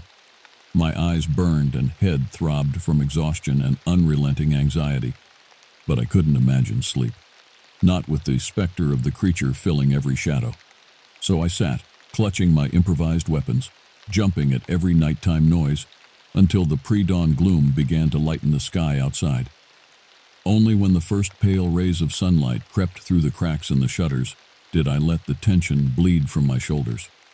Cautiously optimistic dawn broke tentatively over the treetops, pale fingers of light brushing back the shroud of night. The distant sounds of birdsong drifted on the cool breeze, deceptively peaceful. I uncurled stiffly from my sentry position in the corner, wincing as pins and needles sang through my limbs. Shaking off the lingering exhaustion, I stumbled to the small window and peered out through a crack in the shutter. Golden shafts of light painted the pines, set small motes of dust swirling through the air. It looked for all the world like any other pristine mountain morning beckoning for a brisk hike. Only the tight, ingrained knot of dread pulsing behind my breastbone marred the idyllic scene. No matter how brightly the sun shone, I knew the grim truth lurking in the shadows now. The nightmarish specter that would forever haunt my time in these once dearly beloved woods. Cursing softly, I jammed my uniform campaign hat down over my unruly brown hair and buckled my holster around my hips. It wouldn't do any good to dwell on such macabre philosophizing. I had one mission now: get to the ranger station as quickly as humanly possible. Slinging my backpack over one shoulder, I tucked a topographical map into my breast pocket and gripped my trusty Maglite torch in one hand. An extra canister of bear spray went into my packside pouch as a last resort. As prepared as I was ever going to be, I sucked in a bracing breath and stepped out into the too cheerful morning. The empty campground stretched before me, dew glittering on the untrodden grass. I plotted a hasty bearing on my compass and set off across the open space at a brisk clip, boots crunching softly with each step. Every nerve sang with tension, anticipating a hulking, furred form to come crashing out of the tree line at any moment. But I gained the narrow hiking path without incident, the pines and spruce swallowing me up into merciful cover. I blew out a shuddery breath, trying to tramp down on the manic urge to bolt headlong down the trail. Getting lost or injured in my panicked haste would be the height of folly. Instead, I set a ground-devouring but sustainable pace, trekking pole stabbing into the dirt. The next few hours passed in an anxious blur of rustling leaves and darting shadows in my peripheral vision. My heart leapt into my throat at every snapping twig, every distant bird call. The muscles in my shoulders knotted tighter with each mile, anticipating an ambush around every bend and switchback. But the attack never came. The sun climbed into a cloudless, cerulean sky, and sweat began to plaster my uniform shirt to my back. After a small eternity, I crested the final ridge and nearly sobbed in relief at the sight of the station's green metal roof glinting through the trees. Some of the suffocating tension drained from my chest as I stumbled into the clearing. The single-story cabin looked exactly as I'd left it. Dull green siding and tidy front porch oddly mundane after the surreal horrors of the past day. The gravel lot stood mercifully empty, no sign of my usual summer ranger partner. I wasn't sure if I was relieved to be spared explaining the situation just yet, or unnerved at the prospect of facing this nightmare alone a while longer. Hurrying up the creaking steps, I fumbled my key into the lock and shouldered my way inside.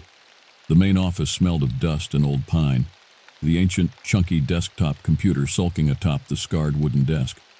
Tacked-up bulletin boards displayed faded trail maps and safety advisories. I made a beeline for the radio set, a heavy black brick of military-grade plastic. But when I depressed the call button, the same impenetrable silence spat from the speaker. No static, no automated routing message, just a deep and unnatural quiet. My stomach cramped with icy tendrils of dread. Had the creature? No, surely not. It must just be ordinary equipment failure, as if anything about this situation were the least bit ordinary. Worry clawing at my already abused nerves, I yanked open the bottom filing cabinet drawer where we stowed emergency supplies. My hand closed on the sat phone tucked in its foam-lined case. Every ranger's communication of last resort in the remote backcountry. It took a few tries to get my numb fingertips to dial the emergency dispatch number. A bead of sweat trickled down my temple as I waited on tenterhooks for the connection, certain the lifeline would fall dead any second. But finally, blessedly, the drone of a dial tone drilled into my ear. Once, twice, a small eternity. 911? What's your emergency? For a moment, I couldn't make my hitching lungs function to form words. This is Park Ranger. My voice cracked, parched, and exhausted. Ranger Henry Scott with Clearwater National Forest. I have how the hell was I supposed to report this? A rabid bear attack would have been so easy in comparison. But I knew with leaden certainty what had transpired was far from some mundane animal encounter. I believe there is an imminent danger to public safety in the park. I forced my voice steady, channeling every ounce of authority I could dredge up. An unknown assailant, likely armed and extremely dangerous. I need any available units and wildlife personnel to my location immediately. There was a beat of silence on the other end, my desperate plea met with confusion. Then, finally, all right, Ranger Scott. I'm putting out a call for any rangers and law enforcement in your area to mobilize to the station. Can you give any further details on this armed individual? Description? Last known whereabouts? My desperate mind raced. He was sighted in the northern quadrant of the park, due east of Lodgepole Campground. I swallowed past a lump of nausea as the horrific image of the creature flashed anew through my mind. My words choked out as unsteady as my nerves. Height estimated at 7 to 8 feet, extremely broad-shouldered, covered in dark fur or hair. Last seen. Jesus. I swiped a trembling hand across my ashen face. The face, it was like a dog or wolf. Yellow eyes, it's not human. Not natural, God help us. The operator cut across my exhilarating babble, her voice sharpening. Ranger, did you say not human? Are you describing some kind of animal? Hot shame flooded my cheeks, even as my stomach nodded. No, yes, but I'm telling you, this wasn't like any animal I've ever seen. It was bipedal, moved like a man, the size of it. The words curdled in my throat. In the cold light of day, telling my incredible story to the dispassionate emergency responder, my certainty felt as thin and fragile as gossamer, as if the creature truly had been some phantasm conjured by isolation and darkness. Sir, have you been drinking or using any drugs? A new, wary note had crept into the operator's tone. Are you experiencing any confusion or hallucinations? What? No. Hot anger thawed my tongue, drove back the creeping doubt. I'm completely sober and lucid, damn it, I know what I saw. But arguing my sanity to this faceless woman felt suddenly, crushingly futile. The old trapper's words echoed in my ringing ears. They don't believe what's right in front of their eyes if and it don't fit in their neat little view of how the world ought to be. Forget it. My voice came out leaden with weary resignation. Just send whatever backup you can as fast as you can, please. I ended the call before she could mount any further questions, suddenly desperate to escape the airless confines of the cabin. The walls seemed to press in, as if the station itself were mocking my wild story. Staggering out onto the small back porch, I dragged in a ragged breath of crisp forest air, propped my elbows on the rough plank railing and let my head hang, hat tumbling forgotten to the boards. Exhaustion and near hysterical adrenaline warred in my knotted stomach. The last dregs of my stubborn endurance wrung out. It would be at least an hour before any backup could make it up the remote logging roads, an eternity alone with only my chaotic thoughts and the deceptively peaceful vista for company.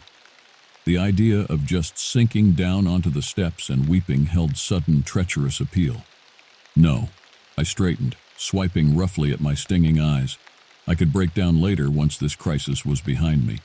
For now, I needed to hold fast to my training and wits, constant vigilance until the cavalry arrived.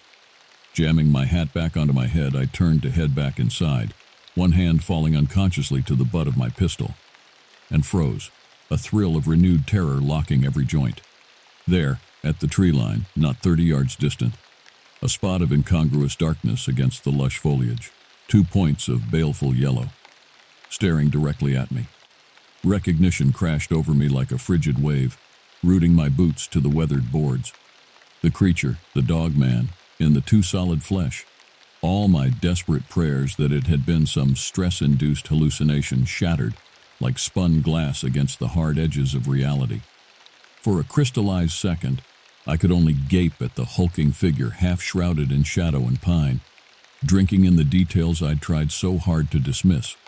The uncanny marriage of human and canid features, the eerie intelligence glittering in those backlit eyes boring into mine. It lounged against the broad trunk of a lodgepole, almost insolent in its nonchalance, as if it hadn't just brought my entire conception of the world crashing down with its mere existence. One massive taloned handpaw rested on the bark, flexing in a way that turned my mouth to cotton. My paralysis broke all at once, and I fumbled for my service pistol, ratcheting the slide with a metallic snap that seemed overloud in the buzzing silence. The creature didn't so much as twitch at the implied threat, lupine head cocking quizzically. "Stay back!" My voice rang thready and thin in my own ears, a desperate bravado utterly failing to mask my mortal terror.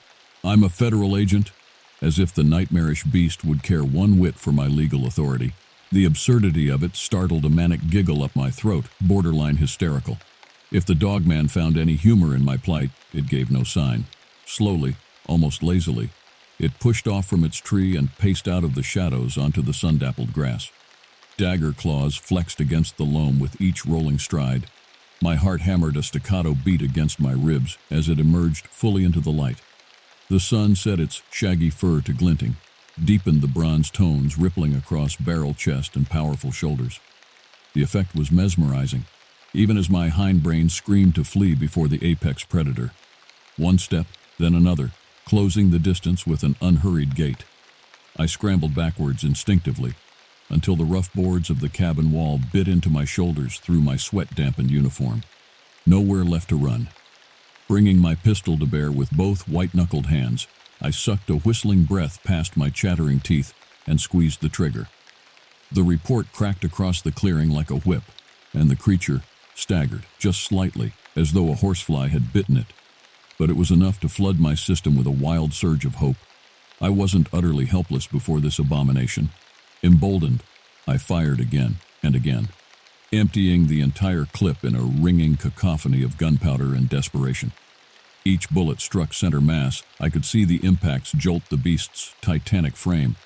But far from the grievous wounds such a fusillade should inflict, the lead seemed little more than a nuisance. Copper-jacketed rounds that could drop a charging grizzly did little more than enrage the beast. A throaty snarl rumbled from its chest, lips curling back from glinting fangs in unmistakable threat. Claws dug furrows in the soft earth as it gathered itself to lunge. Time dilated, narrowed. I saw each ripple of corded muscle beneath the bristling fur, the snap of its jaws as it closed the distance in a single bound. My empty gun fell from my numb fingers, and I scrabbled desperately for the bear spray on my belt. For an instant, the creature filled my entire world, blotted out the sun. This was how I died, I knew, with a sudden crystalline clarity, torn to pieces by an impossible monster on the cusp of rescue. But even as the beast's hot breath gusted across my face, time for one last futile prayer. A blur of motion exploded from the cabin doorway. A familiar lanky frame in part green launched itself between us, a wordless howl on his lips. "Jeff, no!" Too late. The dogman barreled into my fellow ranger, a sickening crack sounding as they went down in a tangle of limbs. Wheeling, snarling, they grappled across the narrow porch, the flimsy railing groaning ominously. Deep scoring marks in the wood marked every desperate, scrambling foothold, as Jeff fought with the wild strength of a man possessed. But even his youth and vigor were no match for the preternatural power of the beast. Curved claws raked across his belly, parting the fabric of his uniform like tissue paper. Crimson bloomed across the green as he screamed in mortal agony. The sound galvanized me, shattered my stupor like a bucket of ice water over my head. I snatched up the bear spray and lunged forward, jamming down the firing tab. A thick cone of noxious orange mist jetted forth, engulfing the surging figures in burning droplets. A high, keening wail shattered the air as the dogman recoiled, pawing at its contorted face. Jeff fell away, hands clutching weakly at his shredded stomach. But even as I surged forward, desperate to drag him clear, the creature regained itself with terrifying swiftness. Baleful golden eyes swung to me, streaming and mad with pain. Blood matted the fur of its muzzle, Jeff's or its own, I couldn't tell. What I could discern with horrifying clarity was the killing intent, the visceral promise of a predator denied its meal. "Holy Mother of God," I whispered through numb lips. Beside me, Jeff moaned wetly, the sound a death rattle. "Please, God, no." The beast lunged, a dark blur of primal fury. I flung my arms up in a futile warding, a final denial against the inevitable. A thunderous boom shook the clearing, followed by another and another in staccato burst. The acrid stench of gunpowder thickened the air. The dogman jerked mid-leap, its massive body convulsing obscenely. Hot droplets splattered my skin, a spray of carnage. Once, twice more it shuddered under the barrage, dancing a macabre jig. Then with a final gurgling whine it crumpled, the huge form folding in on itself, hitting the boards with a meaty thud only feet from my quaking boots. Breath sobbing in my lungs, I stared at the trembling ruin of fur and blood, unable to process, to assimilate, that it could truly be over so abruptly. Distantly, I registered movement at the corners of my tunneled vision, shouting voices, booted feet pounding up the steps. "Ranger Scott, Henry." Hands gripped my shoulders, shaking me out of my daze. A familiar grizzled face swam into focus before me. "You all right, son?" Sergeant Tom Wallace, Clearwater County Sheriff's Department. His rumpled uniform was smeared with dirt and fouler things, but his faded eyes were bright and sharp as ever. "Cutting it a bit close there, eh?" His mustache twitched, a weak attempt at levity. "When you said armed and dangerous on the horn, you weren't kidding." "Tom," I croaked, my voice a thready rasp. "Jeff is—" I couldn't finish, my hand falling limply to my side. The sergeant followed my gaze, his face twisting in sympathetic grief. The other officers were clustered around the fallen ranger, obscuring his ravaged form. But the spreading pool of crimson told the story more starkly than I could bear to voice aloud. "Judas, what the hell is that thing?" One deputy, little more than a kid really, had his shotgun trained unsteadily on the crumpled monstrosity at our feet. His freckled face had gone chalk pale beneath his uniform cap, eyes wide and glassy with shock. I couldn't blame him. In the stark light of day, without the haze of adrenaline and mortal terror, the creature looked even more horrifyingly surreal. Its massive bulk dwarfed the narrow porch, matted fur tacky with blood both crimson and something darker, more viscous. Sergeant Wallace crouched beside the corpse, mouth compressed into a grim line as he studied the uncanny wedge of its head, the gaping maw lined with dripping fangs. He let out a low whistle, rocking back on his heels. "Never seen anything like this," he muttered, half to himself. "Nor ever care to again. You said it came at you like a man, Scott." I could only nod, my throat locked tight with roiling nausea and the beginnings of a very delayed reaction. It was one thing to accept the reality of the beast in the heat of the moment, when survival outweighed sanity.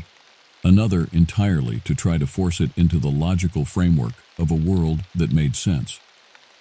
It was intelligent. I managed at last, the words bitter ashes on my tongue. The way it moved, the way it looked at me, it wasn't just an animal. Well, it's sure as she asterisked no bear. One of the burlier deputies kicked at a splayed limb, nearly as long as a man's leg and laced with ropey muscle under the shaggy pelt. Unless the good Lord got real creative after a peyote bender. "Stow that kind of talk, Sims," Wallace snapped. But there was a distinct lack of heat behind it. He hauled himself upright with a strained grunt, aged joints popping. "What we've got here is just a mighty unusual case of rabies. Natural mutation like clear biohazard." "Sir?" The gangly deputy's voice cracked on the uptick. He looked torn between bursting into tears and losing his breakfast on his scuffed boots. "I said, can it?" The sergeant rounded on his subordinates, fixing each with a steely-eyed glare. "The official report will read that Ranger Scott here was menaced by an aggressive, possibly rabid animal of unknown species. He and Ranger Clooney defended themselves with regulation arms until our timely intervention. Anything goes beyond that, and you'll have me to answer to. Clear?" A susurration of uneasy murmurs met his dictate, glances slanting to the gory tableau and skittering away. To a man, they seemed desperate to latch onto the paper-thin explanation, to retreat from the looming specter of a truth beyond reckoning. I couldn't blame them. Even with the evidence of the impossible stiffening at my feet, I felt my own mind grasping for the familiarity of the rationale.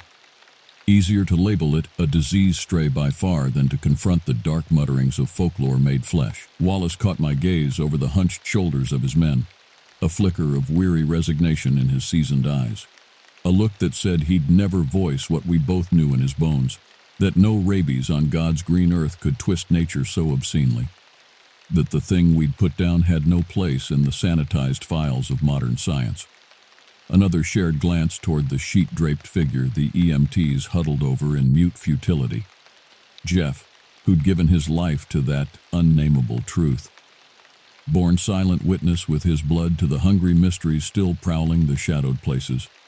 I felt the weight of it all settle on my shoulders like a leaden mantle, the burden of dark wisdom unwanted, the certainty that I'd spend my remaining days jumping at shades in the unbroken wild, haunted by glimpses of shining eyes in the night. that I'd never again walk beneath the whispering pines without feeling the weight of their ancient secrets pressing in. "Come on, son."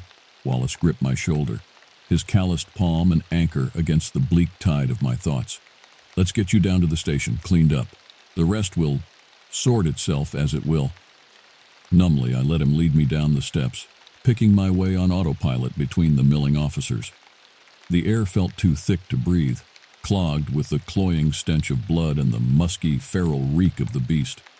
In the distance, beyond the buzzing police radios and the drone of the coroner's van, a lone wolf lifted its voice to the uncaring sky. The mournful quavering sent a lance of primitive dread down my spine, raised the fine hairs on my nape. I knew with a bone-deep certainty that it sang a eulogy.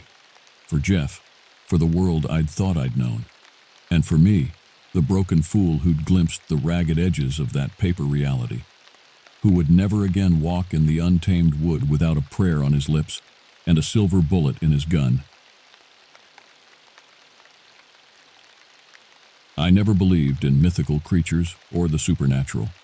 My world was ruled by the hard realities of the wilderness, the piercing cold that froze your bones, the snarling bears that could tear you limb from limb, the miles of dense forest where one wrong turn could leave you lost forever. As a park ranger, it was my job to protect both the land and the naive humans who ventured into it seeking adventure. I had seen my share of bad endings, unprepared hikers succumbing to exposure, climbers plummeting from cliffs, campers mauled in their sleeping bags. But in my 15 years patrolling these woods, I had never encountered anything that couldn't be explained by the brutal indifference of nature. Until now. My name is Jackie Walters, and I live in the small mountain town of Pine Ridge, Colorado, on the edge of the vast national forest where I work. It's a simple, solitary life. My cabin is rustic but comfortable, heated by a wood stove, with no TV or internet to distract me from the timeless rhythms of the wilderness. I keep to myself, preferring the company of ponderosa pines to people. I stock my pantry with canned goods and dry staples, venturing into town only when necessary for supplies, and a rare beer at the local dive bar. You could say I'm running from my past, and you wouldn't be wrong. Before I took this post, I was barely scraping by, floundering under a mountain of debt from a failed marriage and a business that went bust. When the Park Service was looking for a ranger willing to be stationed in the remote backcountry, I jumped at the chance. The pay was meager, but it came with a roof over my head. More importantly, it offered an escape, a chance to lose myself in a vast, unforgiving landscape that cared nothing for human problems. Or so I thought. It was late October when I first heard the rumors. An experienced backpacker gone without a trace on a trail I knew like the back of my hand. A family of campers, packed up and fled in the middle of the night, abandoning their gear in a panicked frenzy. Whispers swirled of eerie sounds in the night, glimpses of something stalking between the trees. The word skinwalker trembled on townfolk's tongues. I dismissed the talk as silly superstition, the overactive imagination of bored locals and skittish tourists. I had no patience for paranormal nonsense, but then I saw the footprints. They appeared overnight in a fresh snowfall, on a trail I had hiked just the day before. They were unlike any animal tracks I had ever seen. Too big for a wolf, the wrong shape for a bear. They seemed almost human, but no human, not even the burliest woodsman, could possibly traverse this wild terrain barefoot in these freezing temperatures. It defied explanation. Further unsettling discoveries followed. A deer carcass, torn to pieces and strangely devoid of any blood. Scratch marks gouged into the bark of a tree, higher than any known animal could reach. The cloying stench of decay, wafting on the breeze without a source. I tried to brush off the mounting dread, to cling to what I knew of science and reason. But alone in my cabin at night, kerosene lamp flickering as the wind keened through the eaves, I began to feel a creeping certainty that something unnatural lurked in these ancient woods. Something that had fixed its malevolent gaze on me. One morning, as rosy fingers of daybreak reclaimed the frost-rimed forest, I struck out on patrol with my trusty radio and topographical maps. The cold knifed through my multiple layers, my breath puffed out in clouds of vapor. An eerie hush had settled over the winter-stripped woods, the usual chorus of birdsong conspicuously absent. Something was wrong. I could feel it in my bones, an experienced ranger's intuition honed by years in the wild. I quickened my pace, senses sharpened, head on a swivel. That's when I saw it. A flash of movement glimpsed peripherally. A figure darting between distant trees, too fast and flickering to discern clearly. My pulse quickened. Veering off trail, I crashed through the knee-deep snowdrift, my urgency overriding caution. Reaching the spot where the figure had been, I scanned the area, my breath rasping. Nothing. Then, a glint of color caught my eye, snagged on a branch. A scrap of crimson cloth, bright as blood against the colorless landscape. With a shaking hand, I untangled the scrap and held it to my nose, inhaling sharply. The coppery tang of gore, still fresh. Suddenly, a piercing scream rent the silence, echoing off the conifers. Unmistakably human, unmistakably terrified. I bolted in the direction of the continued shrieks, heedless of the stinging branches whipping my face. I burst into a small clearing and the sight stopped me cold. A disheveled woman in tattered hiking gear cowered against a granite boulder, arms thrown up to shield her bloodied face. Looming before her was a towering creature, humanoid but horribly twisted, its hide a patchwork of animal furs and luminous scales. Antlers sprouted from its elongated skull, jagged teeth glinted in its distended maw, eyes like burning coals fixed on its prey. "Hey!" I roared, unshouldering my rifle with hands that shook only slightly.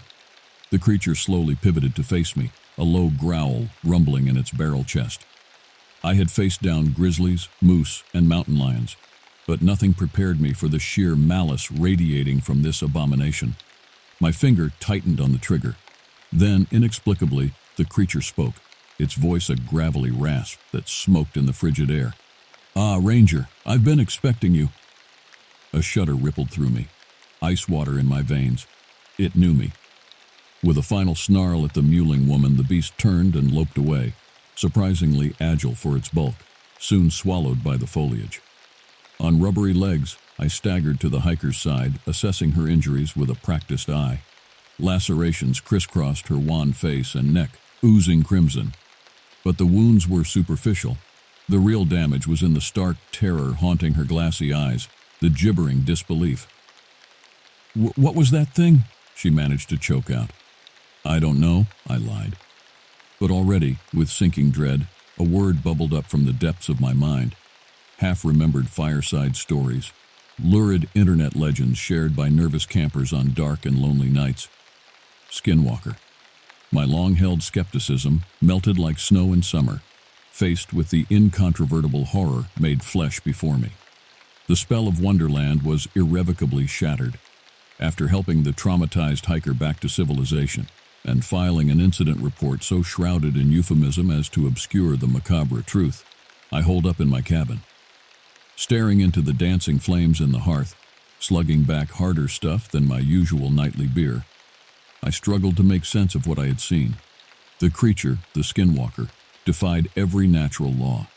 It spoke in a ghastly approximation of human language, with an unsettling familiarity, and there was a dark cunning in its eyes, an ancient malice that jolted me on a primal level. This was no mere predatory beast. There was a sinister intelligence behind its savagery, a diabolical agenda beyond slaking hunger or defending territory, and it knew me, had allegedly been expecting me. The thought made my skin crawl, my nerves jangle. Why me? What had I done to draw its malign attention? Unbidden, my mind wandered back to that strange scrap of red fabric, the iron tang of fresh blood. A chilling suspicion germinated like a toxic seed. With the slow dawn of dreadful realization, I recalled the unexplained disappearances that had plagued this forest when I first arrived. The chilling accounts of seasoned outdoorsmen vanishing without a trace, leaving nary a scrap of gear. Despite exhaustive searches, no remains had ever been found. Now I knew why. I tossed and turned that night, unable to banish the vision of the skinwalker's ghastly visage, of the terror-stricken hiker's bone-white face. At last, as dawn stained the horizon, I lapsed into a fitful, restless sleep, only to jerk awake with my heart thudding.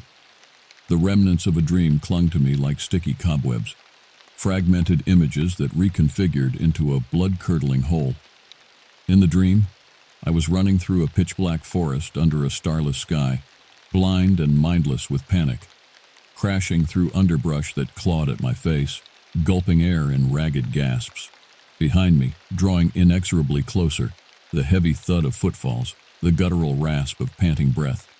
I could smell its rank carrion reek, feel the heat of its pursuit on my neck. I burst from the tree line onto the bank of a glassy black lake, a dead mirror stretching to the horizon. Heart in my throat, I wheeled to face my pursuer, hands scrabbling for a weapon and finding none. A hulking figure emerged from the trees, eyes flaring in the gloom like live coals. It spoke in a voice that scraped my spine like rusted barbed wire. "There is no escape, Ranger. This is my domain. You opened the door, and now the hunger must be sated. With you." An arm like a gnarled tree branch extended toward me, talon-tipped fingers unfurling. From the horrid muzzle, a barbed tongue the color of a snapped tendon snaked out to slather its chops. I jolted awake with a strangled yell, clammy with sweat despite the cabin's sub-zero chill. Dawn was breaking, and it took a few dazed moments to recognize my surroundings, the familiar, solid shapes of my Spartan furnishings. But with consciousness came the sinking certainty that the dream was more than idle fancy or anxiety. It was a warning, a promise. The skinwalker was far from done with me. As days crept by and the frigid weather blocked the high country trails with impenetrable snowpack, I rarely ventured far from my cabin. Park operations slowed to a hibernatory crawl. I maintained necessary equipment, monitored radio channels, and submitted terse reports on the desolate forest's status. More than the inclement conditions, it was dread that kept me within the fragile illusion of sanctuary afforded by my rough-hewn walls. But the few times I did brave the frozen wilds, signs of Skinwalker's unseen presence taunted me everywhere I looked. Tracks in the snow, larger and more vividly contrasted with every sighting, always seemingly freshly laid no matter when I passed. Bundles of esoteric feathers and bones, bound with gut string and hanging from tree limbs like macabre talismans. The reek of rancid meat wafting from shadowed crevices, though I could never locate a carcass. The damn thing was playing with me, I was certain of it, delighting in stoking my fear, drawing out the torment, awaiting the perfect moment to strike. But why? What did it want from me? At night, the Skinwalker stalked my increasingly feverish dreams.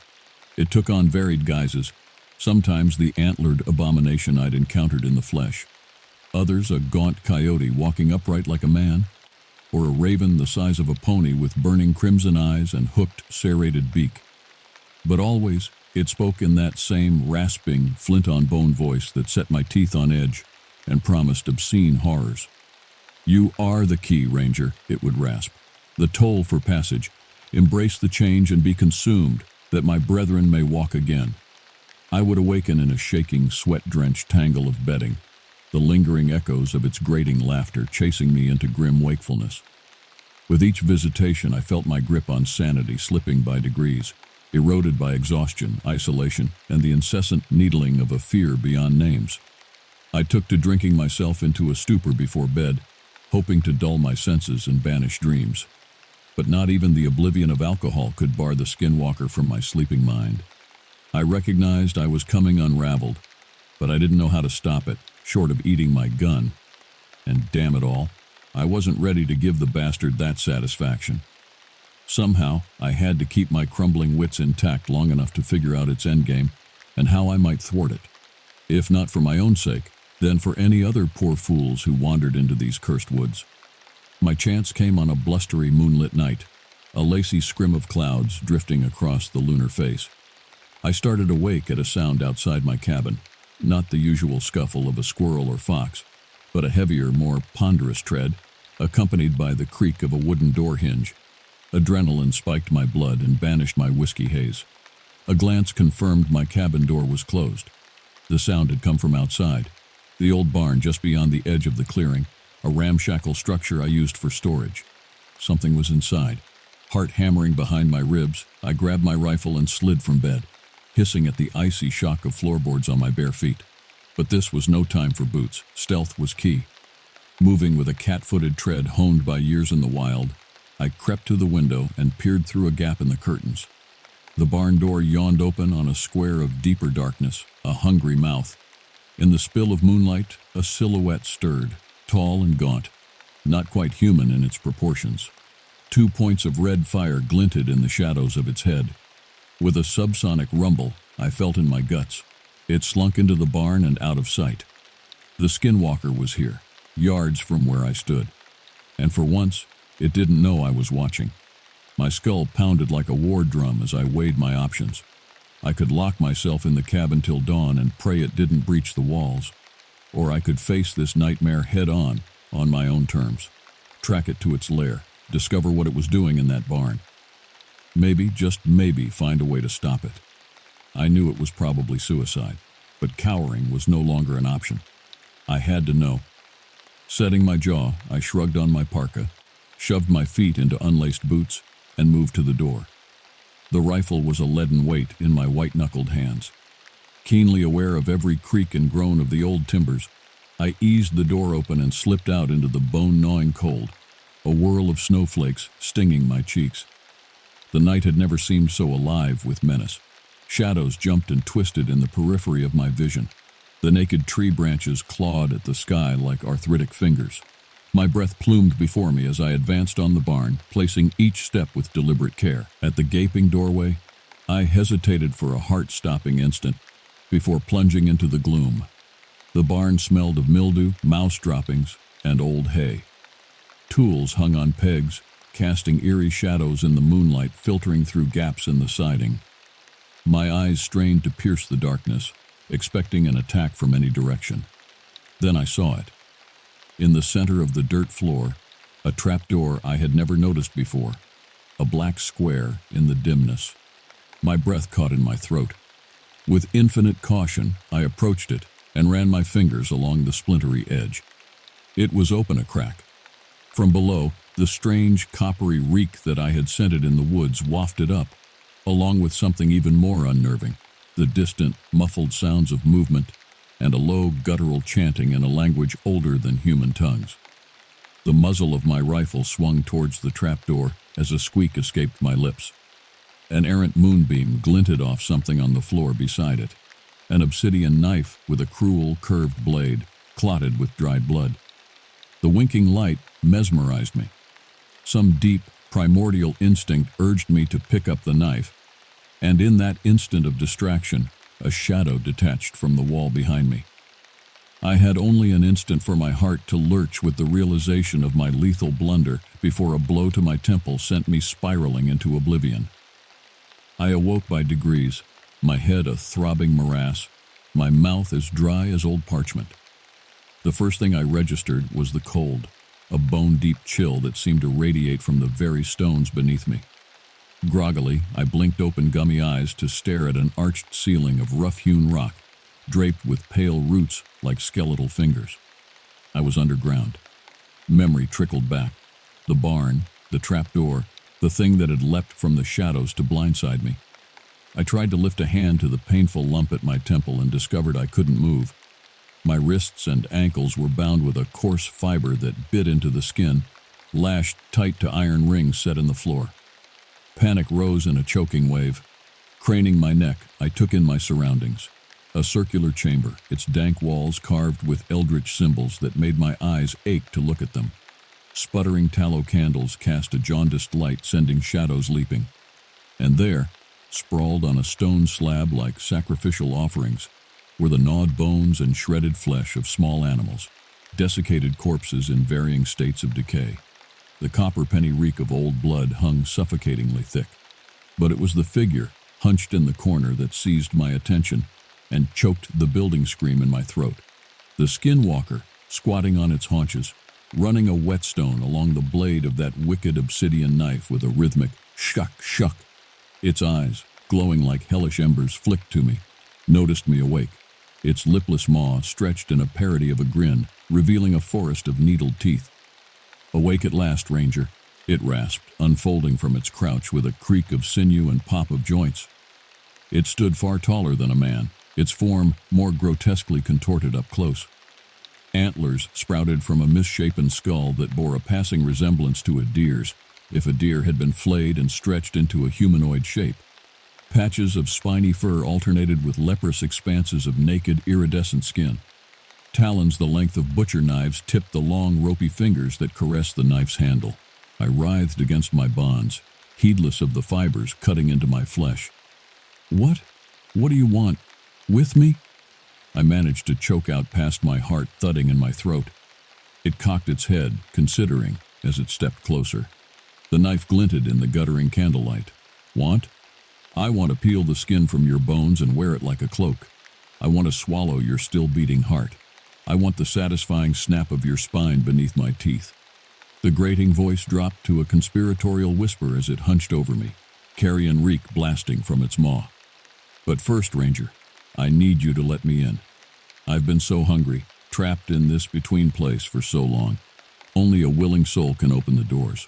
That's why I chose you. I recoiled from its heat, its madness, even as my mind raced. Chosen, a willing soul.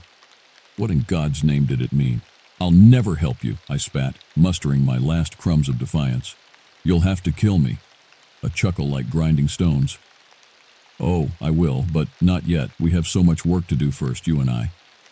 Quick as a snake strike, its free hand shot out and clamped my forehead.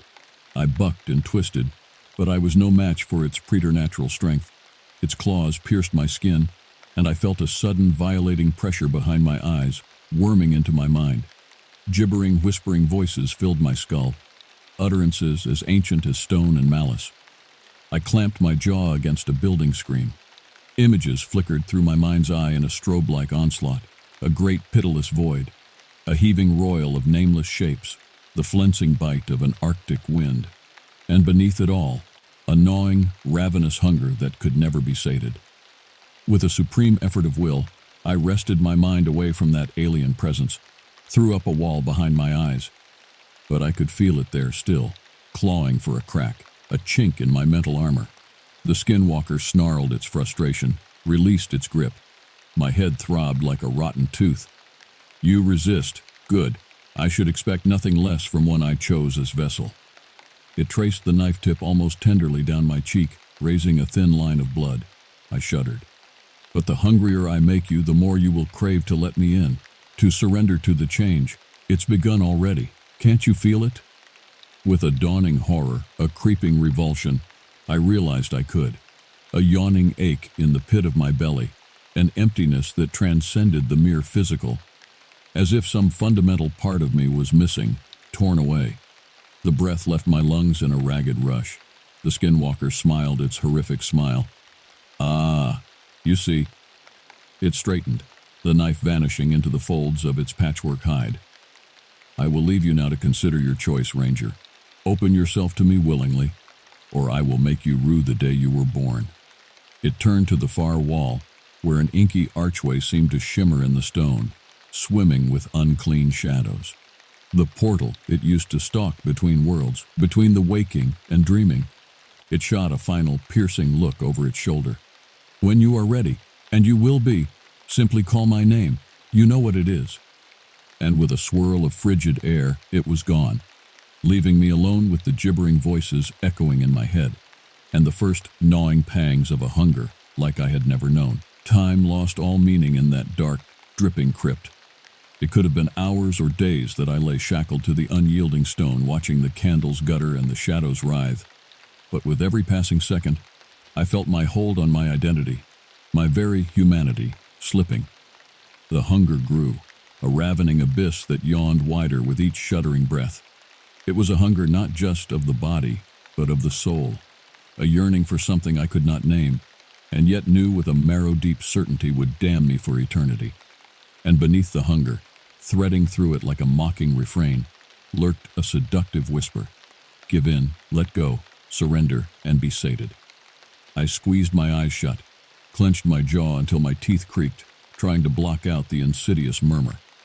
But it was inside me now, coiled behind my breastbone like a parasite, suckling at my resolve. The skinwalker had planted its seed, and it was germinating in the fertile soil of my mounting desperation. Fever dreams claimed me, delirious visions blurring the line between waking and sleep. I walked again that primordial forest of the skinwalker's between place, beneath a bloated moon that dripped with ichor. Naked and shivering, I stalked on legs that bent backwards at the knee, my spine hunched and twisted. The scents of the night, loam, putrefaction, the hot musk of prey creatures, filled my flaring nostrils, ignited a feral crouch in my empty guts.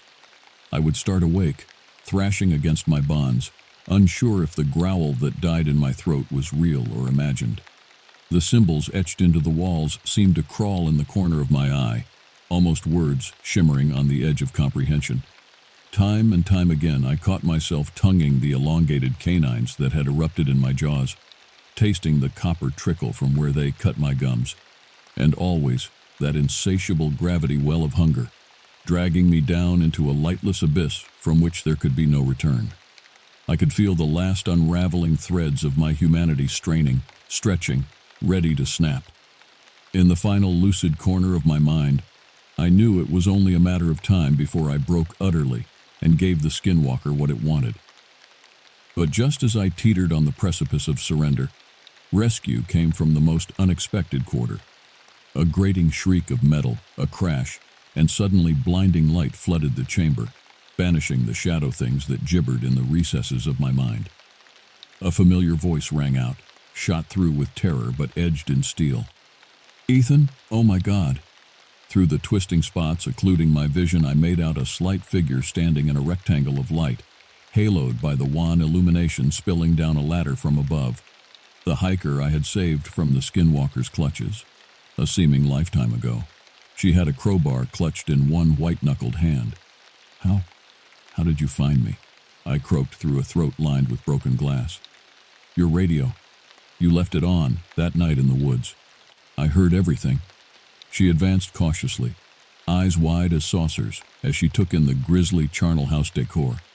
The point of the crowbar never wavered from the ready position. "I thought you were dead, but I had to know for sure, had to understand what I saw." She knelt at my side, face pinched and ashen as she absorbed my transformed appearance, the changes the hunger had wrought. But to her eternal credit, she didn't recoil. "Let's get you out of here," she whispered, making short work of the fibrous bonds with a few well-placed blows. I struggled to sit up, grimacing as the movement awakened a riot of pain in my atrophied limbs. The hiker gripped my elbow, steadying me. Her touch was like a live wire, a jolt of human connection. It brought abrupt, stinging tears to my eyes. Together we staggered to the base of the ladder. Behind us, a guttural roar shook the chamber, a sound of balked fury and dark promise. The noxious reek of putrefaction billowed from the archway. The skinwalker knew its quarry was escaping, and it would not, could not, let me go so easily. I was its key, its vessel. Without a willing soul to open the way, it was trapped in the between, forever coveting a world it could see, but never fully join. It would hunt me for the rest of my days, but I had to try. Leaning heavily on the hiker, I hauled myself, rung by rung, up the ladder, towards the gray light, the clean, cold air, towards a life that could never again be what it was, but might still be worth living.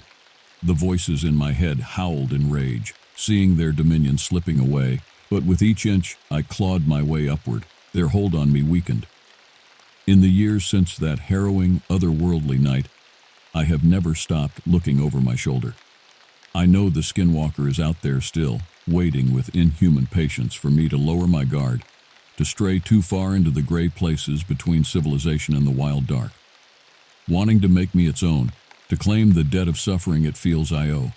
But I fight it every day, with every breath, every step.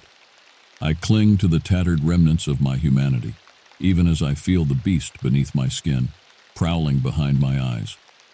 I have learned to live with the hunger, though it can never be vanquished, only temporarily subdued. The hiker and I fled the cursed forest, never to return, but we remain haunted by a horror beyond naming, beyond comprehending, marked for life by the brush of the other. We are bound now, she and I, by a shared wound that will never fully heal. by the knowledge that the world is infinitely stranger and more malevolent than we ever dreamed in our worst nightmares. I can only pray that, in the end, I am stronger than the darkness that covets me, that the human spirit is more resilient than any void-spawned monstrosity. But in the lonely reaches of the night, when the wind keens like something alive and the shadows grow teeth, I wonder. I'd been a ranger at Mesa Verde National Park in southwest Colorado for the past 5 years now. The pay wasn't great, but I loved the work, hiking the trails, maintaining the cabins, helping the occasional lost hiker. And the solitude suited me just fine. My little ranger's cabin sat nestled against a hillside in a remote corner of the park, 2 bumpy miles from the nearest paved road. Just how I liked it. I pulled up to the cabin and killed the engine. The only sounds were birds singing their evening songs and the crunch of my boots on the gravel drive. I unlocked the heavy wood door and flipped on the lights. The one-room cabin held only the essentials: a cot, a propane stove, a small table and chair. On the wall above the bed hung a faded photo of my grandparents on their farm back in Oklahoma. Seeing their smiling faces reminded me of simpler times, before the financial struggles. Before I bolted out to Colorado with little more than a backpack and a desperation to escape. I still remembered the words my grandfather, a proud Cherokee man, spoke to me as a boy. Why, this world holds many secrets, seen and unseen. Respect the forces of nature, for they are powerful, and beware those who abuse such power for darkness. His wise, weathered eyes seemed to stare back at me from the photo now, almost in warning. I shook off the eerie feeling, chalking it up to weariness after a long shift. After cooking a simple stew for dinner, I switched on my scratchy radio, the only connection to the outside world out here. The news droned on. Reports of vandals spray painting petroglyphs, budget issues threatening jobs. With a sigh, I shut it off. I had enough worries without borrowing more. Suddenly, 3 loud knocks shook the door, startling me. I glanced at my watch. 10:47 p.m. Who would be at my door at this hour, this deep in the backcountry? Another series of urgent knocks. I grabbed my flashlight and pulled open the door. The porch was empty. I shone the beam out into the darkness, sweeping the tree line. "Hello, Ranger Waya here. Can I help you?" Silence. Then a voice floated from the shadows, raspy and chilling. "Have you seen my face, Ranger? Can't find my face." A figure emerged from behind a large ponderosa pine. In the flashlight's glow, I glimpsed a man wearing tattered pants and no shirt. His bare chest was covered in strange red and black markings. His long hair hung in matted ropes, but his face... My breath caught. Where his face should have been was just smooth, featureless skin. No eyes, nose, or mouth. "What in God's name?" I muttered. The faceless man took a shambling step forward, arms outstretched, grasping. Panicked, I stumbled back and slammed the door, locking it with shaking hands. I stood there panting, mind reeling. What the hell was happening? A tormented howl pierced the night, raising every hair on my neck. Then the scrabbling began, clawing and scratching on the walls of the cabin. Bony fingers raked across the windows. I backed away, pulse pounding. The clawing intensified, growing into a frenzy on every side, the walls shaking with inhuman fury. In the chaos, a voice hissed, low and guttural, speaking words I couldn't understand. But I knew they were ancient words, dark words. The clawing stopped as suddenly as it began. The night fell silent and still. For a long time I stood frozen, straining to hear any sound.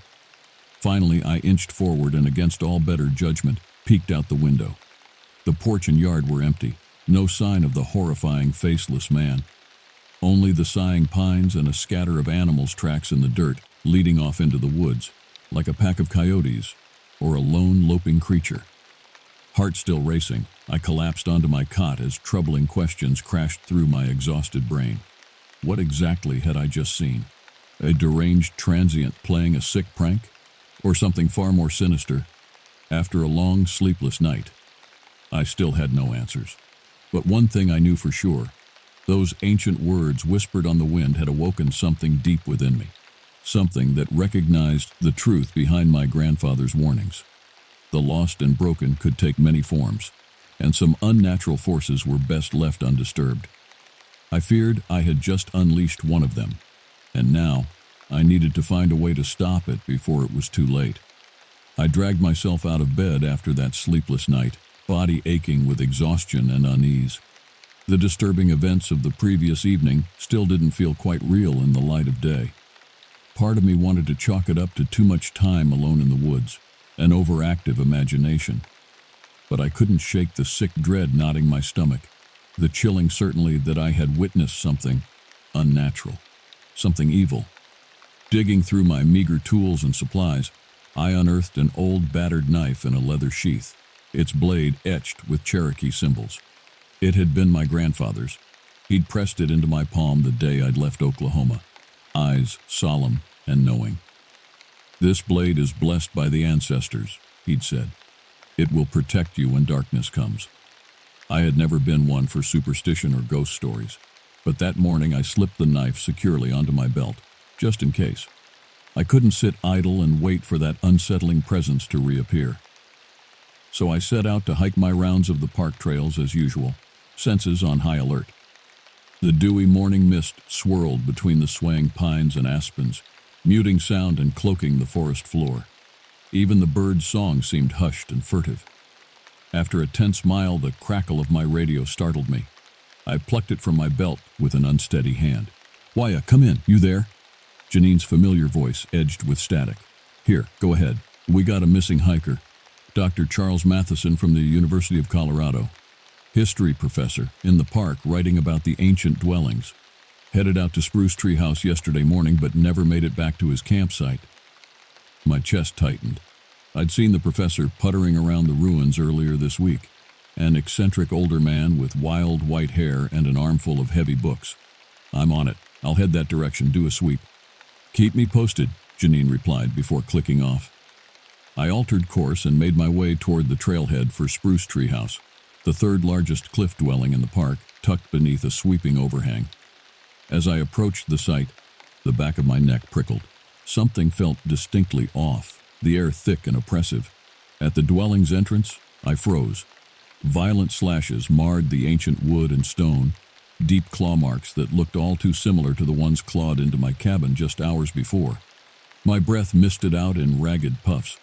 The knife on my belt suddenly felt very flimsy. A muffled cry shattered the tense silence. I whirled toward the sound, heart pounding. It came again, weaker, from within the ruin's maze of chambers and passages. I slipped between the low stone walls, following the cries through narrow openings into pitch-dark spaces. In the farthest shadowy chamber, I stumbled upon a crumpled form. "Dr. Matheson?" No response. I crouched down and cautiously reached out to turn the man over. His body was limp and cold. In the gray light, I saw with dawning horror that his face was just smooth, featureless skin, like it had been erased entirely, just like the man at my cabin. I recoiled with a shout, stumbling against the chamber wall. Symbols were scratched into the stone, the same strange markings I'd glimpsed on the faceless man's chest, and smeared on the rock in something dark and crusted. Was that blood? A flicker of shadow in my periphery, the scuff of movement behind me. I spun, hands scrabbling for my knife, but the passage stood empty. Then that rasping whisper, seeming to emanate from the very walls. "Another face for my collection." I bolted, scrambling madly through the ruins and careening down the trail at a breakneck pace, Dr. Matheson's body abandoned in my terror. I didn't stop until I reached my jeep, chest heaving for breath. With violently trembling fingers, I called in the gruesome discovery to Janine. The shock and disbelief in her voice mirrored my own. A wave of nausea threatened to overtake me as I remembered the professor's blanked features, the ancient symbols scrawled in blood. What was this malicious entity stalking my forest? How was it connected to those ruins from centuries past? Once again, my grandfather's parting words echoed in my head. "When darkness comes." Exhausted, I drove back toward my cabin, unsure if I would ever feel safe within those walls again. I was a man of reason, but reason alone could not explain the horrors I had seen. Deep within, I had the sinking sense that this was only the beginning, that an ancient, insidious evil had taken hold, one that would not stop until it had claimed every face, every soul in its path, including my own. The rest of the day crawled by in a fog of dread and confusion. After a park crew recovered Dr. Matheson's body, I retreated to my cabin, scouring my grandfather's yellowed journals for any scrap of information. He had always been fascinated by Cherokee lore and legend, writing down every tale the elders shared. There had to be a clue buried somewhere in those faded pages. I skimmed accounts of benign nature spirits, trickster creatures, and shape-shifting witches. But one story made my blood run cold. A brief entry, scrawled in my grandfather's slanted handwriting. Some speak of an evil medicine man, an outcast who practices twisted rituals, wearing the flayed skins of animals and men. They call this dark figure Uktahi Tsunahi, the Faceless One. A chill scraped down my spine. Could the tormented man who appeared at my door and the malicious force that took Dr. Matheson's face be one and the same? This Faceless One of legend, made real?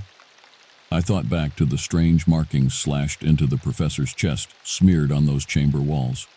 They tickled something in my memory. I frantically flipped through the stacks of my grandfather's research until I found it, a rough sketch of those same symbols. Beside them he'd written, "Ritual scarification, channels for dark magic, allowing Uktehi to steal the faces of the living." My stomach lurched. If this was true, I was dealing with no mere mortal killer, but a being wielding an ancient foul power, one that consumed faces and perhaps souls. Fear soured my throat. I was just a park ranger, not some mystical warrior. How could I possibly stop this malevolent entity on my own? Once again, I cursed my isolation, the miles of wilderness separating me from any help. That night, I wedged a chair beneath my cabin door and slept fitfully with my grandfather's knife clenched to my chest, jumping at every nighttime rustle and sigh. But the Faceless One did not return, yet. The next morning dawned misty and somber, as if the forest itself mourned Dr. Matheson's grim fate. As I patrolled the winding trails, my nerves hummed with hypervigilance. Every snap of a twig, each flickering shadow, jolted my pulse into my throat. Around noon, I passed the turnoff for Cliff Palace, the park's largest and most stunning cliff dwelling. An uneasy feeling hit me like a punch to the gut. Some instinct urged me down that trail, even as my legs trembled in resistance. I emerged in the sprawling ruin, a labyrinth of ancient chambers and towers perched precariously beneath a curved rock overhang. A place that had once teemed with life centuries ago, now forebodingly abandoned. As I passed through the maze of stones, a metallic tang hit my nose. The hairs on my arms stood rigid. I followed the scent with rising trepidation to the base of a looming structure called the Speaker Chief Tower. There, in the half-crumbled doorway, a puddle of crimson seeped into the pale dirt. Blood, fresh, a lot of it. My heart seized. I snatched my radio from my belt with numb fingers. But before I could depress the call button, a guttural snarl reverberated from the tower's shadowy depths. Something emerged from that impenetrable darkness, crawling in unnatural contortions. A creature, both animal and man, cloaked in a gruesome patchwork of stitched and rotting skins. But where its face should have been was a blank stretch of sagging flesh. Uktehi Tsunehi, the Faceless One, fixed its eyeless countenance upon me, and in a voice of gravel and smoke spoke a single word, "Ranger." Terror choked my scream into silence. I turned and fled for my life. The Faceless One howled with rage behind me, a sound that shook the ancient stones and sent rocks cascading down. I tore through the ruins at breakneck speed, lungs on fire and pulse in my ears. I glanced back just once to see the creature scaling walls like an insect, moving at impossible angles and speed, skins flapping grotesquely. A true abomination, more monster than man. And it was gaining fast. I flung myself out of the ruins as a bony hand clawed my back, fabric ripping beneath its gnarled nails. I plunged into the forest, brambles lashing my face, stones bruising my ankles. I could only pray that I knew these woods better than the fiend pursuing me. But dark laughter rattled the pines, coming from all sides. "No escape, Ranger. Your skin will make a fine mask." I crashed through a dense thicket, only to stagger to a halt at the crumbling lip of a deep ravine, a dead end. I whipped around, trembling as heavy footsteps thudded closer. A rank stench assaulted my nose, unholy and foul. The faceless one lurched from the brush, a mass of rotting fur and seeping flesh. It spoke in harsh syllables that seared my ears, that same language I'd heard clawing at my cabin, an invocation of ancient, unholy power. As the words blazed through the air, the creature shed its skins and shifted. Bones snapped and reformed, limbs elongated. A new face began to mold itself from that blank canvas of skin. My stomach turned at the grotesque sight. I realized with horror what was happening. It was trying to steal my face, to become me, just as it had done to Dr. Matheson and God knows how many others. Its stench smothered my senses. I stumbled backward, the ledge crumbling beneath my boot. I windmilled my arms for balance and heard a dry snap. Agony blazed up my leg as my left ankle twisted sharply. I collapsed in a white flare of pain as something in my foot popped and crunched. I stared in shock at the grotesque angle of my foot. A low laugh rattled behind me. The faceless one closed in, its stolen features beginning to set into a cruel approximation of my own. My survival instinct screamed at me to run, but I could barely crawl. I was trapped. With a shaking hand, I drew my grandfather's knife from my belt. The blade looked pathetically small compared to the looming horror lumbering toward me, but it was all I had left. I brandished the knife before me, etched symbols glinting. I shouted in a breaking voice, "Stay back, demon! My ancestors protect—" The creature backhanded me with brutal force. I flew sideways, knife clattering from my grip. My head struck rock and fireworks burst behind my eyes. Warm wetness trickled into my hairline as I pushed myself up on wobbling arms. Through my spinning vision, I glimpsed the faceless one standing over me, my crumpled features melting back to blank skin. With dawning dread, I realized why. My blade, I had lost it, my one defense, and this time, there would be no escape. Tears of desperation stung my eyes. I had failed my duty as a ranger, failed the innocent lives I was meant to protect. Now I would become the next faceless victim of this insidious evil. The creature loomed over me, a twisted mass of mottled skin and sinew. It reached one gnarled hand toward my battered face. I clenched my eyes shut, bracing for the feel of jagged claws sinking into my flesh, ripping away everything that made me human. "Waya!" A shout rang out like a gunshot. My eyes flew open. At the edge of the ravine stood my grandfather, straight-backed and proud in his traditional Cherokee garb, long silver hair whipping in the wind. "Grandfather," I croaked in disbelief. "How—" He thrust one arm forward, fist uncurling to reveal a small leather pouch dangling from a beaded cord. "Take it, quickly!" With a mighty heave, he lobbed the pouch in a high arc. I lunged, ignoring the white-hot agony ripping through my mangled ankle. My fingers closed around the small sachet, just as the faceless one swiped at it with a shriek of rage. I tore open the drawstring with my teeth and upended the contents into my palm. A fine black powder, pungent and oily, spilled out. Instinct propelled me. I flung the substance straight into the monster's eyeless face. The reaction was instantaneous and explosive. The creature reared back, howling as if burned by acid. Smoke billowed from its sizzling skin as it clawed frantically at its melting features. The stench of charred, rotting meat choked the air. "Waya now! The ritual!" my grandfather commanded. Through my fog of pain and confusion, the words came to me. Words I had never learned but somehow knew, rising from some deep ancestral well within. I began to chant in a ragged voice, ancient Cherokee rolling off my tongue like thunder.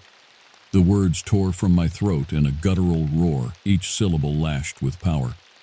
As I spoke, the symbols etched into my grandfather's blade began to glow, searing themselves into the air between me and the writhing creature.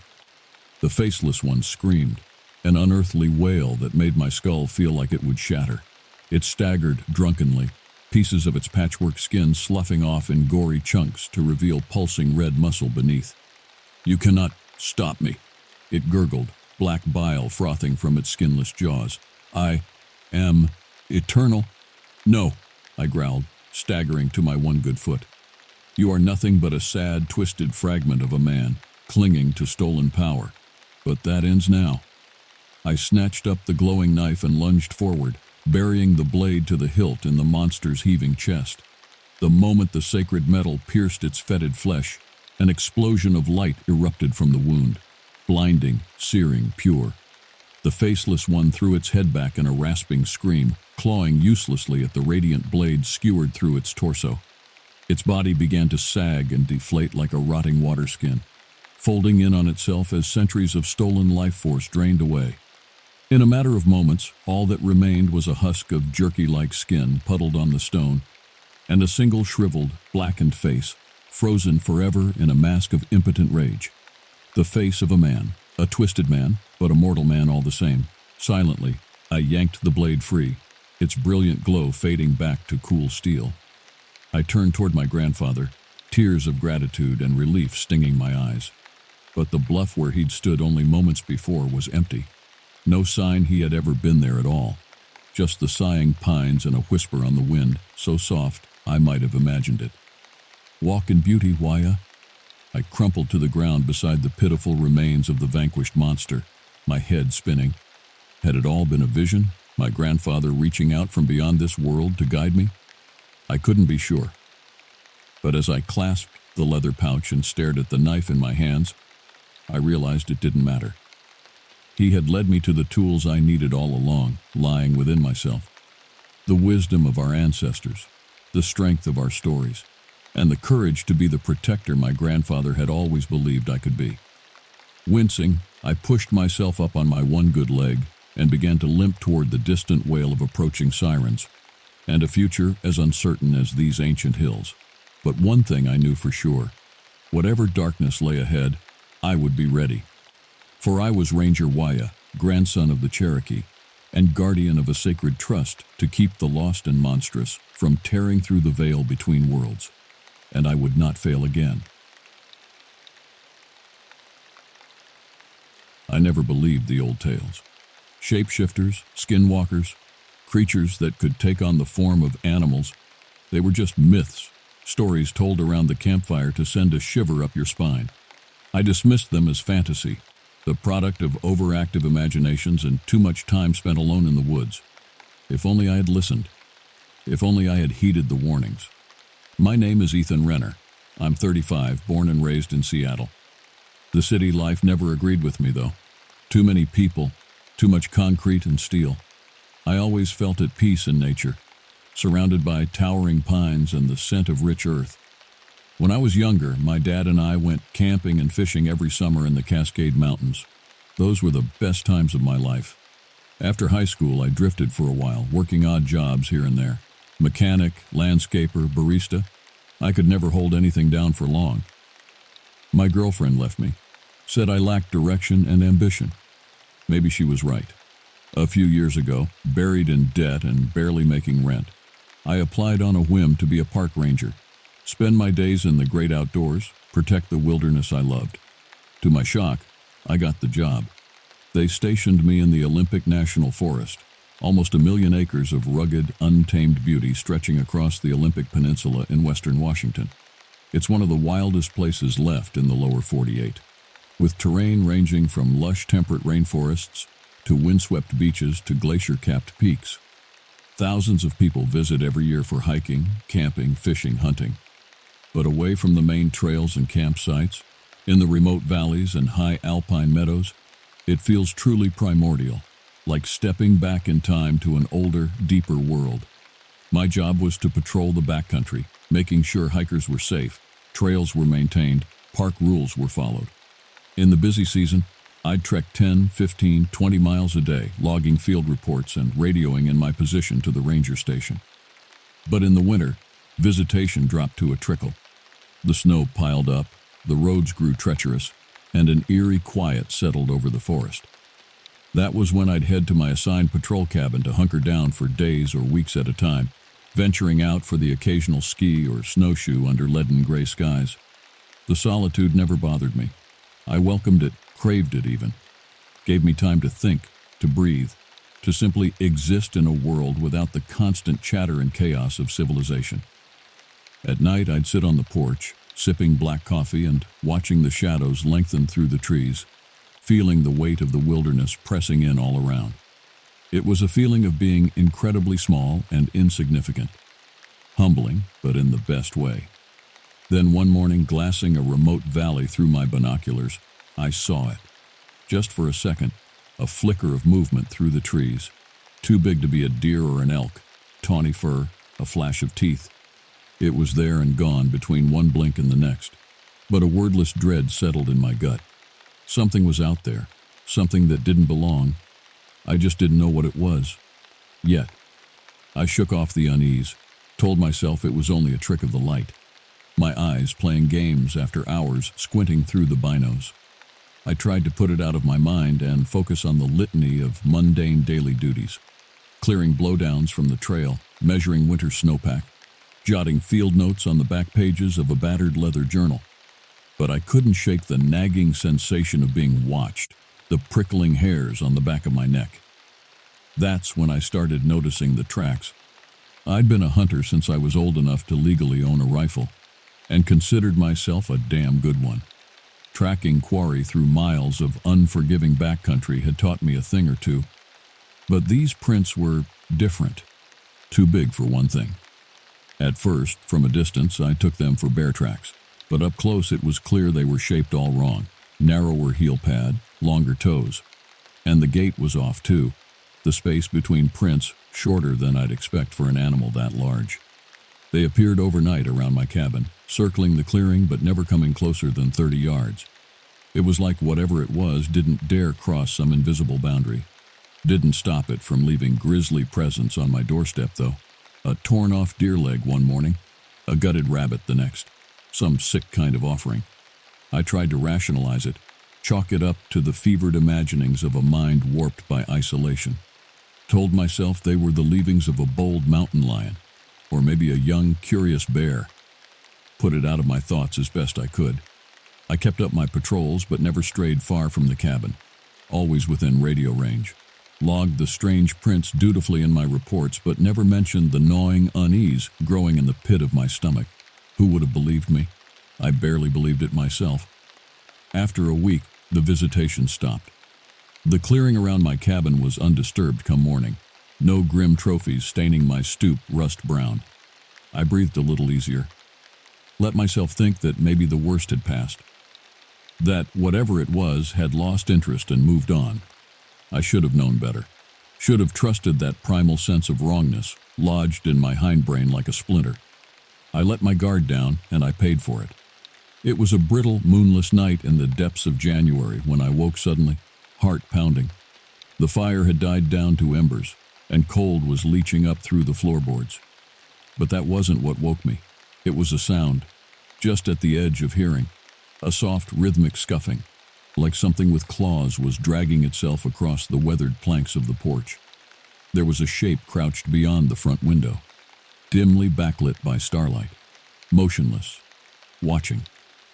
I fumbled for the rifle propped next to my bed, my hands clumsy with fear.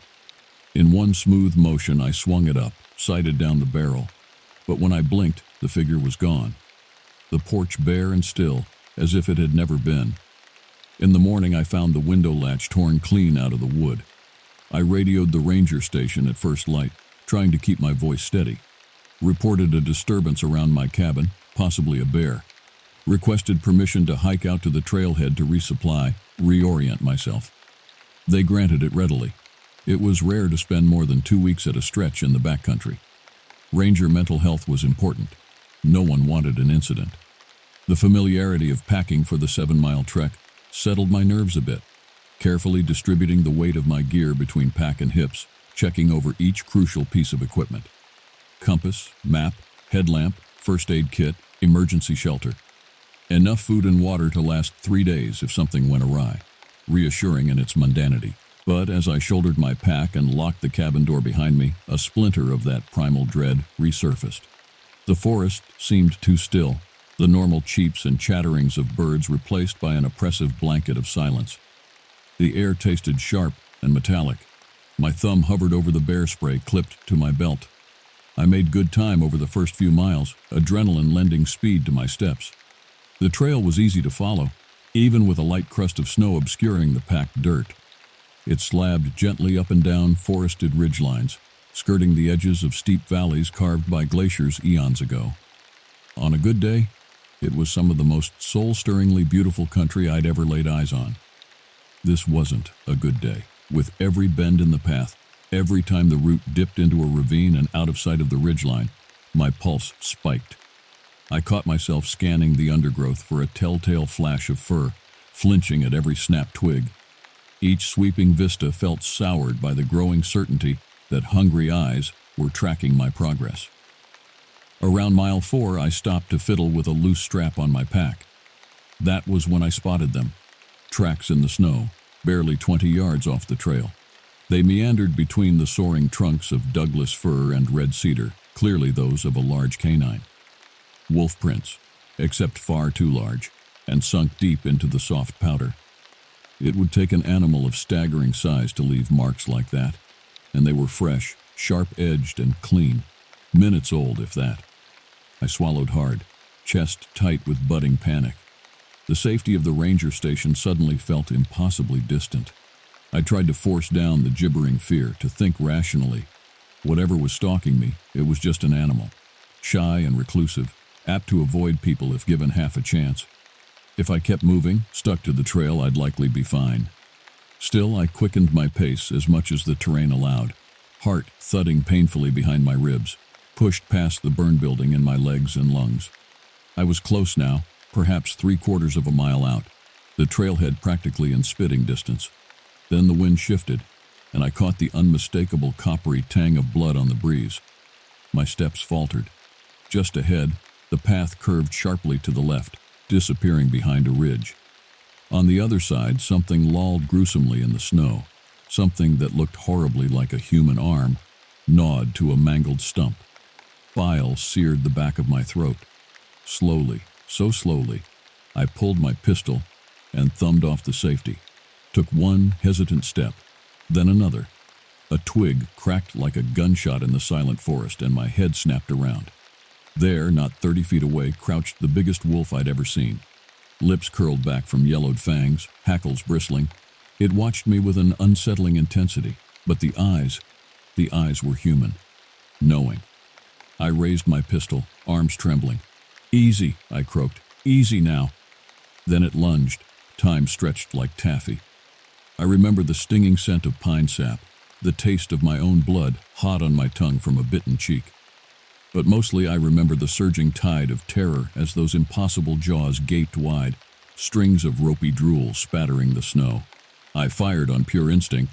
1, 2, 3 shots. Felt the kick shuddering up my arms. Must have closed my eyes because when I opened them, the creature was gone. The only sign of its passage, a few drops of crimson freckling the powder.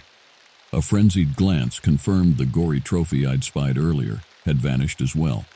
If it was ever anything more than a figment of my overactive imagination.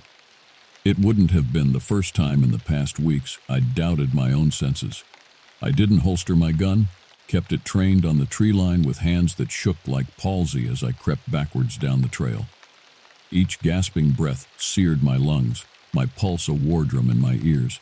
The forest pressed close, skeletal branches grasping. 10 steps, 20, 30, and then I was stumbling onto blessed hard-packed dirt, the trailhead sign, "Welcome to Olympic National Forest," rising out of the gloom like a lighthouse on a foggy shore. I could have wept with relief. The final leg to the ranger station passed in a blur. I startled a pair of campers with my wild-eyed, disheveled appearance, but their concerns barely registered. I needed to talk to someone in charge, needed to find out if any other sightings had been reported, if anyone had gone missing in the backcountry, needed to know I wasn't completely losing my mind. Bursting through the station door, I almost collided with the duty officer, Tom, according to his name tag. Old Forest Service vet, face seamed from decades of squinting into the sun. He took one look at my ash-gray pallor and reached out a steadying hand. Heard him as if from underwater. "Whoa there, you all right, son?" A slightly hysterical laugh bubbled up my throat, sharp-edged and choked. No, I don't think so." The words tumbled out in a rush as I recounted the past weeks, the tracks, the glimpse through my binoculars, the visitations around my cabin. Most of all, the encounter on the trail. though I found myself hesitating to share the inexplicable details. A giant wolf was strange enough without mentioning the human intelligence burning in its eyes. To my surprise, Tom didn't look incredulous. Instead, a grim sort of understanding settled over his weathered features. "You said you're out at the Pine Hollow cabin?" At my shaky nod, he sighed heavily. "I was afraid this might happen again. Sit down, son. I've got something you need to hear." And he told me a story about a string of bizarre incidents decades earlier, centered around that very cabin, of rangers reporting strange sounds, eerie cries echoing through the night, hikers stumbling onto scenes of carnage, deer ripped to pieces, bones gnawed clean of all flesh, paw prints of staggering size pressed into the mud of creek beds, the loam of the forest floor, and the sightings. At first, they were dismissed as misidentification, perhaps a large cougar or a lone wolf ranging outside its usual territory. But the reports kept coming, always describing the same thing: an impossibly massive canine with two knowing eyes, fur-shaded russet and ochre, a creature that moved with a fluid, almost human intelligence. "It said," Tom paused, took a fortifying sip of coffee long since gone tepid. "It said there's something that hunts these woods, something old, a skinwalker, shapeshifter. The local tribes have stories about it going back generations." A chill pimpled my flesh. I tried for a reasonable tone and failed miserably. That's just folklore though, right? Legends? It can't actually be real." Tom pinned me with a piercing stare. "Son, you saw it with your own two eyes. You tell me." I had no response to that, just a sinking certainty that I couldn't dismiss my experiences so easily, that the thing prowling the forest around that isolated cabin was far more than a mere animal. That, to pretend otherwise, was inviting disaster. I had to go back, had to find a way to stop it, or at least find proof. However much the prospect turned my guts to icy sludge. This was my job, my responsibility. If I didn't, who would? But I wouldn't go unarmed, and this time I'd be ready for it. Convincing Tom to let me return to the cabin took some doing. He argued, cajoled, even outright forbade me. Said he'd already lost too many good rangers to accidents out there. But in the end, my stubbornness won out. I think he recognized the same mulish set to my jaw that he saw in the mirror each morning. "Fine," he said at last. "But you're not going alone. I'll send Jace and Allie with you." They were seasoned rangers, competent in a crisis. I knew they could handle themselves if things went sideways. We spent the afternoon gearing up, collecting supplies, poring over topo maps, plotting potential exit routes if a hasty retreat became necessary. But most importantly, we raided the ranger station's emergency cache. Flare guns, high-gauge flares, an ancient bolt-action rifle Tom swore had been blessed by a medicine man decades back. Loaded for bear, as the saying goes, even if our quarry was decidedly more unnatural. As the sinking sun painted the sky in streaks of blood and fire, we set out. The trailhead looked different in the gathering gloom, unfamiliar, like the trees had rearranged themselves when I wasn't looking. But there was no going back now, not with Jace and Allie watching me, not with the weight of duty and determination heavy on my shoulders. We hiked in tense silence beneath a purple-bruised sky. The only sounds were our muffled footfalls and the occasional skirr of some small creature startling into the brush. My fingers never strayed far from the rifle slung across my chest.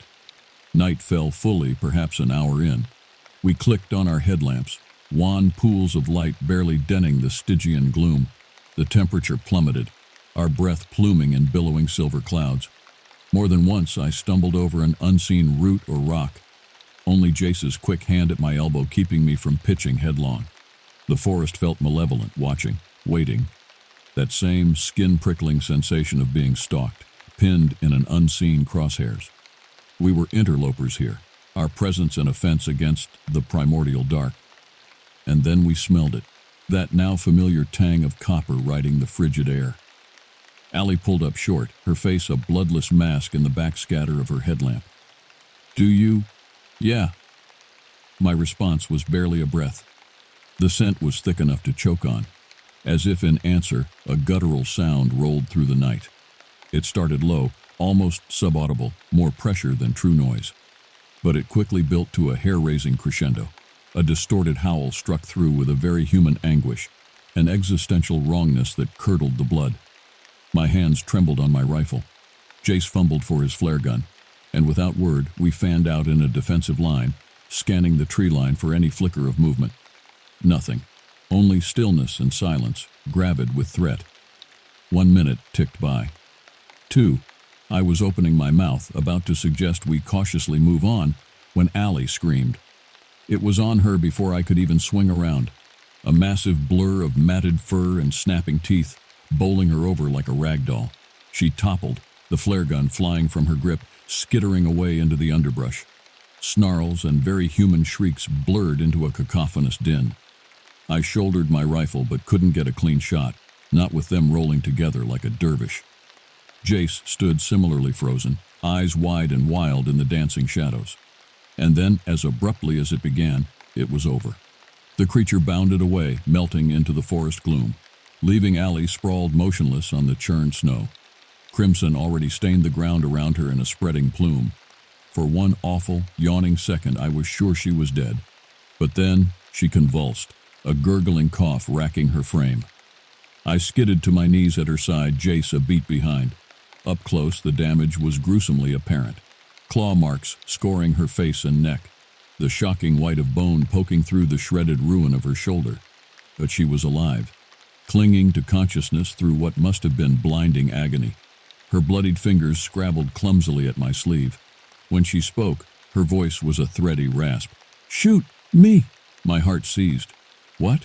No, you're going to be okay. We'll get you out of here." Empty promises, and we both knew it. "Please." It was a broken whisper now, fading. Don't let me become like that thing." I met Jace's stricken gaze over her shivering form, saw my own horror reflected back at me. "She's delirious," he said, but there was no conviction in it. I wished I could cling to that comforting lie. But I'd seen what she had, the grotesque melding of human and beast, a creature trapped between two forms, its warring natures eternally at odds, an existence defined by suffering. I couldn't condemn her to that. Slowly, feeling like I was trapped in some surreal nightmare, I reached for my pistol, drew it with fingers numb from more than cold. "I'm sorry," I croaked. Pointless words, but they were all I had. "I'm so sorry." I pressed the barrel to her blood-matted temple, closed my eyes, and pulled the trigger. The gunshot echoed through the trees like the crack of doom, sending crows bursting from the branches in a flurry of indignant caws. In the sudden, ringing silence that followed, I could hear only the rasp of my own breath, the thud of my heart against my ribs. Allie lay still and pale as a marble effigy. I let the pistol slip from my nerveless fingers. It disappeared into the drift, swallowed by the snow. I didn't reach for it. What good would it do now, against the creature, against the gnawing guilt? I don't know how long I knelt there as Allie's blood congealed sticky and cold on my hands. Long enough for the non-existent feeling to return to my extremities in prickling waves. Long enough for Jace's keening sobs to taper into exhausted, snotty hiccups. Neither of us suggested moving on. The mission no longer seemed to matter in the face of Allie's slack features, her fixed and staring eyes. The idea of leaving her here, alone in this hostile wood, it was unthinkable, unconscionable. It was Jace who stirred first, rose with the jerky, uncoordinated motions of a poorly handled marionette. We need to take her back." His voice was a stranger's, hoarse and ravaged. I nodded without speaking. What was there to say? No words existed for a night like this. We fashioned a makeshift travois from pine boughs, lashed together with twine, laid Allie on it with infinite care, like she was merely sleeping. The grim, hard-packed stiffness of her limbs gave the lie to that illusion. We took turns dragging her through the drifts. The return trek stretched into a small eternity, an unending purgatory of biting cold and burning lungs. My mind shied from imagining the scene when we arrived back at the station. The inevitable questions, the recriminations, the gutting task of facing the families. I was just so soul-scrapingly tired. Every step felt like wading through wet cement. More than once I stumbled headlong, dragged down by exhaustion and grief. Only Jace's tight grip on my elbow kept me moving, and still, even sunk in the depths of my own misery, I couldn't shake the needling feeling of being observed, of hungry eyes marking our halting progress. Weakness and vulnerability were dangerous things to show in a place like this. I was dizzy with fatigue by the time the first anemic rays of dawn struggled over the treetops. Swaying on my feet, blinking gummy eyes, unsure if the lightning gloom was real or a product of my own faltering mind. When the ranger station finally came into view through the skeletal trunks, I wasn't entirely convinced it wasn't a mirage, but it was real, solid and achingly mundane under my stumbling boots. The door cracked open as we dragged our awful burden into the clearing, spilling a wedge of amber light over the churned snow. Tom appeared on the stoop, his seamed face unreadable. He took in the scene, our bedraggled, 1,000-yard stairs, the shrouded figure on the litter. What happened? His voice was very soft. I opened my mouth, closed it. Silence stretched, as brittle and crystalline as the icicles dripping from the eaves. What could I possibly say? That one of his people was dead because of me, because of my pig-headed stubbornness? That I'd looked a monster in the eye and blinked? In the end, it was Jace who spoke. It was the skinwalker. A ragged whisper scoured raw. It got Allie. Tom's weathered features seemed to collapse in on themselves. He squeezed his eyes shut, lips moving silently. A prayer, perhaps, or a curse. When he looked up again, his gaze was fathomless, haunted. Get inside, both of you. I'll handle this. We did. There was nothing else to do. I watched through the frosted window as he knelt beside Allie in the blue-white dawn, watched as he gently, reverently drew back the makeshift shroud.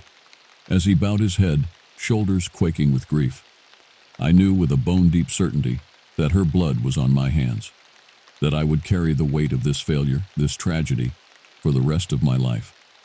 The forest had demanded a sacrifice, and through my own hubris, I'd given it one. In the weeks and months that followed, I threw myself into my work with a manic energy, as if sheer busyness could keep the nightmares at bay.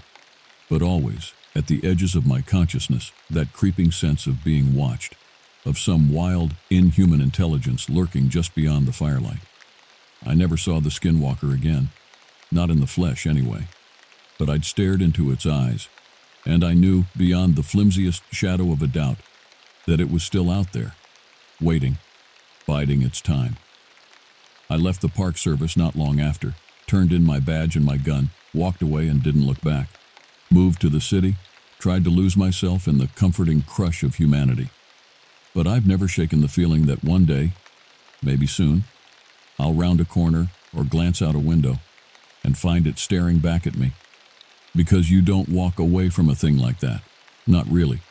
It marks you, down to the marrow of your bones. The wild still calls to me.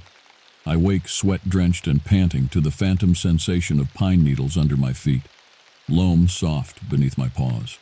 The skinwalker and I, we're bound now, two sides of the same tarnished coin. I'll spend the rest of my life glancing over my shoulder, wondering if the face in the crowd, the shadow in the alley, hides something more animalistic, wondering which side of that coin will land face up in the end. My name is Coda Mahegan.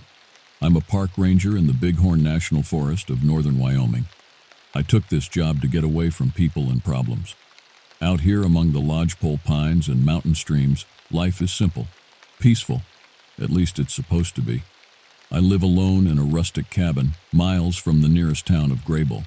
Cell service is spotty at best. Electricity comes from solar panels on the roof. Water is pumped from a well. I keep to myself mostly, finding solace in the solitude of the forest. On my days off, I fish the clear rivers, read by lantern light, and enjoy the enveloping calm of the wilderness. But the quiet isolation that drew me to this job has recently shattered into a waking nightmare. I fear I'm losing my mind out here, stalked by something I cannot comprehend, something unnatural. The terror began a few weeks ago. I was hiking a remote trail to clear some fallen trees after a storm. An eerie feeling prickled the back of my neck, the unmistakable sensation of being watched. I spun around, expecting to spot an elk or bear, but the dense forest was still, silent. Not even a raven's caw broke the unnatural hush. That's when I saw them, footprints in the mud of the trail. They looked human, but the stride was too long, the impression too deep. No hiker would be this far out. I was miles from any trailhead. A twig snapped in the undergrowth. I whipped my head up, snatching a glimpse of a dark figure standing between the trees. It was tall, cloaked in ratty furs and what looked like an elk skull headdress. Antlers protruded from its head. Hollow eye sockets stared out from the bleached skull. My blood ran cold. It couldn't be. Skinwalkers were just Native American legends, bogeymen from tribal folklore, not something real, not something staring right at me. I blinked, and the figure vanished. Only swaying pines stood where the creature had been a heartbeat before. A ghost? A hallucination? I wasn't sure which possibility frightened me more. I hurried through my tasks and hiked back to my cabin at double speed, head down, jumping at every rustle of leaves or bird taking flight. Back inside, door bolted shut. I tried to convince myself it was just my imagination. Too much time alone in the woods. But that night, as I struggled to sleep, a long, undulating howl sounded in the darkness outside my cabin. It started low like a wolf, but broke high into an almost human wail of anguish. The sound froze me in my sheets. There are no wolves in the bighorns. But if the stories are true, a skinwalker can take the form of any creature, animal or human. And now one of them knows where I live. I was 11 years old when Grandfather first told me about the skinwalkers. We were camping in the Wind River Range while he educated me about our Shoshone heritage. The skinwalkers are evil, Coda, he'd said in his gravelly rasp, poking at the campfire with a gnarled stick. They're medicine men who used their spiritual power for wickedness. Dark witches who can transform into creatures, but the magic twists them, corrupts their souls. They become unnatural things, not animal or human. He leaned closer, the flickering firelight casting eerie shadows across his craggy features. They can take the shape of owls, coyotes, crows, or even people. The skinwalkers hunger to torment lost souls, to steal the skins of their victims and wear them. Have you ever seen one, Grandfather? He shook his head. No, but my grandfather did, when he was just a boy. It took his best friend, lured the child away from the village during the night wearing the form of his own mother. The boy was never seen again. Only a bloody scrap of his tunic was found in the forest. The elders said it was a skinwalker's doing. What do they want? Why do they take people? I'd asked, my adolescent voice quavering. Grandfather stared into the crackling flames. Power, Coda. The more skins they steal, the stronger they become. We must never go out alone into the dark places, the deep wilderness. For that is where the skinwalkers roam, endlessly seeking their next victim. His words echoed in my mind as I laid trembling in my cot, listening to the blood-curdling wails that pierced the night beyond my cabin walls. My grandfather's warning pressed down on me. I was alone in the dark forest, far from help. And something out there knew it. When pale light finally seeped through the curtains, I rose to inspect the perimeter of my cabin. To my horror, I discovered a single set of oversized humanoid footprints circling the entire structure, pressed deep into the mud as if made by a massive weight. But they abruptly stopped at the threshold of my door. Whatever nightmare creature had howled through the night had come right up to the walls of my isolated outpost and prowled a full circuit around it, like a predator searching for weakness in its prey's defense. I'm not a superstitious man, but you don't have to believe in supernatural evil for it to find you, to hunt you, and I'm afraid it has marked me as its target. For the next week, every walk in the woods became an exercise in terror, my nerves frayed beyond reason. I was constantly whipping around at phantoms, perceiving skinwalkers in every dappled shadow and rustle of brush. Twigs snapping behind me would send my heart jackhammering against my ribs. A raven's sudden croak would nearly buckle my knees. The skinwalker could be any creature, anywhere. Maybe it was even the trees and stones themselves, always watching me. By dusk, I was always back in my cabin, every window shuttered, every door bolted, my grandfather's old hunting rifle loaded and ready. But the nights only brought more torment. Unholy yowling and screaming would erupt from the woods around my lone outpost. The shrieks sounded like a woman being disemboweled, interrupted by frenzied snarls and yips as if a coyote pack were gleefully shredding its kill. The macabre din rose and fell in awful atonal harmonies. Other times, a single droning horn note would saw through the night, sounding like a Native American ritual chant, but blown through a shaft of hollow bone. The non-stop, reedy howl set my teeth on edge and sent shivers down my spine. Then came the worst sound of all, a little girl's sobs floating on the night air, pleading for help between hitches and sniffles. My mind flashed to grandfather's story of the skinwalker luring away a child in the guise of his own mother. It took all my will to stay hunkered in my cot, repeating a shaking mantra to myself. It's not real, it's not real, just another trick. But it sounded so authentic, so desperate, the mournful weeping of a lost child just outside my door. Were the stories true?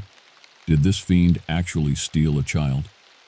I wanted to run out into the night, to save the poor girl, but I could picture exactly what I'd find, the skinwalker crouched in the darkness, skull headdress cocked, eyes flaring with malevolent hunger as its deceit snared me. So I laid rigidly under my blankets, skin clammy with sweat, as sobs turned to agonized wails, and then the grating howl scream of the skinwalker.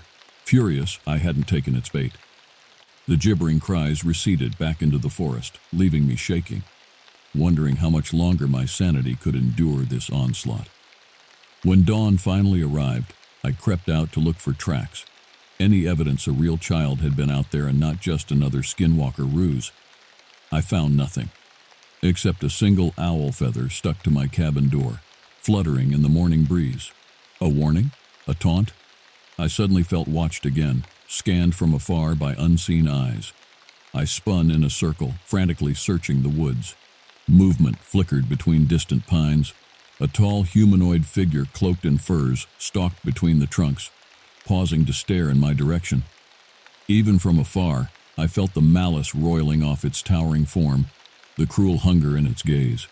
I sprinted back inside and spent the rest of the day huddled in a corner, rifle across my knees, twitching at every creak and groan of the cabin, praying for the light to last and the dark to never come again.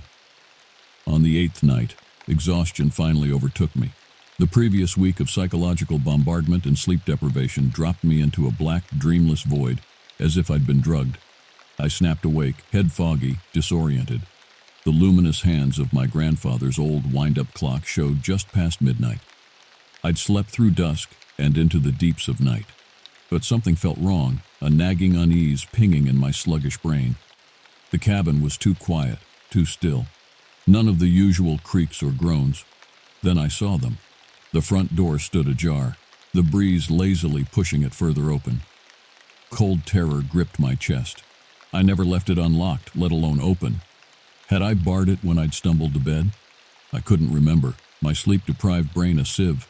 Sweat trickled icily down my ribs as I reached for the rifle propped against the wall, but my hand froze mid-motion. Claw marks gouged the worn floorboards just inside the threshold. Long, deep scores raked through the timber, the work of vicious talons. They trailed into the cabin, across the floor, and up the wall. My eyes followed the impossible marks slashed high up the lumber. The hair on my nape prickled as I slowly craned my head back. A tall silhouette crouched upside down on the ceiling, wraith-like against the shadows. Gaunt body cloaked in furs and shreds. An elk skull leered down at me, huge antlers scraping the rafters. Hollow sockets fixed on me, a malevolent hunger burning in their depths. The skinwalker had found its way in. A scream curdled in my throat, but only a dry croak emerged. This couldn't be happening. I was dreaming. I had to be. The monster unfurled from the ceiling, its towering form descending into the room with a dancer's grace. Hooves clicked on the floorboards as it cocked its horned head, skulking closer. A guttural growl of triumph rattled behind the skull, air whistling through its nasal cavity. I scrabbled frantically for my rifle, but with blinding speed the creature lunged, seizing my arm in a bone-crushing grip, cruel talons piercing my flesh. Its strength was inhuman, iron-hard. I was an insect to it. The skinwalker hauled me to my feet, its fetid breath washing over me, suffocating. I gagged on the stench of rancid flesh and damp fur. Mad, mismatched eyes glared out from the skull's sockets with feral delight, paralyzing me. This was no hallucination, no nightmare. It was undeniably, terrifyingly real. The skinwalker howled its awful, triumphant screech and wrenched me toward the doorway, toward the night and the abyss of the dark forest beyond. Animal panic surged through me, fight or flight instinct shrieking to break free, to survive. But the creature's grip held me fast. Talons sunk deep in my flesh, grinding against bone. The rifle, it was my only chance. With desperation-fueled strength, I ripped my arm loose from the creature's grasp, the talons shredding my skin like paper. I dove for the gun, snatching it up and rolling into a firing crouch. The skinwalker lunged as I swung the barrel up. A thunderous boom and muzzle flash filled the cabin. The buckshot struck the monster's center mass, hurling it back in an explosion of bone chips, fur scraps, and oily ichor. The creature slammed into the wall, cracking boards, but it didn't fall. Impossibly, it held fast. Talons sunk into the timber like pitons. It threw back its head and screamed, a sound of equal parts agony and fury. Skull face shattered, antlers blasted to jagged stumps. Dark, ropey innards pulsed beneath the remnants of its furred cloak. Thick ochre fluid seeped from the gaping shotgun wound and splattered the floor with a stomach-churning reek. But still the fiend didn't die. It lashed out, elongated arms windmilling, claws raking inches from my face as I reared back. I pumped the rifle and fired again, tearing away a chunk of its shoulder in a gout of stinking gore. The skinwalker howled its pain and rage, the pitch quavering between human and bestial. I scrambled back, fumbling to reload, but the creature moved faster than I could aim, scaling the walls in a scuttling blur, its unnatural body contorting in ways no human or animal ever could. It launched from the ceiling, diving at me. I fell back, the rifle tumbling from my grip as the full weight of the monster crashed down on me. The world became a cyclone of flailing limbs, slashing claws, and gnashing teeth. Unholy shrieks and sepulchral groans filled my head. Gore-slick hands found my throat, talons sinking into my neck, choking me. As I struggled to breathe, my vision blurred, darkening at the edges. The fiend's mauled face loomed over me, its fetid breath scorching my cheek. I could feel my strength ebbing, my body going numb. This was how I would die, alone in this remote cabin, just another victim of a thing that shouldn't exist. The skinwalker's eyes flared with a victor's glee, ravening for my soul. With my last ounce of strength, I heaved against the monster's bulk, groping blindly, seeking anything I could use as a weapon. My hand closed around a splintered chair leg. I swung it up in a desperate arc that connected with the side of the creature's head. The chair leg exploded into kindling, but it knocked the skinwalker off me, its talons ripping out of my neck in a spray of my own blood. I rolled over, coughing and gagging, watching in horror as the abomination reared up again, a growl thundering in its chest. Then it paused, its head cocking as if listening. I heard it too, a distant thrum, growing louder by the second, the chop of helicopter blades, the cavalry. The skinwalker whirled, cloak of shreds swirling, and loped for the open door on all fours, its unnatural frame silhouetted against the moonlight spilling across the threshold. With a final, hellish howl, the skinwalker dove through the doorway and vanished into the night, leaving only the echo of its fury and the sulphurous stench of its presence behind. I laid on the blood-stained floor, my pulse hammering, breath shuddering, unable to comprehend the fact I was still alive. The helicopter's searchlight strobed through the window, bathing my ravaged home in stark white light. But I held no illusions of safety. No matter how far I ran, the skinwalker would find me again. I'd only escaped by chance tonight. It would be back to finish our dance, to claim what it came for, me. I don't know who called in the helicopter. Maybe another ranger got reports of screams coming from my sector. Maybe I have a guardian angel. Either way, I told my rescuers it was a bear attack. I know how crazy the truth sounds. After the Park Service docs patched me up, I put in for a transfer far away from the bighorns, the forest, and anything steeped in skinwalker lore. They were happy to assign me to a nice, safe visitor center gig with lots of people around. No more solo shifts in remote cabins. But every night when I try to sleep, I still see that macabre elk skull looming out of the darkness. I feel its malevolent stare drilling into me, hear its skin-crawling howl, and I know it's not over. I may have escaped the dark forest, but I'll never escape the skinwalker. I've been marked. It's still out there, waiting in the night-black wilderness, hungry for my soul. I'm living on borrowed time, and I know it. My name is Ahanu, which means he laughs in the Navajo language. An ironic name, considering there hasn't been much to laugh about in my life lately. I'm 32 years old, originally from Albuquerque, New Mexico. I used to work as an accountant, but after getting laid off a year ago, I was desperate for work. With a mountain of credit card debt and student loans, my finances were a wreck. That's how I ended up taking a seasonal job as a park ranger in the remote wilderness of northern Arizona. The pay wasn't great, but it came with free lodging and a rustic ranger cabin. I figured some fresh air and solitude could do me good, help clear my head. Boy, was I wrong about that.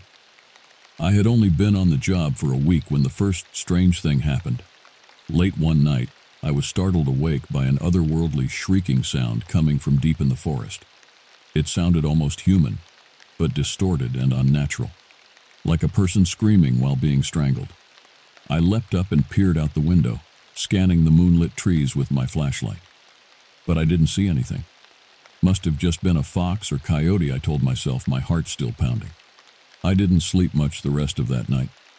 Over the next few days, I tried to settle into my new routine, hiking the trails, assisting the occasional park visitor, and tidying up the cabin. But I couldn't shake the eerie feeling I was being watched. I'd often spot large, dog-like footprints around the cabin and nearby creek. Too big to be a coyote. A wolf, perhaps? We did have Mexican gray wolves in the region, but they rarely came close to humans. One evening, I was chopping firewood outside the cabin when that bone-chilling shriek pierced the dusky air again. But this time, it sounded closer. I whirled around and caught a fleeting glimpse of a large, dark shape darting between the ponderosa pines. I only saw it for a split second, but I could have sworn it moved on 2 legs, not 4. A shiver shot down my spine. Something was out there in the forest, something that didn't belong, and it seemed to be stalking me. Over the next week, the incidents grew more frequent and unnerving. I'd wake up in the dead of night to find those gigantic paw prints on the cabin's front steps, as if something had been right outside while I slept. Piles of deer bones and tufts of bloody fur appeared around the creek where I gathered my water, and I couldn't shake the constant sensation of being watched. A feeling of dread prickling on the back of my neck as I hiked through the dense woods. I tried to rationalize it all. It must be a bear, maybe a cougar. They weren't common in these parts, but not unheard of either. But it was getting harder to convince myself that this was just another forest animal, especially after I found the first mutilated elk carcass. It was down by the creek, hidden in some undergrowth. The poor thing had been ripped to shreds, its body twisted and contorted into an unnatural shape. Deep claw marks scored its thick hide. No normal animal could have done that. Even more unsettling were the gigantic humanoid footprints in the mud nearby. Not paws, actual feet, but monstrously large and tipped with razor-sharp claws. A chill crept through me as a horrifying realization dawned. I recalled some disturbing stories I had read online in the past, on Reddit forums and creepypasta sites. Tales of campers and hikers stalked by mysterious creatures in the wilderness. And one monster in particular that kept cropping up in the scariest stories, skinwalkers. In Navajo lore, a skinwalker was an evil witch who could transform into animals to terrorize people.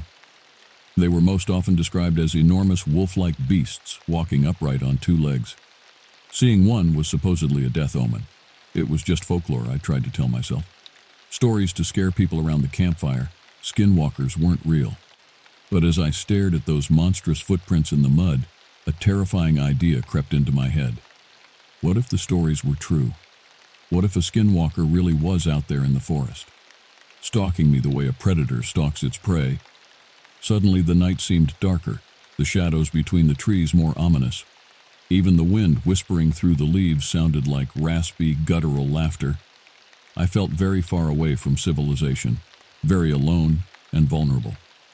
I rushed back to the cabin, locked the door behind me with trembling hands. But I knew a flimsy wooden door couldn't keep out a supernatural evil that could change its shape at will. I didn't want to believe it, but all the signs were there. Deep down, I knew the truth. A skinwalker had caught my scent, and it wouldn't stop until it caught me. I barely slept after that, constantly jumping at every nighttime forest sound, my shotgun close at hand. The next day, I radioed the park headquarters, asking if any other rangers had seen strange things in the woods lately. Mutilated animal carcasses, tracks that didn't belong to any known creature. I tried to keep my voice steady, not let my terror show. There was an uncomfortably long pause on the other end of the radio. Then the park superintendent came on, her voice tight. "You're imagining things, Ahanu. Spending too much time alone out there. Why don't you take a day or two off, come back to headquarters for a break?" I could tell she was hiding something. She knew more than she was letting on. Did she know about the skinwalker? Was she trying to protect me from the awful truth? "I'm fine," I lied. I didn't want to leave my post. I had to figure out what this thing was. I had to stop it. But I was also secretly terrified to leave the tenuous safety of my cabin. That night, the skinwalker came for me. I woke to the sound of heavy, scraping footsteps on the front steps. Then a thud as something enormous slammed against the door, rattling it in its frame. I leapt up, my heart pounding, and snatched up my gun with white-knuckled hands. A guttural snarl ripped through the door, sending ice water through my veins. Then another slam, the wood around the lock splintering. It was trying to break in, to get me. I backed away, shotgun aimed at the door. But I knew it was futile. How do you kill something that's not entirely of this world? The door exploded inward in a shower of splinters, and the skinwalker burst through, a monstrous beast standing nearly 8 feet tall, like a grotesque mashup of man and wolf. Oily black fur covered its barrel chest and long limbs, hands tipped with claws clenched and unclenched. Its face was elongated into a canine snout, bat-like ears laid flat against its skull. But the eyes were the most terrifying part, blazing yellow, dancing with cruel intelligence and a ravenous hunger. Those were not the eyes of a mere animal. They were windows into an ancient, malevolent soul. I squeezed the trigger, unloading both barrels into the hulking creature. The gun blasts were deafening in the small cabin, but the skinwalker barely flinched, its matted fur absorbing the damage like it was nothing. A roar of fury bellowed from its jaws, sounding furiously human. Then it lunged, faster than anything that size should be able to move. I hurled myself out the nearest window in a pop of shattering glass, hitting the ground hard and running for my life into the dark woods. I crashed through the shadowy forest in blind panic, clawed branches raking my face, stones bruising my feet through my boots. An enraged howl echoed behind me, spurring me to pump my legs faster, my shotgun banging painfully against my back. Terror pulsed through my veins, pushing me deeper into the woods. The creature's thundering footfalls were drawing closer, underbrush snapping as it charged after me. I knew it was toying with me, like a cat batting around a helpless mouse. It could overtake me in an instant if it wanted to. I burst into a small moonlit clearing and whirled around, gasping for breath. The woods were ominously silent. For a few taut seconds, the only sounds were my own ragged breathing and pounding heart. Then a dark shape exploded out of the trees, flying toward me in an impossible leap. I fired off a wild shot, the gun jerking in my hands. The blast went wide. The skinwalker slammed into me with the force of a freight train, knocking me to the ground. Fetid breath washed over me, reeking of blood and decay. I screamed, writhing desperately in its iron grip, staring up into those malevolent yellow eyes. Intelligence and bloodlust danced in their depths. The creature's massive jaws stretched open, strings of drool dangling from jagged teeth. I knew it was over. I squeezed my eyes shut, waiting for the killing blow. But it didn't come. The creature froze, its head snapping up. For a moment I thought I heard a low whistling sound in the air, barely audible. An expression I can only describe as uncertainty flickered across the beast's grotesque face. Then it released me with a frustrated growl and bounded off into the trees, leaving me alive. Shaking with a toxic cocktail of terror and adrenaline, I dragged myself to my feet. The forest was deathly silent, but the back of my neck still prickled with the sensation of being watched. I knew the skinwalker wasn't truly gone. It would be back to finish what it started. I had survived the night, but for how much longer? Shell-shocked, I stumbled back to the cabin, wincing at every snap of a twig, every rustle of leaves. I knew I couldn't stay here, not with that thing still out there somewhere, lusting for my blood. I had to get help, had to warn others about the terrible creature preying on these woods. But who would believe me? I could barely believe it myself, and I had stared into its fathomless eyes, felt its hot breath on my face. I thought about radioing the park headquarters again. But if the superintendent already knew about the skinwalker and was trying to cover it up, she certainly wouldn't help me. With shaking hands, I gathered up my meager possessions. A change of clothes, some non-perishable food, matches, compass, map. I'd hike out of here at first light, try to get to the nearest town, then... I didn't know what then. I just knew I couldn't spend another night in this forest, not with a Navajo boogeyman breathing down my neck. I jolted at a sudden sound outside the cabin.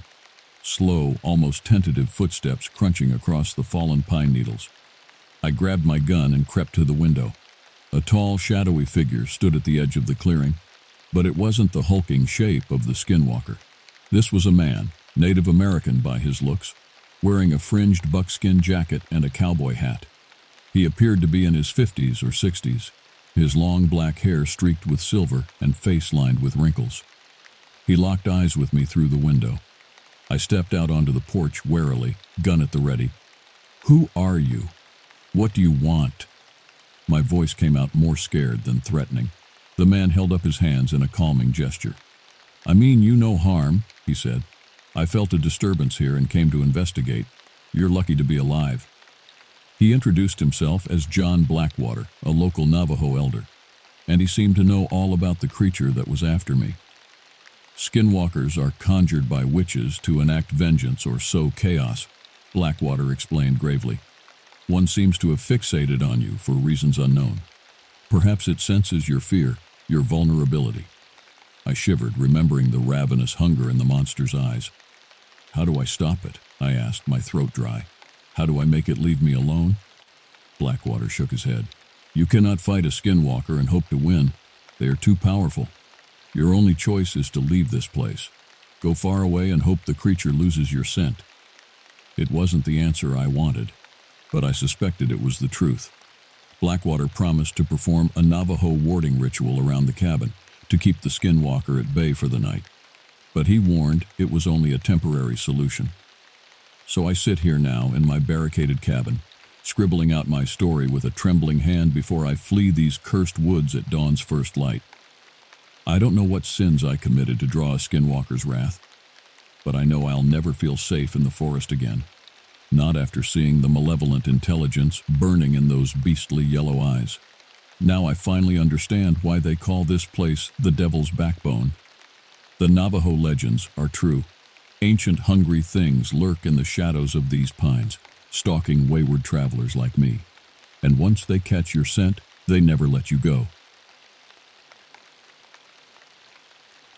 My name is Akacheta, which means fighter in Lakota. But sitting here in this dimly lit cabin deep in the wilderness of Olympic National Park, I don't feel much like a fighter. I feel cold, tired, and terrified down to my bones. Being a park ranger was never my dream job, to be honest. I grew up on the Navajo Reservation in Arizona, surrounded by vast red deserts and towering sandstone buttes. I loved to explore the canyons and mesas, imagining I was an ancestral warrior on a vision quest. But opportunities were scarce on the res. After high school, I kicked around odd jobs for a few years before realizing I needed a fresh start. So at age 25, with a handful of community college credits to my name and a beat-up pickup truck, I headed to Seattle, chasing vague notions of adventure. I crashed on a friend's couch while scrambling for any work I could find. Construction, food delivery, warehouse shifts. I did it all, barely scraping by as the city's high cost of living depleted my meager savings. After a year of this hand-to-mouth existence, with my bank account bottoming out and my morale flagging, I stumbled across a job posting for seasonal park rangers at Olympic National Park. It was only minimum wage, but it came with rustic housing, far from the city's grinding financial pressures. I'd get to spend my days hiking pristine rainforests and rugged beaches, and actually get paid for it, albeit modestly. It sounded too good to pass up. I quickly typed up a flimsy resume, playing up my outdoorsy background and boundless enthusiasm. By some minor miracle, I snagged an interview, nailed it, and was offered a position starting a month later. I celebrated that night by splurging on an IPA at my favorite dive bar. To new beginnings. I toasted my own reflection in the smudged mirror behind the bar, giddy with the promise of the future. If only I knew then what horrors lay in store for me in those ancient, misty forests. I arrived at the ranger station on a drizzly April morning, a duffel bag with my few belongings slung over my shoulder. A cheerful, bearded ranger named Mike showed me to my home for the next 6 months.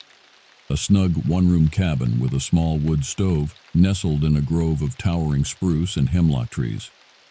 "It ain't the Ritz, but it's cozy enough once you get a fire going," Mike said jovially. "Biggest problem is the mice. Get yourself some traps." I spent that first day organizing my sparse possessions, chopping firewood, and marveling at the tranquil majesty of the rainforest that surrounded me on all sides. The air smelled of pine and decaying leaves, and the distant roar of the surf mingled with birdsong. I felt deeply contented. This was exactly the reset I needed. My job, Mike explained, was to patrol a sprawling network of hiking trails, assisting visitors, doing light maintenance, and keeping an eye out for any potential hazards or problems. It was straightforward work, and I took to it with relish. I loved chatting with hikers from all over the world, sharing my growing knowledge of the park's ecology and history. When I was off duty, I'd go for long trail runs, pushing myself until my legs trembled and my lungs seared. Physically, I was in the best shape of my life. Mentally and spiritually, though, I was growing increasingly uneasy. It started with small things, an uncanny feeling of being watched as I hiked alone, a flickering at the edge of my vision, gone when I turned to look. I chalked it up to my imagination, or maybe some mild anxiety from the solitude and isolation. But then came the dream. In it, I was running through the forest at night, the trees a blur, screaming by me as I sprinted with extraordinary speed. I wasn't alone. To my right, just out of sight, another creature was keeping pace with me. I could hear its labored breaths, sense its desperate hunger. We burst into a clearing and the creature tackled me to the ground. Pinned on my back, I finally saw its face inches from my own. It had the muzzle and ears of a wolf, but the eyes were human, filled with uncanny intelligence and malice. It opened its jaws wide, hot breath billowing over me, and lunged for my throat. I awoke with a startled yell. My sleeping bag tangled around me. My heart hammered painfully as I tried to shake off the nightmarish images. Through the small cabin window, wan light was seeping through the trees. I estimated I'd only been asleep for an hour or two. Unnerved, I brewed some coffee and added a generous slug of whiskey. I sat on the porch, sipping the harsh brew, and trying to convince myself it was just a meaningless nightmare, a product of stress and overactive imagination. But deep down, I knew it was an omen of the horror to come. The dream recurred almost every night for a week. Sometimes the details would change. I'd be the one pursuing the creature, or we'd end up locked in a death grip, tumbling endlessly through the underbrush. But it always ended the same way, with those human eyes boring into mine and a horrific sense of my impending demise. I stumbled through my days in a daze, jumping at every noise, my ranger duties suddenly arduous instead of enjoyable. Mike noticed my haggard appearance and frequent yawning. "Too much whiskey or not enough sleep?" he asked half-jokingly one morning as we prepped our packs for a day of trail maintenance. I forced a smile. "Bit of both, I reckon. Been having these god-awful nightmares?" I hesitated, then plowed ahead awkwardly. "Mike, I know this is going to sound crazy, but you ever heard any strange stories about these woods? I'm talking like creatures that aren't quite animal, but not human either." Mike paused in coiling a length of rope, his brow furrowed. "You talking Squatch? 'Cause I don't—" "No, not Bigfoot," I said quickly. "More like A wolf, but with human eyes. And this is gonna sound nuts, but in my dreams, it's like it wants to, I don't know, consume me or something. Mike stared at me for a long moment, his expression unreadable. Then he sighed heavily. Sounds to me like you're talking about a skinwalker, he said finally, his voice low. Skinwalker, I repeated, the unfamiliar term sending a chill up my spine. Shapeshifters. Witches that can turn into animals according to Navajo legends. He gave me a searching look. But I thought your folks were Navajo? We are, I said slowly, but I guess I never paid much attention to the traditional stories. You think what I'm dreaming about is a skinwalker? Hell if I know, Mike said. I try not to dwell too much on spooky stuff. Gives me the willies. All I know is every culture that's lived in these woods has stories of strange critters. Stick to patrolling and you should be fine. But his words rang hollow. Because that very afternoon, deep in the mossy hush of the rainforest, I found the first body. The hiker sprawled face down just off the trail, almost buried in the lush ferns and blackberry brambles. My first thought was that he'd had a medical emergency, a heart attack maybe. But as I drew closer, the scene took on a nightmarish quality that sent me tumbling right back into my worst dreams. The man's backpack was still strapped on. His clothes were shredded and darkly stained. Congealing blood formed sticky, ropey strands between the leaves. I knew, with a horrified certainty, that this was no ordinary death. I fumbled for my radio with badly shaking hands.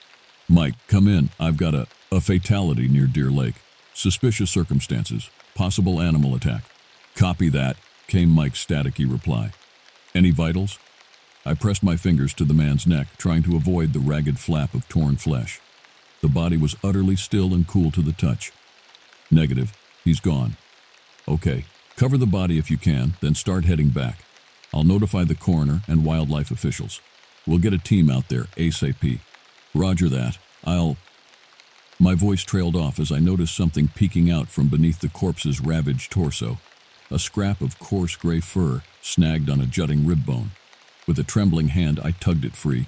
The overwhelming stench of wet dog assaulted my nostrils, and I recoiled. Heart pounding, I shoved the gristly tuft into a Ziploc, hurried back to the trail, and fled toward the ranger station.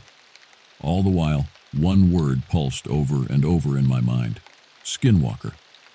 By the next day, the park was crawling with rangers, police, and wildlife officials searching for signs of the cougar or bear that had apparently mauled the unfortunate hiker.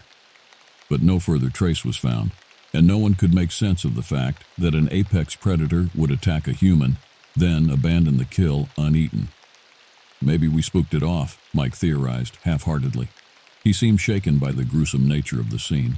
I didn't challenge his theory, but inwardly, I was certain something far more sinister than a cougar was stalking the park. I thought of the fur I'd found, now buried deep in the trash behind my cabin. I hadn't told anyone about it, knowing how crazy it would sound. That night, keyed up on anxiety and adrenaline, I went for a long, punishing run on the trails. The forest pressed in around me, dark and prelapsarian, full of unseen menace.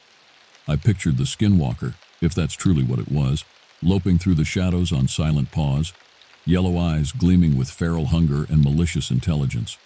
Suddenly, as if summoned by my feverish imagination, a shockwave of foreboding swept through me. The back of my neck prickled as though a cold breath had risen off my skin. Slowly, I turned to peer over my shoulder. There, shrouded in the misty darkness between the trees, was a hulking figure in human shape. But its eyes, God, the eyes burned in the gloom with a hateful orange light. I bolted, a scream catching in my throat. I ran until my lungs seared and my muscles seized up. When I finally staggered to a halt in a clearing, sweat-drenched and gasping, I looked around wildly. The woods were still and silent, but I felt its presence lingering, patient, and inescapable as dusk. The attacks continued, each more horrific than the last. A family of campers ripped apart in their tents. A Park Service truck found crumpled like a tin can, the driver a red pulp smeared across the upholstery, and always those damn tufts of coarse gray fur littering the scene. Wildlife agents brought in packs of dogs to scour the backcountry. They found nothing. After the third mauling, The park superintendent held a tense meeting with all personnel. "I'm sure I don't need to tell you all how serious this is," she said grimly. 3 attacks in a week, 7 dead. We're facing a massive public safety crisis. I've never seen animal behavior like this. "All due respect, ma'am," one of the older rangers said, "but I'm not sure it is an animal. Leastways, not a normal one." The superintendent frowned. "What are you suggesting, Hank? We're not in the business of entertaining campfire stories. There's got to be a rational explanation." "All I know is," Hank said stubbornly, "my grandfather hails from Tlingit country up north. He used to tell stories of the Kushtaka, a kind of shape-shifting spirit.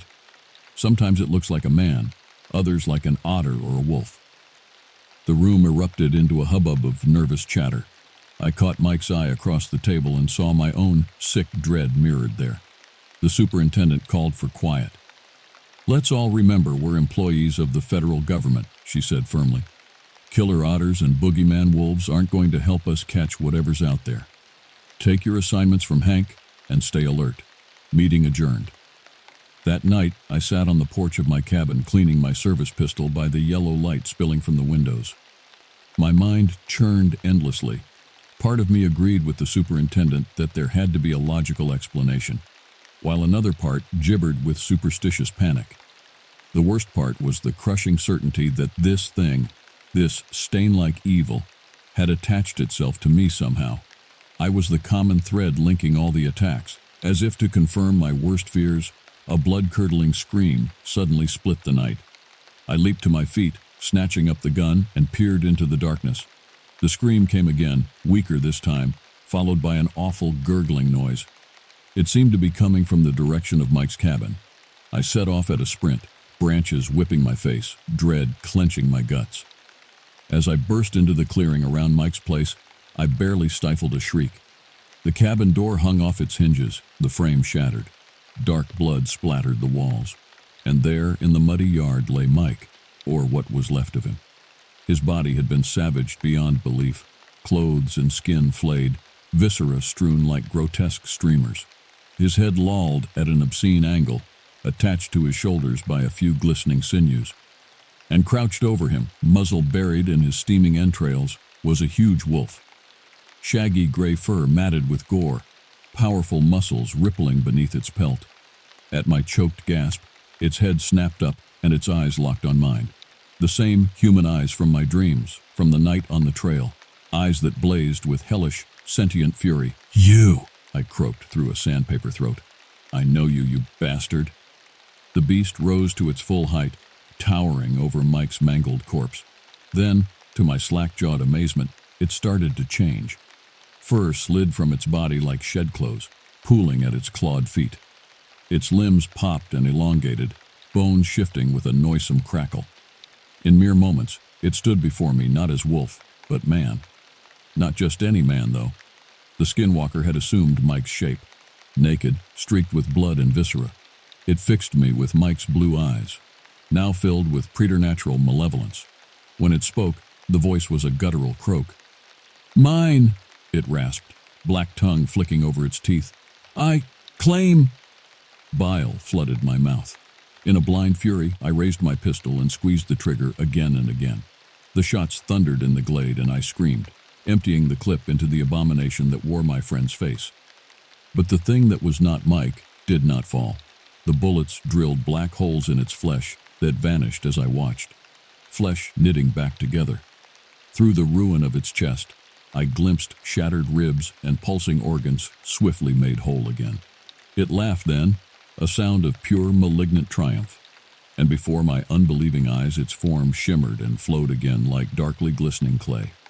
The last thing I saw before I turned and fled into the night was its face reshaping itself into an exact mirror of my own. Chapter 6. I ran for what felt like hours, directionless, heedless of the branches that lacerated my face and arms, the ankle-twisting terrain. All I could see was Mike's corpse, the horror of the skinwalker's transformation, the knowledge that it could be anyone, anything, could be wearing my face even now as it pursued me. Eventually, I burst from the tree line onto a gravel road. In the distance, the windows of the ranger station glowed through the moth-flickered darkness. I stumbled toward it, lungs afire, the last echoes of adrenaline draining from my body. I shouldered through the door, startling the two rangers on dispatch duty. They gaped at my ragged, bloody appearance. I must have looked like I'd gone 10 rounds with a blender. "Mike, he's dead," I croaked. "It got him." "What? What are you talking about?" a ranger named Dan barked. I collapsed into a plastic chair, head in my hands. "The animal, the thing that's been killing people. It's not an animal. It's something else, something evil." Through tears, I haltingly recounted the whole awful story. From my dreams to finding the hiker's body, to the horrible scene at Mike's cabin. Dan and the other ranger, a woman named Lena, listened with growing incredulity and unease. "Aki, you're not making any sense," Lena said gently when I finished. "You're saying Mike was killed by a werewolf? A shapeshifter, a skinwalker?" My voice cracked on the word. "It turned into Mike right in front of me, or a copy of him, I don't know. And then," I swallowed hard, forcing out the words, "then it turned into me." Dan shook his head. "You've been through something awful, bud. You're in shock. There's got to be a rational explanation." "No!" I slammed my fist on the arm of the chair, making them jump. "It wasn't a rational thing. It was a nightmare made real. And it's coming for me, for all of us." The glint in Dan's eyes told me he thought I was raving. Maybe I was. But I knew the truth of what I had seen. Lena put a calming hand on my shoulder. "We need to call this in right away. The coroner, the police, the superintendent. If Mike is really—" She paused, voice wavering. "They'll need to secure the scene. And you need to get checked out, Aki. You're hurt." I rubbed my face, wincing at the sting of the scratches. She was right. I needed to pull myself together, be professional. Panic would only make things worse. "Okay," I said numbly. "Okay, make the call. I'll wait here." But even as Dan picked up the phone, a terrible premonition gripped me. A sense of doom, bearing down like a black tide. The skinwalker was still out there. It had marked me, claimed me, and it would not stop until it consumed me utterly, in mind and flesh. I stumbled to the restroom, locked the door behind me with shaking hands, leaned my burning brow against the cool mirror. My reflection leered back at me, eyes red-rimmed and wild, face a mottled canvas of blood and bruises. But was it truly my own face I saw, or was it the grinning, triumphant visage of my doppelganger, waiting to eclipse my very being, like the moon devouring the sun? In that moment, I knew with numb certainty that there was no escape. The skinwalker would find me, no matter where I fled, no matter how many walls and locked doors I put between us. I could almost feel its hot breath on the nape of my neck, hear its eager panting as it caught my scent. "Please," I whispered through cracked lips, a prayer to I knew not what. "Please, no more. Leave me be." I knew it would not heed my pleas. The hunt was on, and I was the quarry.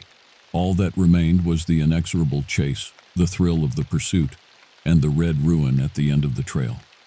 Weeping, I curled up on the cold tile floor, waiting for the sound of claws on the door, for a wolf's howl to shatter the night, waiting for the beast that wore my skin to come claim its prize at last.